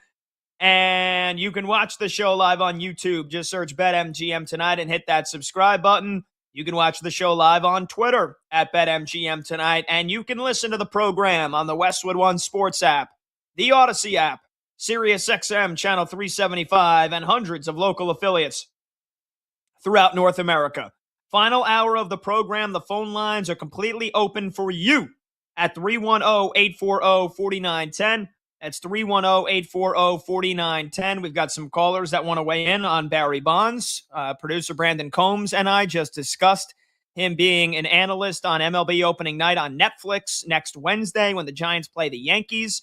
And if you would tune in to watch Barry Bonds, and if you think that this is maybe a Hall of Fame plea for Barry Bonds after years of turning his nose up in the air at the media, we'll take your phone calls on anything March Madness, any of your opinions and thoughts and takeaways from the day of action today. Who you think might pull an upset tomorrow? If your bracket is still perfect, if we have any perfect brackets out there, I urge you to call in at 310-840-4910. We won't put the kibosh on you. We won't put the curse on you. We will wish for nothing but good faith to you and your perfect bracket if you still have one out there. If your national champion is still in play, which hopefully it is, unless you took Wisconsin. That's probably the only team that might have cost you. We'll take your phone calls, anything March Madness, at 310-840-4910.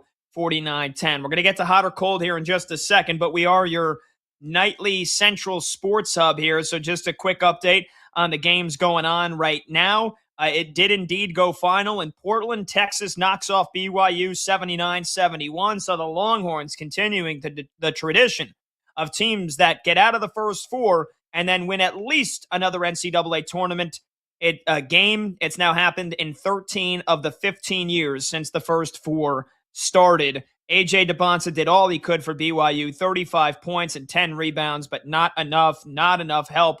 Nobody scored a single point off the bench for BYU. And after they lost their second best player, Richie Saunders, to a season-ending injury about a month and a half ago, that was always the concern. And for Texas, Matas Vokititis, the big man, 23 points, 16 rebounds. He had a dominant game against the undersized BYU Cougars. We mentioned Michigan took care of Howard in the second half, and Texas A&M slowed down St. Mary's. Well, St. Mary's slowed themselves down. So right now we got one game in action, 3 late games still to tip, all in the next 20 minutes here.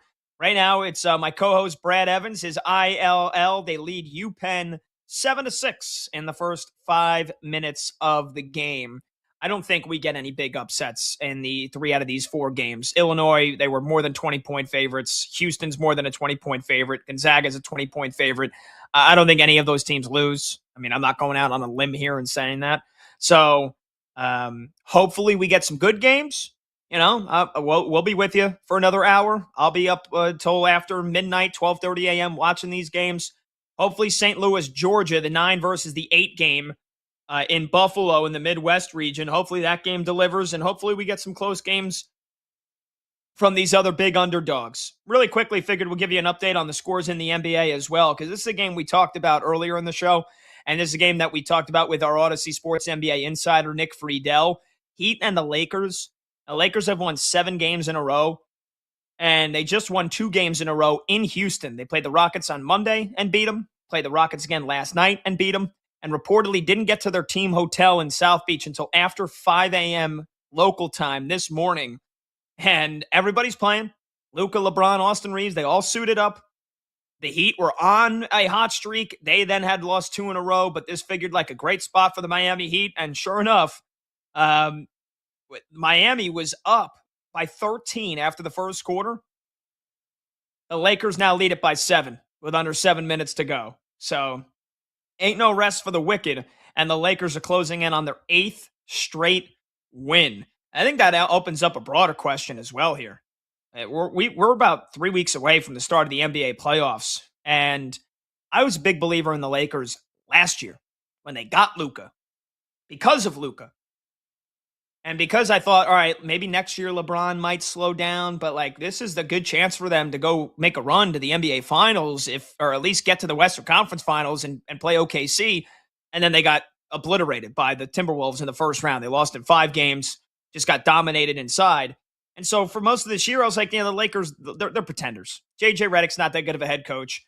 Luka and LeBron have no chemistry. It's not working. They don't play good defense. And here they are, 9-1 in their last 10. 7-game win streak. If they hold on tonight, they're going to be 45-25 and firmly holding on to the 3 seed in the Western Conference. And Luka, since the reports that he's divorcing his wife and he's trying to get custody over his 2 daughters who live in Slovenia, this is like the best basketball Luka's played in years. Like he's playing the best basketball maybe of his life right now, which is unbelievable. Earlier in the year, he's getting criticized. He's getting blamed. I don't hear a lot of Luka detractors now. I actually heard some lunatics on TV. Hey, maybe Nico Harrison was right. Maybe Nico Harrison was right. You couldn't be dumber. I know there's a lot of people on TV that say things for clicks, and I guess maybe I took the bait. Luka, I don't hear a lot about Luka right now. Lakers are on a freaking heater, and you might be looking at, if the season ended today, Lakers Nuggets first round. The Lakers win that series. And if you get Lakers Spurs in the second round, do the Lakers win that series? I'm not ready to buy in on the Lakers yet. I bought in on them last year, and I won't get fooled again. I'm not going to wear the fell for it again ribbon. But they're unreal right now. Offensively and defense. Like they're playing great defense too, which is the most surprising part for me. So, Lakers trying to hold on against the Heat. And then The Suns trying to pull off a shocker in San Antonio. Shorthanded. Still without Dylan Brooks. Still without Mark Williams. Grayson Allen out for this game. Royce O'Neal out for this game. And they lead the Spurs 93-85. That would be a big loss for San Antonio. Hornets, my little stepbrother that I've adopted this year as a diehard Knicks fan. I love the Hornets. They crushed the Magic 130-111. Charlotte now 36-34. Big win for them. But we talked about the big news of the day in the NBA. Cade Cunningham collapsed lung. Scary situation. He's out for an indefinite period of time. There is optimism he could return for the playoffs, but can the Pistons hold on to the 1 seed? We're going to talk about that in hot or cold here in just a bit. They crushed the pathetic Wizards tonight, 117-95. All right, speaking of which, let's get to a little hot or cold here with producer Brandon Combs. And if you want to weigh in on the phones, 310-840-4910. Timeout, pause. My apologies. Let's hold off on hot or cold. We do have a phone caller. It's my mistake. It's my bad. I apologize. Let's get to the phones here because we got Sean who's in Baltimore who wants to weigh in. His thoughts on Barry Bonds. Sean is on line 1 next up on BetMGM tonight. Go ahead, Sean. You got it, man. Hey, how's it going? I call in whenever this question comes up and I'm driving the car. I'm 50, so I've been watching baseball all my life. Barry Bonds is by far the best player I've ever seen. And it's not close. Like I was looking up his stats while I was listening to you talk. He led the league in walks 11 times. He had a couple of years where his on base percentage was over 600. I mean, that's just insanity. And what I think no player has reproduced, the way he could square up the bat to the ball, I've never seen anything like it. And you know, and just my personal opinion on that era. So growing up an Orioles fan, Brian Roberts has admitted to taking steroids for a year or two during that period. I mean, wow. He's a Christian guy that's great in the community. He was a 15 home run guy. I think when it comes to this particular thing, you know, let he who hasn't sinned cast the first stone. I mean, it's completely hypocritical in that era to think that, you know, okay, they caught him. I'll bet, just my personal opinion, in that era, in the early 2000s, again, this is, people don't want to hear this. I think Tiger Woods was probably juicing at some point. A lot of these major stars. And then even if you look at like today, I've heard LeBron James gets in a cold, like that cold tank after every single game, and that wasn't even invented back then, right? So I'm just saying to not have, at least he's in the top 5 greatest players of all time, not in the Hall of Fame is crazy to me, because he was just that good with or without the drugs. And I think that the numbers bear that out, and anybody who played with him, pitchers who faced him, they'll all say the same thing. So anyway, just one man's opinion out here in Maryland, but wanted to share it. No, Sean, we appreciate it, man. Thank you so much for the call, brother. If you want to join the show, it's 310-840-4910. I agree. I think Barry Bonds is one of the greatest players ever. It's a shame that he played in the steroid era, because I really do wonder what his numbers would be without the steroids, and I don't even know how you even start to come up with that kind of formulaic equation, how you'd even do the math on that. How many less home runs does he hit without the juice, right? How much less feet on a ball that he squares up does he hit it? But yeah, I mean, the numbers speak for themselves. He was the most feared hitter in baseball for what, a decade? Decade, and he was a great player before the steroids. Was he a Hall of Famer? That's where I disagree with some folks. I don't think Barry Bonds was a Hall of Famer before the steroids, because I think he started taking the steroids a couple of years after he got to the Giants. And then obviously, once you saw his head blow up like it was a blimp, you're like, this guy's taking steroids. But then again, can you blame him for being a part of the era where it was literally encouraged? Bud Selig encouraged these guys to take steroids. You probably had over 50% of the league on some kind of anabolic steroids. So can we really crucify Barry Bonds? Again, that just comes back to the whole Hall of Fame, the writers. They're a bunch of hypocrites, man. Bunch of hypocrites. David Ortiz gets in the Hall of Fame. He was juicing. I mean, who are we kidding? And Barry Bonds doesn't. I agree. I think it's a sham. I think it is a sham indeed. Combs, Pat, your thoughts I think on that's that? why my favorite Bonds stat when people talk about the steroid and then they talk about people that got in the Hall of Fame and people that are, that are played in the steroid era get in the Hall of Fame. And you just mentioned Big Papi, right? Like David Ortiz. If you took my favorite stat from Barry Bonds is if you take all 762 of his home runs and turn them into outs, his career OPS is still 5 points higher than David Ortiz's. Like that is what is the craziest thing. That's a stunning stat. Every one of his 762 insane. Home runs, you turn them into outs, his OPS is still higher than Big Papi's. Yes. And that stat alone to me signifies Hall of Famer, right? So you could sit there and you can argue it like all you want. For me personally, and people argue with me all the time about this, I think that everybody in that era, Juice, you can't tell me that Cal Ripken Jr. played all those straight games without something to get him past all of the minor aches and pains of a regular season. You can't tell me that some of the, like, it just, once they started testing, Cal Griffey Jr. gained a lot of weight with the White Sox, man. and then the injuries started happening. And so for me, I just believe everybody was on a level playing field. And that's why I don't know. I think you take into account, I just hate the fact that, the writers draw a moral compass at a needle in the butt as opposed to some of the other people that they've let in with some of their pasts. So I just, to me, Barry Bonds, the greatest baseball player of all time. Not one of, he is the greatest baseball player of all time. Okay. All right. Let's get into hot or cold then. What's your first one? All right, my first one. Barry Bonds would have been a better on Team USA this year than Aaron Judge. Hot or cold? Well, wait, you mean Barry Bonds right now at age like 55, 58? Nah, we couldn't have been much worse than Aaron Judge, yeah. Come on. Stop. I know Aaron Judge didn't play all that well, but you're kidding me. That's a joke question. To quote Bryce Harper, that's a clown question, bro. I think Barry Bonds could still square up the baseball at his age. Yeah, and you think that you something can still Aaron Judge didn't do the entire WBC. And you still think that you could put bat to ball on me. So I know. I don't think. I know that I could put bat to ball on you. I'm getting close to Not just one buying a doubt in plane my ticket mind. to Chicago to put this to bed once and for all, man. We'll do it right here in the hallway of the studio. I don't care. I would love that. Because I've done that when I was doing a lot of part-time work at WFAN. We did a lot of wiffle ball challenges in the newsroom at WFAN in New York City.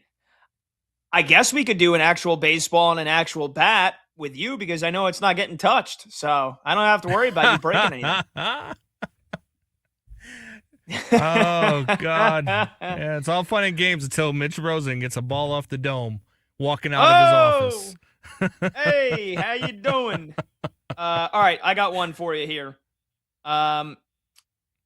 Let's stick with baseball. The WBC ratings would be even higher if it replaced the All-Star game in the next edition. And I say next edition because I have no idea. They're going to do it in 2029. Sometimes it's been 3 years apart. Sometimes it's been 4 years apart. The WBC ratings would be even higher if it replaced the All-Star game in the next edition. I mean, yeah. I mean, because the WBC, even this year, the championship game doubled the ratings of the 2023 championship game, and that was USA Japan. That was Shohei versus Mike Trout. That was an incredible game, and this game doubled that. So yeah, I mean, it would definitely. I think if you do that, you still have to find a way to still do the home run derby though. That's, to me, that's the draw. It's not even. I like the All-Star game. I'll watch the All-Star game. I'll have it on, but the draw for me is Monday night. The home run derby. And okay, I'm a sicko. I like the Japanese bunt derby too. Yeah, the Japanese bunt derby. That is fantastic. It's electric. By the way, so 10.7 million viewers on Fox and Fox Deportes, which was, again, nearly double the 5.4 million who watched Japan and USA in 2023. That's incredible. I do. And here I've laid out my proposal. I'll lay it out again here. And Monty says next WBC is scheduled for 2030. Is that confirmed? So they're going to 4 years? I thought that's all going to depend on the CBA and if we have a freaking lockout. No, 2028 is the Olympics. That's why.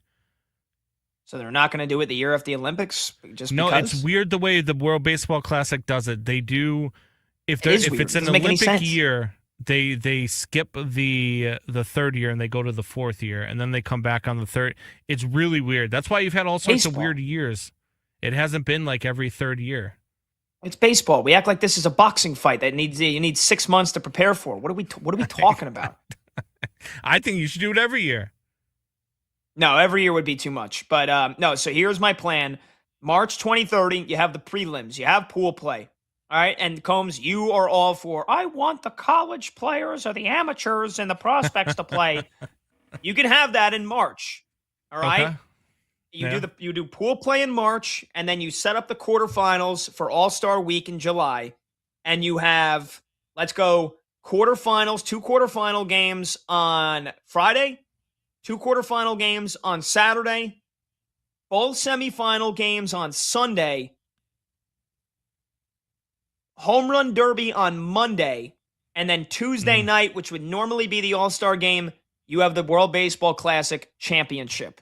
That means, though, that, yes, you would have to start the All-Star break a couple of days earlier. Normally, you do the All-Star break, right into Sunday, and then you have home run derby next night, All-Star game on Tuesday. You would start the All-Star break on, like the last games before the break would be played on, let's say, Tuesday. Tuesday. And then quarterfinals Thursday, quarterfinals Friday, quarterfinals Saturday, semifinals Sunday, home run derby Monday, World Baseball Classic Championship Tuesday. Thank you, Pat Boyle. You have saved baseball. You're welcome. No. I mean, first of all, you're gonna have the prelims 4 months before you have the actual the rest of the tournament. That's like how the World Cup does it. Because all right, so then you have the prelims, and then 3 months later you have completely different rosters. What are we doing? That's not a tournament then. Why don't you just pick 4 or 5 countries or 6 countries to play in a tournament and say, hey, these are just like the 4 nations did in hockey. Say, hey, these are the 6 that we're going with this year. Who cares? Who cares if you have different rosters? Who's watching the pool play, Combs, besides you? Now if I say, hey, let's say Puerto Rico doesn't make it. And if we were playing this thing later and if we had different rosters, if we were playing with this roster, we'd be a better team. No, stop. What are we doing? Italy hasn't made the World Cup each of the last 2 editions, and they probably would have had a better roster if they waited and they did all group stage into the World Cup knockout rounds all in the summer. I wouldn't have to worry about Italy losing to North Macedonia in March in a playoff play-in game. So you're telling me this is the conversation you're going to have with the superstars of baseball, like Aaron Judge, Bryce Harper, all of these other guys, right? You're going to go to them and be like, "Hey, look, we're gonna play these prelims with all these other players in March, but in July for the All-Star game, everybody else is going to get time off, but you guys are going to play 4 or 5 extra games, and you're going to do the home run derby, by the way. So."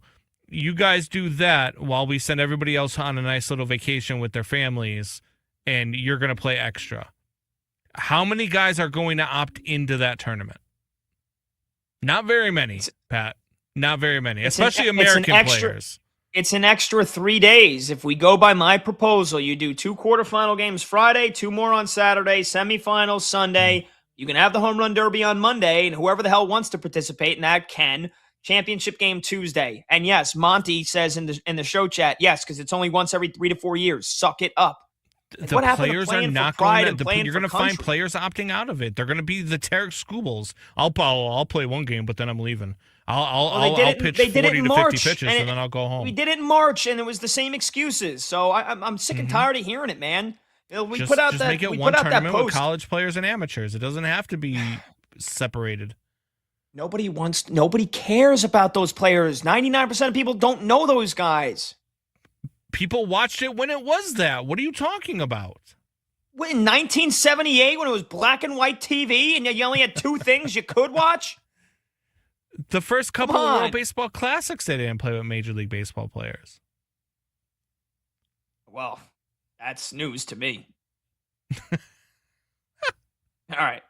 We got to take a break. We'll finish off some more hot or cold. We do two things, and it turns into a 15-minute argument. I mean, I don't mind it, but It's because hot you're or cold? stupid and you don't agree with me. More hot or cold next. 310-840-4910, number to join the show. We'll also get you an update on the late night games. All four will have tipped off when we come back here. I'm Pat Boyle. This is BetMGM tonight on Westwood One Sports.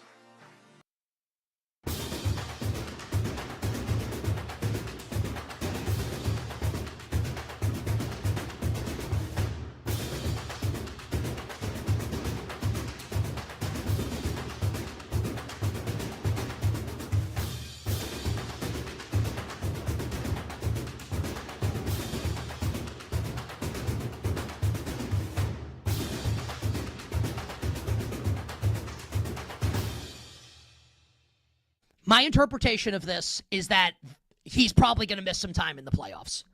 I can't guarantee that. I can be wrong about that.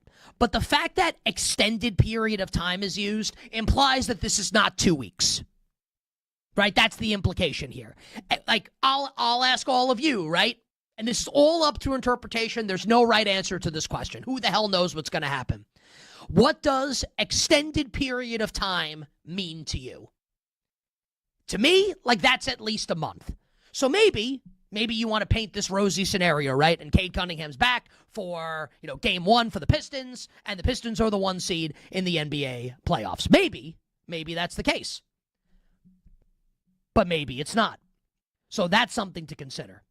Something else to consider is that we are now at a spot where the Pistons have played their 49-19. That is so there's 14 games left in the regular season. 14 games left. They are 3.5 games up on the Boston Celtics with Jason Tatum now back in the lineup. Is it possible that the Pistons, without their best player, not just their best player, like the full-on engine of this team, where you can make a case in Boston if the Celtics, like, they didn't have Jason Tatum the entire year, they're awesome, right? Or if the Knicks go down, like, one of their stars, not Brunson. But the Knicks, I guess even without Brunson, you could still make a case that the Knicks would be decent. Where the Pistons, like, lose their whole team identity, basically. And yes, they're physical, but Cade's the engine that makes this team go, that makes the offense go, certainly. Are we in a spot now where the Pistons are going to yak away the 1 seed to the Boston Celtics?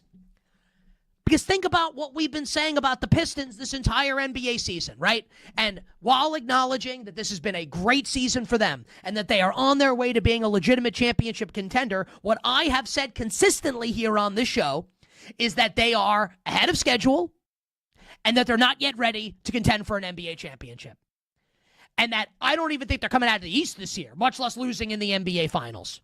And the reason is because once you get past Cade Cunningham, who do you feel really confident in to score the basketball in a big spot in a big playoff game? Who is it?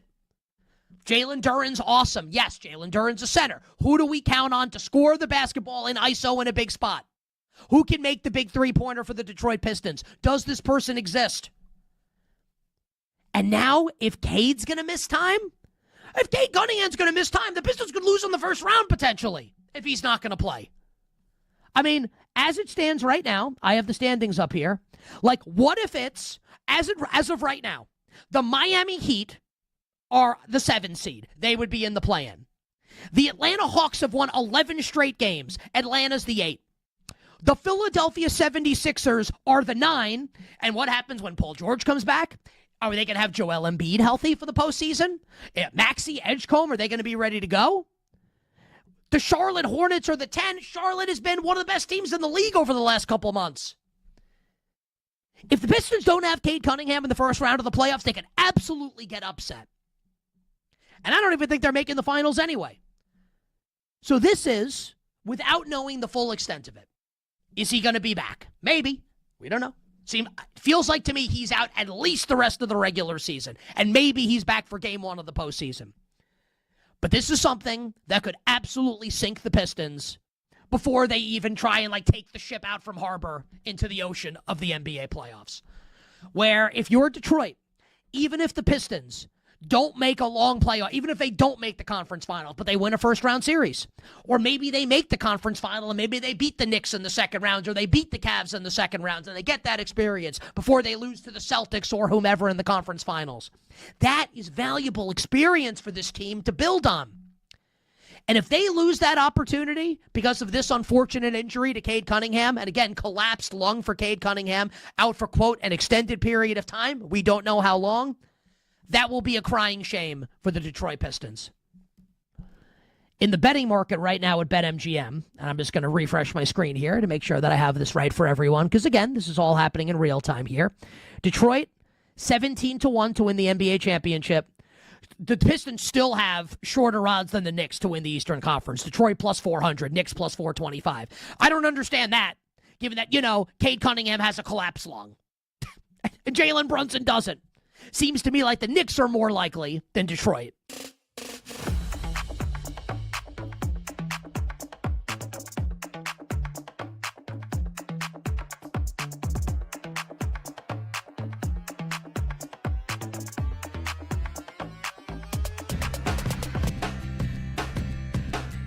Live scores, sharp options, no waiting till tomorrow. BetMGM tonight is back. Hey, yeah. Hey, yeah. Hey, yeah. You think you got it? Oh, you think you got it? Welcome back. BetMGM tonight, Westwood One Sports. I'm Pat Boyle. Phone number to join the show, 310-840-4910. That's 310-840-4910. We're going to get back to hot or cold here in just a bit. Let's get you caught up on the scores. First, in the NBA, I'm watching it on League Pass. Right now, the San Antonio Spurs have just taken the lead with a second left to go. Victor Wembanyama looks like he might have just delivered the kill shot against the Phoenix Suns, who led for most of this game, and the buzzer beater does not go. Ball game over. The San Antonio Spurs win a big one, a game that they really would have had no business losing. Phoenix was severely shorthanded tonight, and yet they led the Spurs by as many as 11 points in the second half, but San Antonio comes roaring back. Victor Wembanyama, 34 points, 12 rebounds, and the game-winning shot with a second to go. The Phoenix Suns had 2 free throws. I just turned it on in the commercial break. They had 2 free throws with 10 seconds left. To at least, even if you hit one, you make it a 2-point game. And I got to be honest, I know like 95% of the players in the NBA. Like I could tell you, I could tell you what they look like. I can tell you what team they play for. I have no idea who the hell Rasheer Fleming is. No offense to him. But Rasheer Fleming bricked both free throws badly. Badly. With 10 seconds to go. It was 199 in favor of the Suns. Rasheer Fleming bricks both of them. And then Victor Wembanyama just drops the hammer. And the Spurs come back to beat the Suns 101-100. That is huge for San Antonio and their chances of trying to catch the OKC Thunder for the 1 seed down the stretch here. So the Spurs beat the Suns on a buzzer beater from Wemby. Another big night for Victor Wembanyama. Don't know if his body's going to hold up in the postseason, though. Got to be honest. And then in the final 40 seconds, the Lakers, I don't think they went out to Club Live or anything like that. They weren't, wearing white spandex on Miami Beach last night, but they didn't get to their hotel until 5 a.m. because their flight got there so late after their win against the Houston Rockets last night, and maybe all those late nights, those normal late nights in Miami prepped them for this game because they lead the Heat 131-124 with just 30 seconds left to go. Looks like the Lakers are going to run their winning streak to 8 straight games. That would be a big, big win if they can hold it off here, which it looks like they're going to, barring a mini miracle from the Miami Heat. College March Madness update here. In terms of chronological order, Illinois, 3 seed against the 14 seed UPenn. And the Illini also getting a test. Getting a test from UPenn. Are they the Quakers, by the way? UPenn, are they the Quakers? I think they're the Quakers, right? Yeah, Penn Quakers.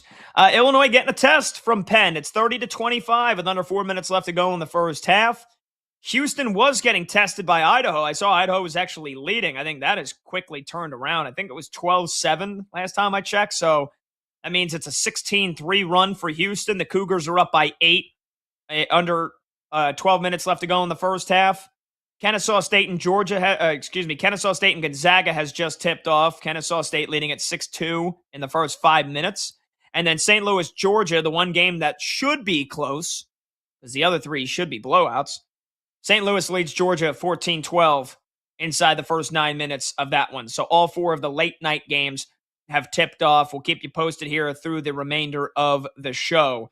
And again, phone number to join is 310-840-4910. Let's get producer Brandon Combs back in the mix. Let's finish off a little hot or cold here, Combsy. What do you got for me next?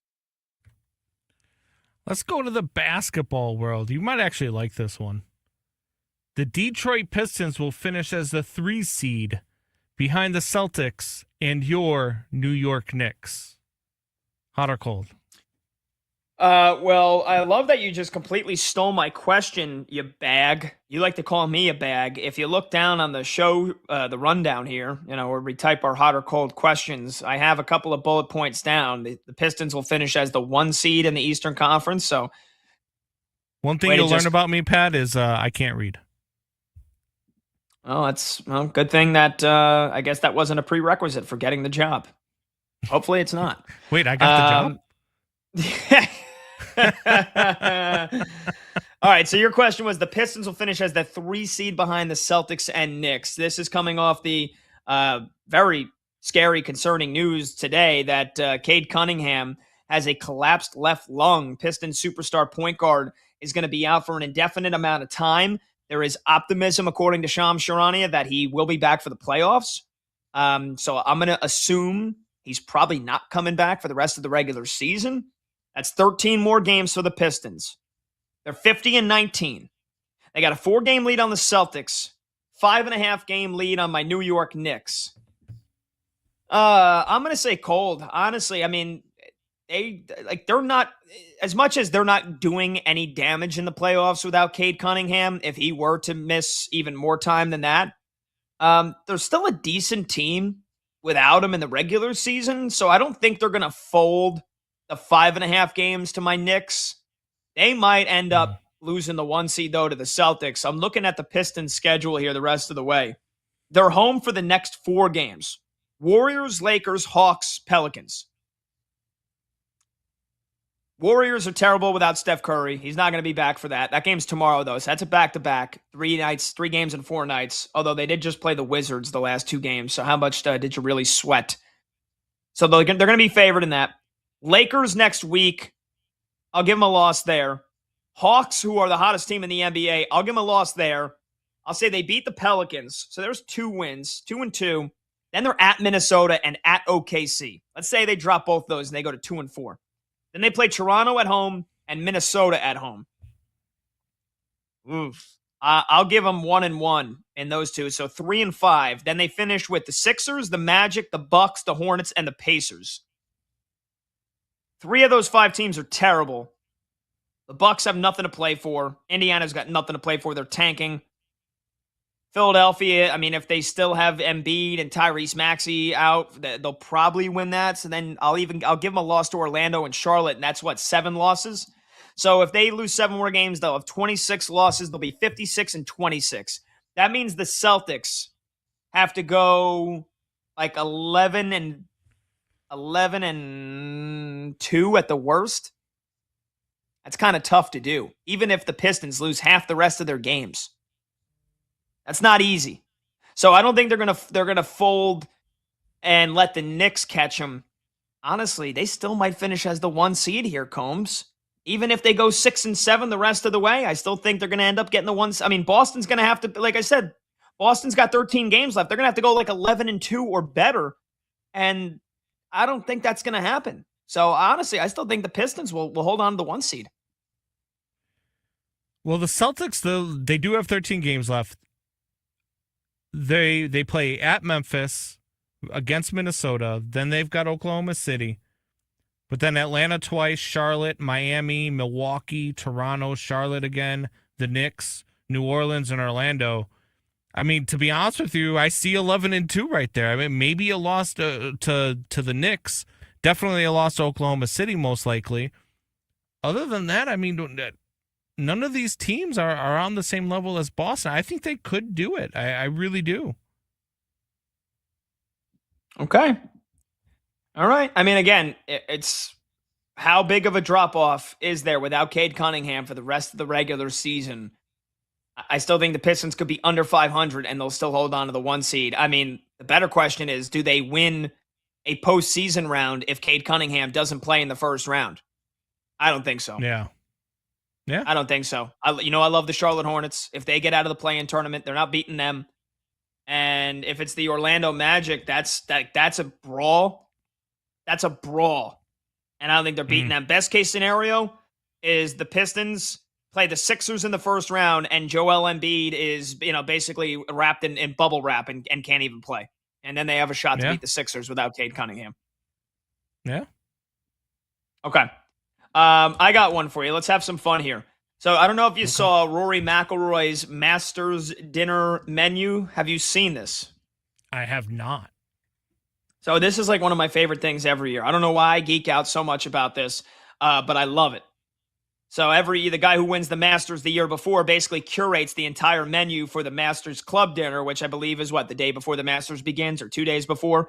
So here is what Rory McIlroy has rolled out. Appetizers: peach and ricotta flatbread with balsamic hot honey and basil, rock shrimp tempura with creamy spicy sauce, bacon wrapped dates with goat cheese and almonds, grilled elk sliders with caramelized onion, jam, and roasted garlic aioli.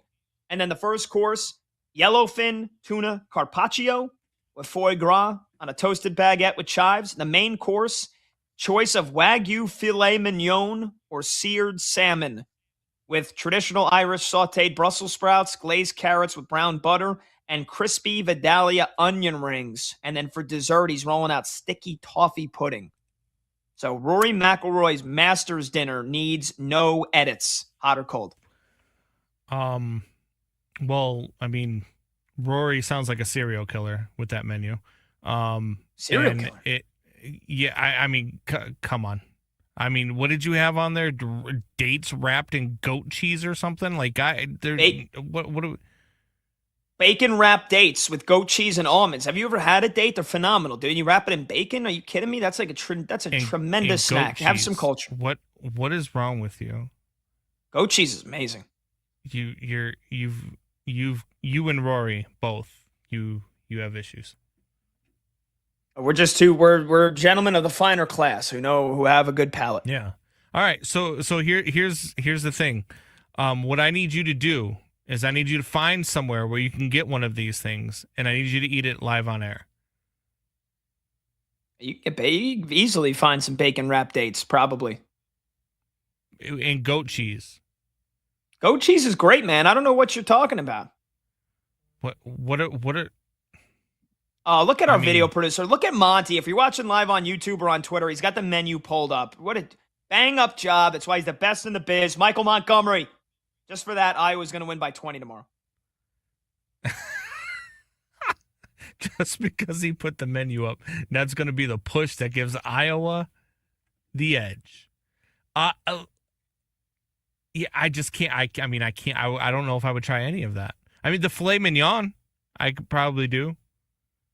You can eat a Wagyu steak. Congrats. What was the caramelized whatever you had? Caramelized onions on what? That's on the grilled elk sliders. That was the one thing I was suspect on. Grilled elk. I've never had elk. I have no idea what it tastes like. What are we doing? What are we doing? A grilled Look, man, I also slider? at one point never had venison, and somebody was like, "Dude, you got to try venison, deer meat." And I was like, "Okay." It's very gamey. It's awesome, but it's good. Yeah, it's amazing. It is very gamey. So you've never had elk? Probably tastes similar. It's of the same ilk. No pun intended. I mean, maybe it tastes similar. That I might try. I would at least try that. And the filet mignon. Everything else. What about rock shrimp tempura? Have you ever had rock shrimp? No. Oh, I don't even what know what have you done your whole life? What is tempura is? What is tempura? Have you never In had a creamy sushi? spicy sauce? I'm not a spicy guy. Have you No, never had sushi's sushi? gross. No, Oh sushi's my gross. God. Remind me never to go anywhere with you to eat.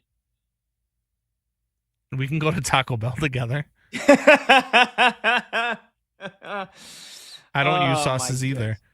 All right, well, really quickly, because we got to go to break. Really quickly, what about the dessert? Do you fan of toffee, sticky toffee pudding with ice cream? I would try that.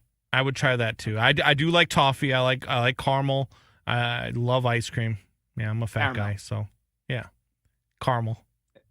It's caramel. There's an A in between that R and the M. It's CARAMEL. Caramel. It's caramel, New Yorker.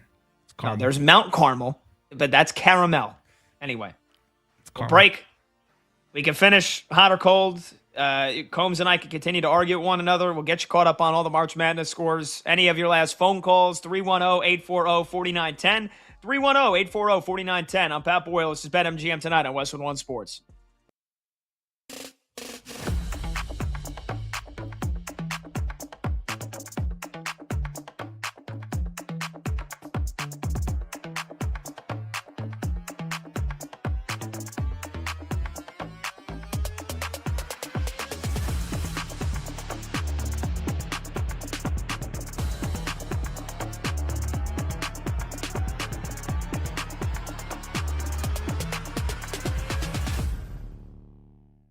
I'm curious, Lance, your evaluation of Fernando Mendoza and the type of quarterback that Clint Kubiak and the Raiders will be getting with the first overall pick. I think they're getting a very mature quarterback, a guy with a lot of poise. You watched him at Cal. He got the brakes beaten off of him at Cal. The protection was terrible. He got hit a ton, and yet what I saw was a quarterback who never flinched in the face of adversity, and I mean pocket adversity. Hey, you're going to sack him some. There's no question about that. I think his pocket mobility is just kind of average in terms of sliding around the pocket and getting to areas where he wants to throw. I don't think he's real fast getting out of the pocket and escaping, so that's a separate conversation. But when it comes to making a throw with people in his face, you saw I'm sure you saw, Nick, the big throw against Penn State, the winning throw that he had to Omar Cooper. Yeah. It was a great example of it. He had to make a great throw. That throw and that drive showed who Fernando Mendoza was to me. He drove down, made some big throws. He had a couple of unbelievable throws. But the last throw, two defenders in his face, hitting him in the chest as he got rid of the ball. And he delivered it without flinching. He took his time and threw when he needed to. He didn't rush it. And he put it to a place where only Omar Cooper could get it. And Omar made a great play on the ball. But that's an example of who he is. I see Joe Burrow level accuracy and placement when I watch him throw. Wow. I think unlike Joe. Go ahead. No, I was going to say, that's really high praise. I was saying, wow. It's high praise. If you're a Raiders fan, you got to love to hear that, Lance. It's high praise. When you let him throw, when he's comfortable in throwing, I don't know that I've seen very many quarterbacks that I've studied over the years I've done this who will hit a player in the hands accurately every single time more than Fernando Mendoza. When his placement gets off a little bit, interestingly enough, it's usually on RPOs where everything, it's just kind of the quick reaction throws off the fake where he's making a read and throwing it quickly. When you let him get set in the pocket and you're not pressuring him, he's going to deliver it on the receiver's hands about 90% of the time. It's an incredible placement and accuracy. And the same thing I saw with Joe Burrow when he came out. Now, the difference is Joe Burrow had the ability to escape pressure. I thought he was more mobile outside of the pocket. And I think Joe was on a different level in terms of his understanding of where he wanted to go with the football. But Fernando Mendoza is smart with the football. I think too much is being made about, a lot of his throws are back shoulder and RPO throws. I factor those out. Like when I filter out my tape on him, I'm looking at third and long throws, I'm looking at red zone throws, and I'm looking at intermediate throws, a lot of throws between 10 and 20 yards, because those are a lot of pro throws. And I also look at them throwing outside the numbers as well. And what I saw when I turned on to tape for the intermediate throws, when you play zone against him, fearless. He has no problem. He has great spatial awareness, like a point guard who understands how to get the ball from point A to point B without turning it over. He understands, and speaking of that, 29 touchdowns, no turnovers over the last 2 years in the red zone for him. He understands how to attack zones. He's accurate attacking man defense. I think the one area that you really have some concern about is you have to protect him at an above average level. You cannot be below average because his superpowers go away, because he's not going to be able to extend and create on his own. I think if you're average, you're going to get more average Fernando Mendoza. If you're above average at protecting him and letting him throw, like I talked about with you, Nick, when he's got the chance to throw without being pressured, he is going to slice and dice you up every single day of the week. So that's one of the reasons I think the Raiders, Las Vegas has done a great job of making offensive line a priority this offseason, because they have to.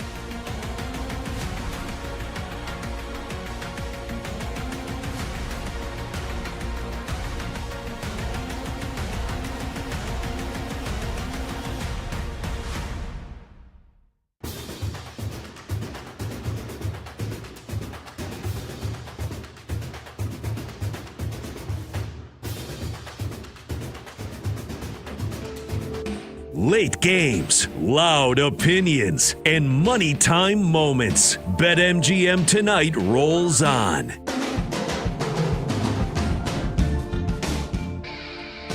Welcome on back. BetMGM Tonight, Westwood One Sports.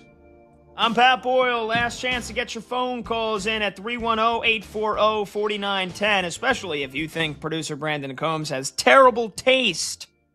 We'll take any and all your phone calls, though. March Madness, whatever you want to discuss here in the final couple of minutes.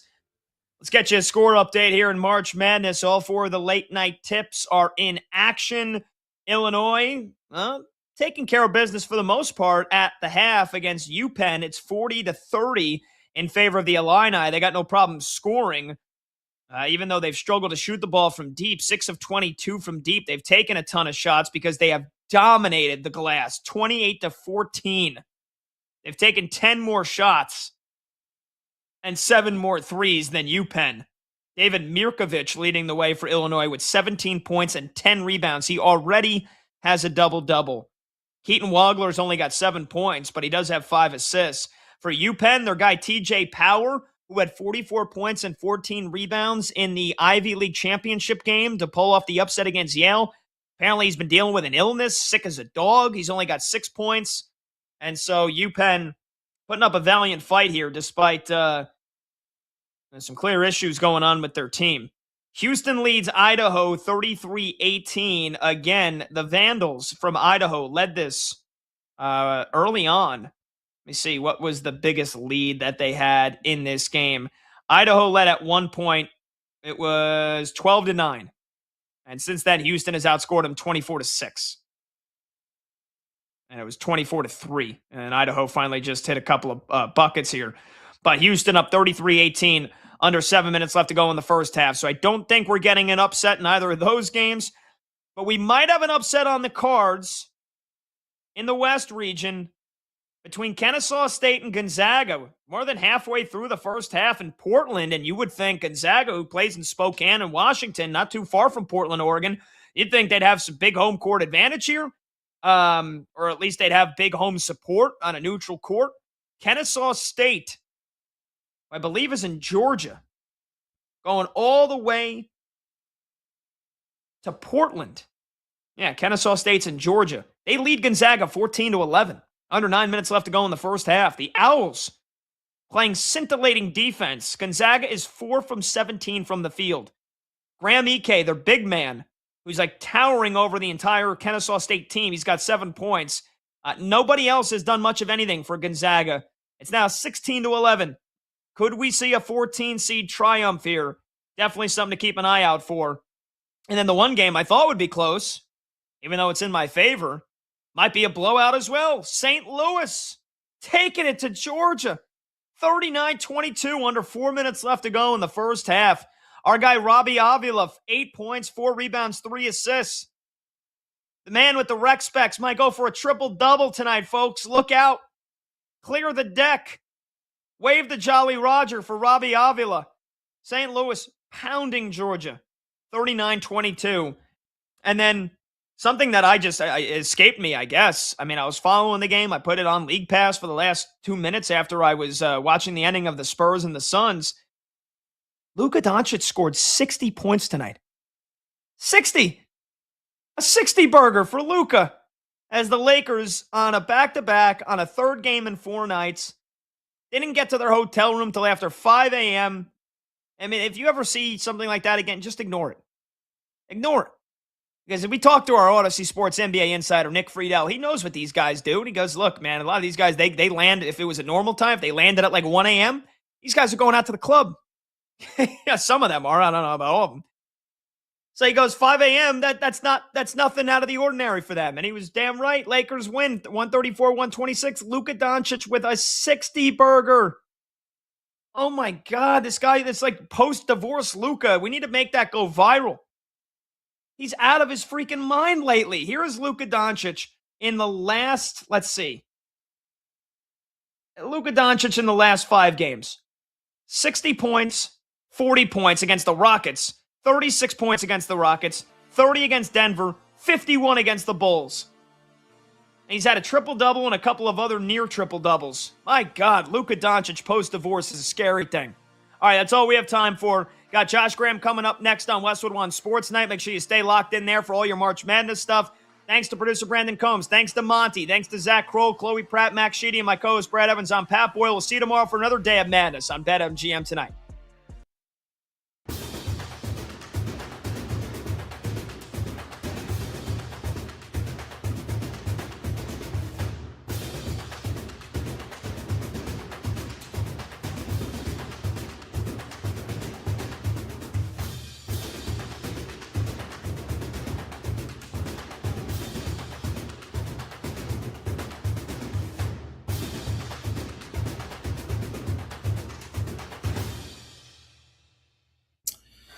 You know, I'm going to say the best defensive player in the draft right now for me is Mansour Delane. If you just want to get the LSU corner. I love that. I haven't heard anyone say that. I love that. A pure football answer. Mansour Delane is the best football player for me right now. Now, the highest graded is Arvell Reese, and that's based on projection. That's based on who I believe he's going to be. Because in the draft, I'm not here to tell you who they are now. My job is to try to tell you who they're going to be in 3 to 5 years. So my grades are going to reflect that. Delane, if he were 6 feet, 6'1", and with 32-inch arms, to me, he might be the second player in this draft. I mean, he'd be the number 2 player on my board for sure, and he was for a while. I think a case can be made for David Bailey from Texas Tech, the pass rusher. David Bailey is a much more skilled rusher than Arvell Reese. David Bailey is the second most skilled rusher. The most skilled rusher is Akeem Mesidor, is the most skilled rusher in terms of ability.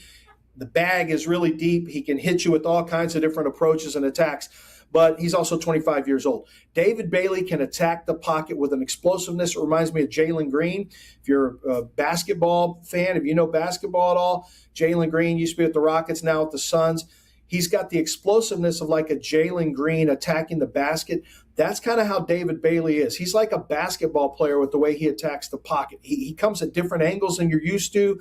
He's not necessarily a great bender, but he's super fast and super explosive. He is possibly the best defensive player in the draft.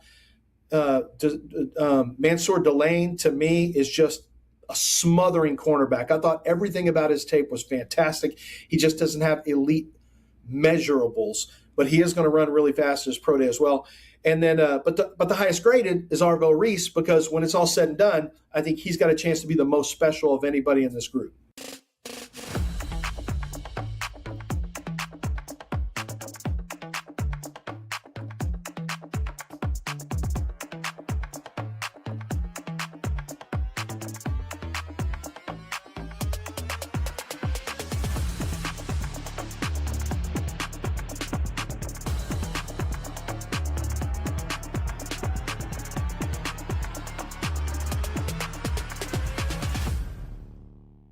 are any quarterbacks in this draft worthy of a first-round pick? Not will they go in the first round or any other quarterbacks worthy. You're giving the thumbs down for people that are just listening to the show. So you don't like Ty Simpson, you don't like any of the others. Why not here in about 90 seconds to 2 minutes? My grade on Ty was the same grade I had on Shedeur Sanders last year. I think he could fit into the second round and have a chance. The amount of one-year starters who have ever panned out as good NFL quarterbacks, it's a very low number. And it's not Ty Simpson's fault. That's just what happened. But I think Ty Simpson shows a lot of potential to become a pretty good quarterback if everything around him is really, really put together right, Nick. So he reminds me of Mac Jones in that way. So I think it's going to be – his success is going to be deeply, deeply tied to everything being right around him, from the coaching staff to the offensive line, to the players around him, so that he can, gain the experience he needs as a one-year starter, because he's still got so much more football to learn. But I would not take him in the first round. Well, my final four: Michigan, Arizona, Michigan State, and Illinois. Give me Illinois over Michigan State, the Illini to the title game. Arizona over Michigan in what is actually the national championship game on the other side of the bracket in a really close game. And Arizona over Illinois in the national championship game. Final score, Arizona 80, Illinois 70, tiebreaker 150. And the Arizona Wildcats, for the first time since 1997, Simon says championship, Arizona cuts down the nets and wins the national championship.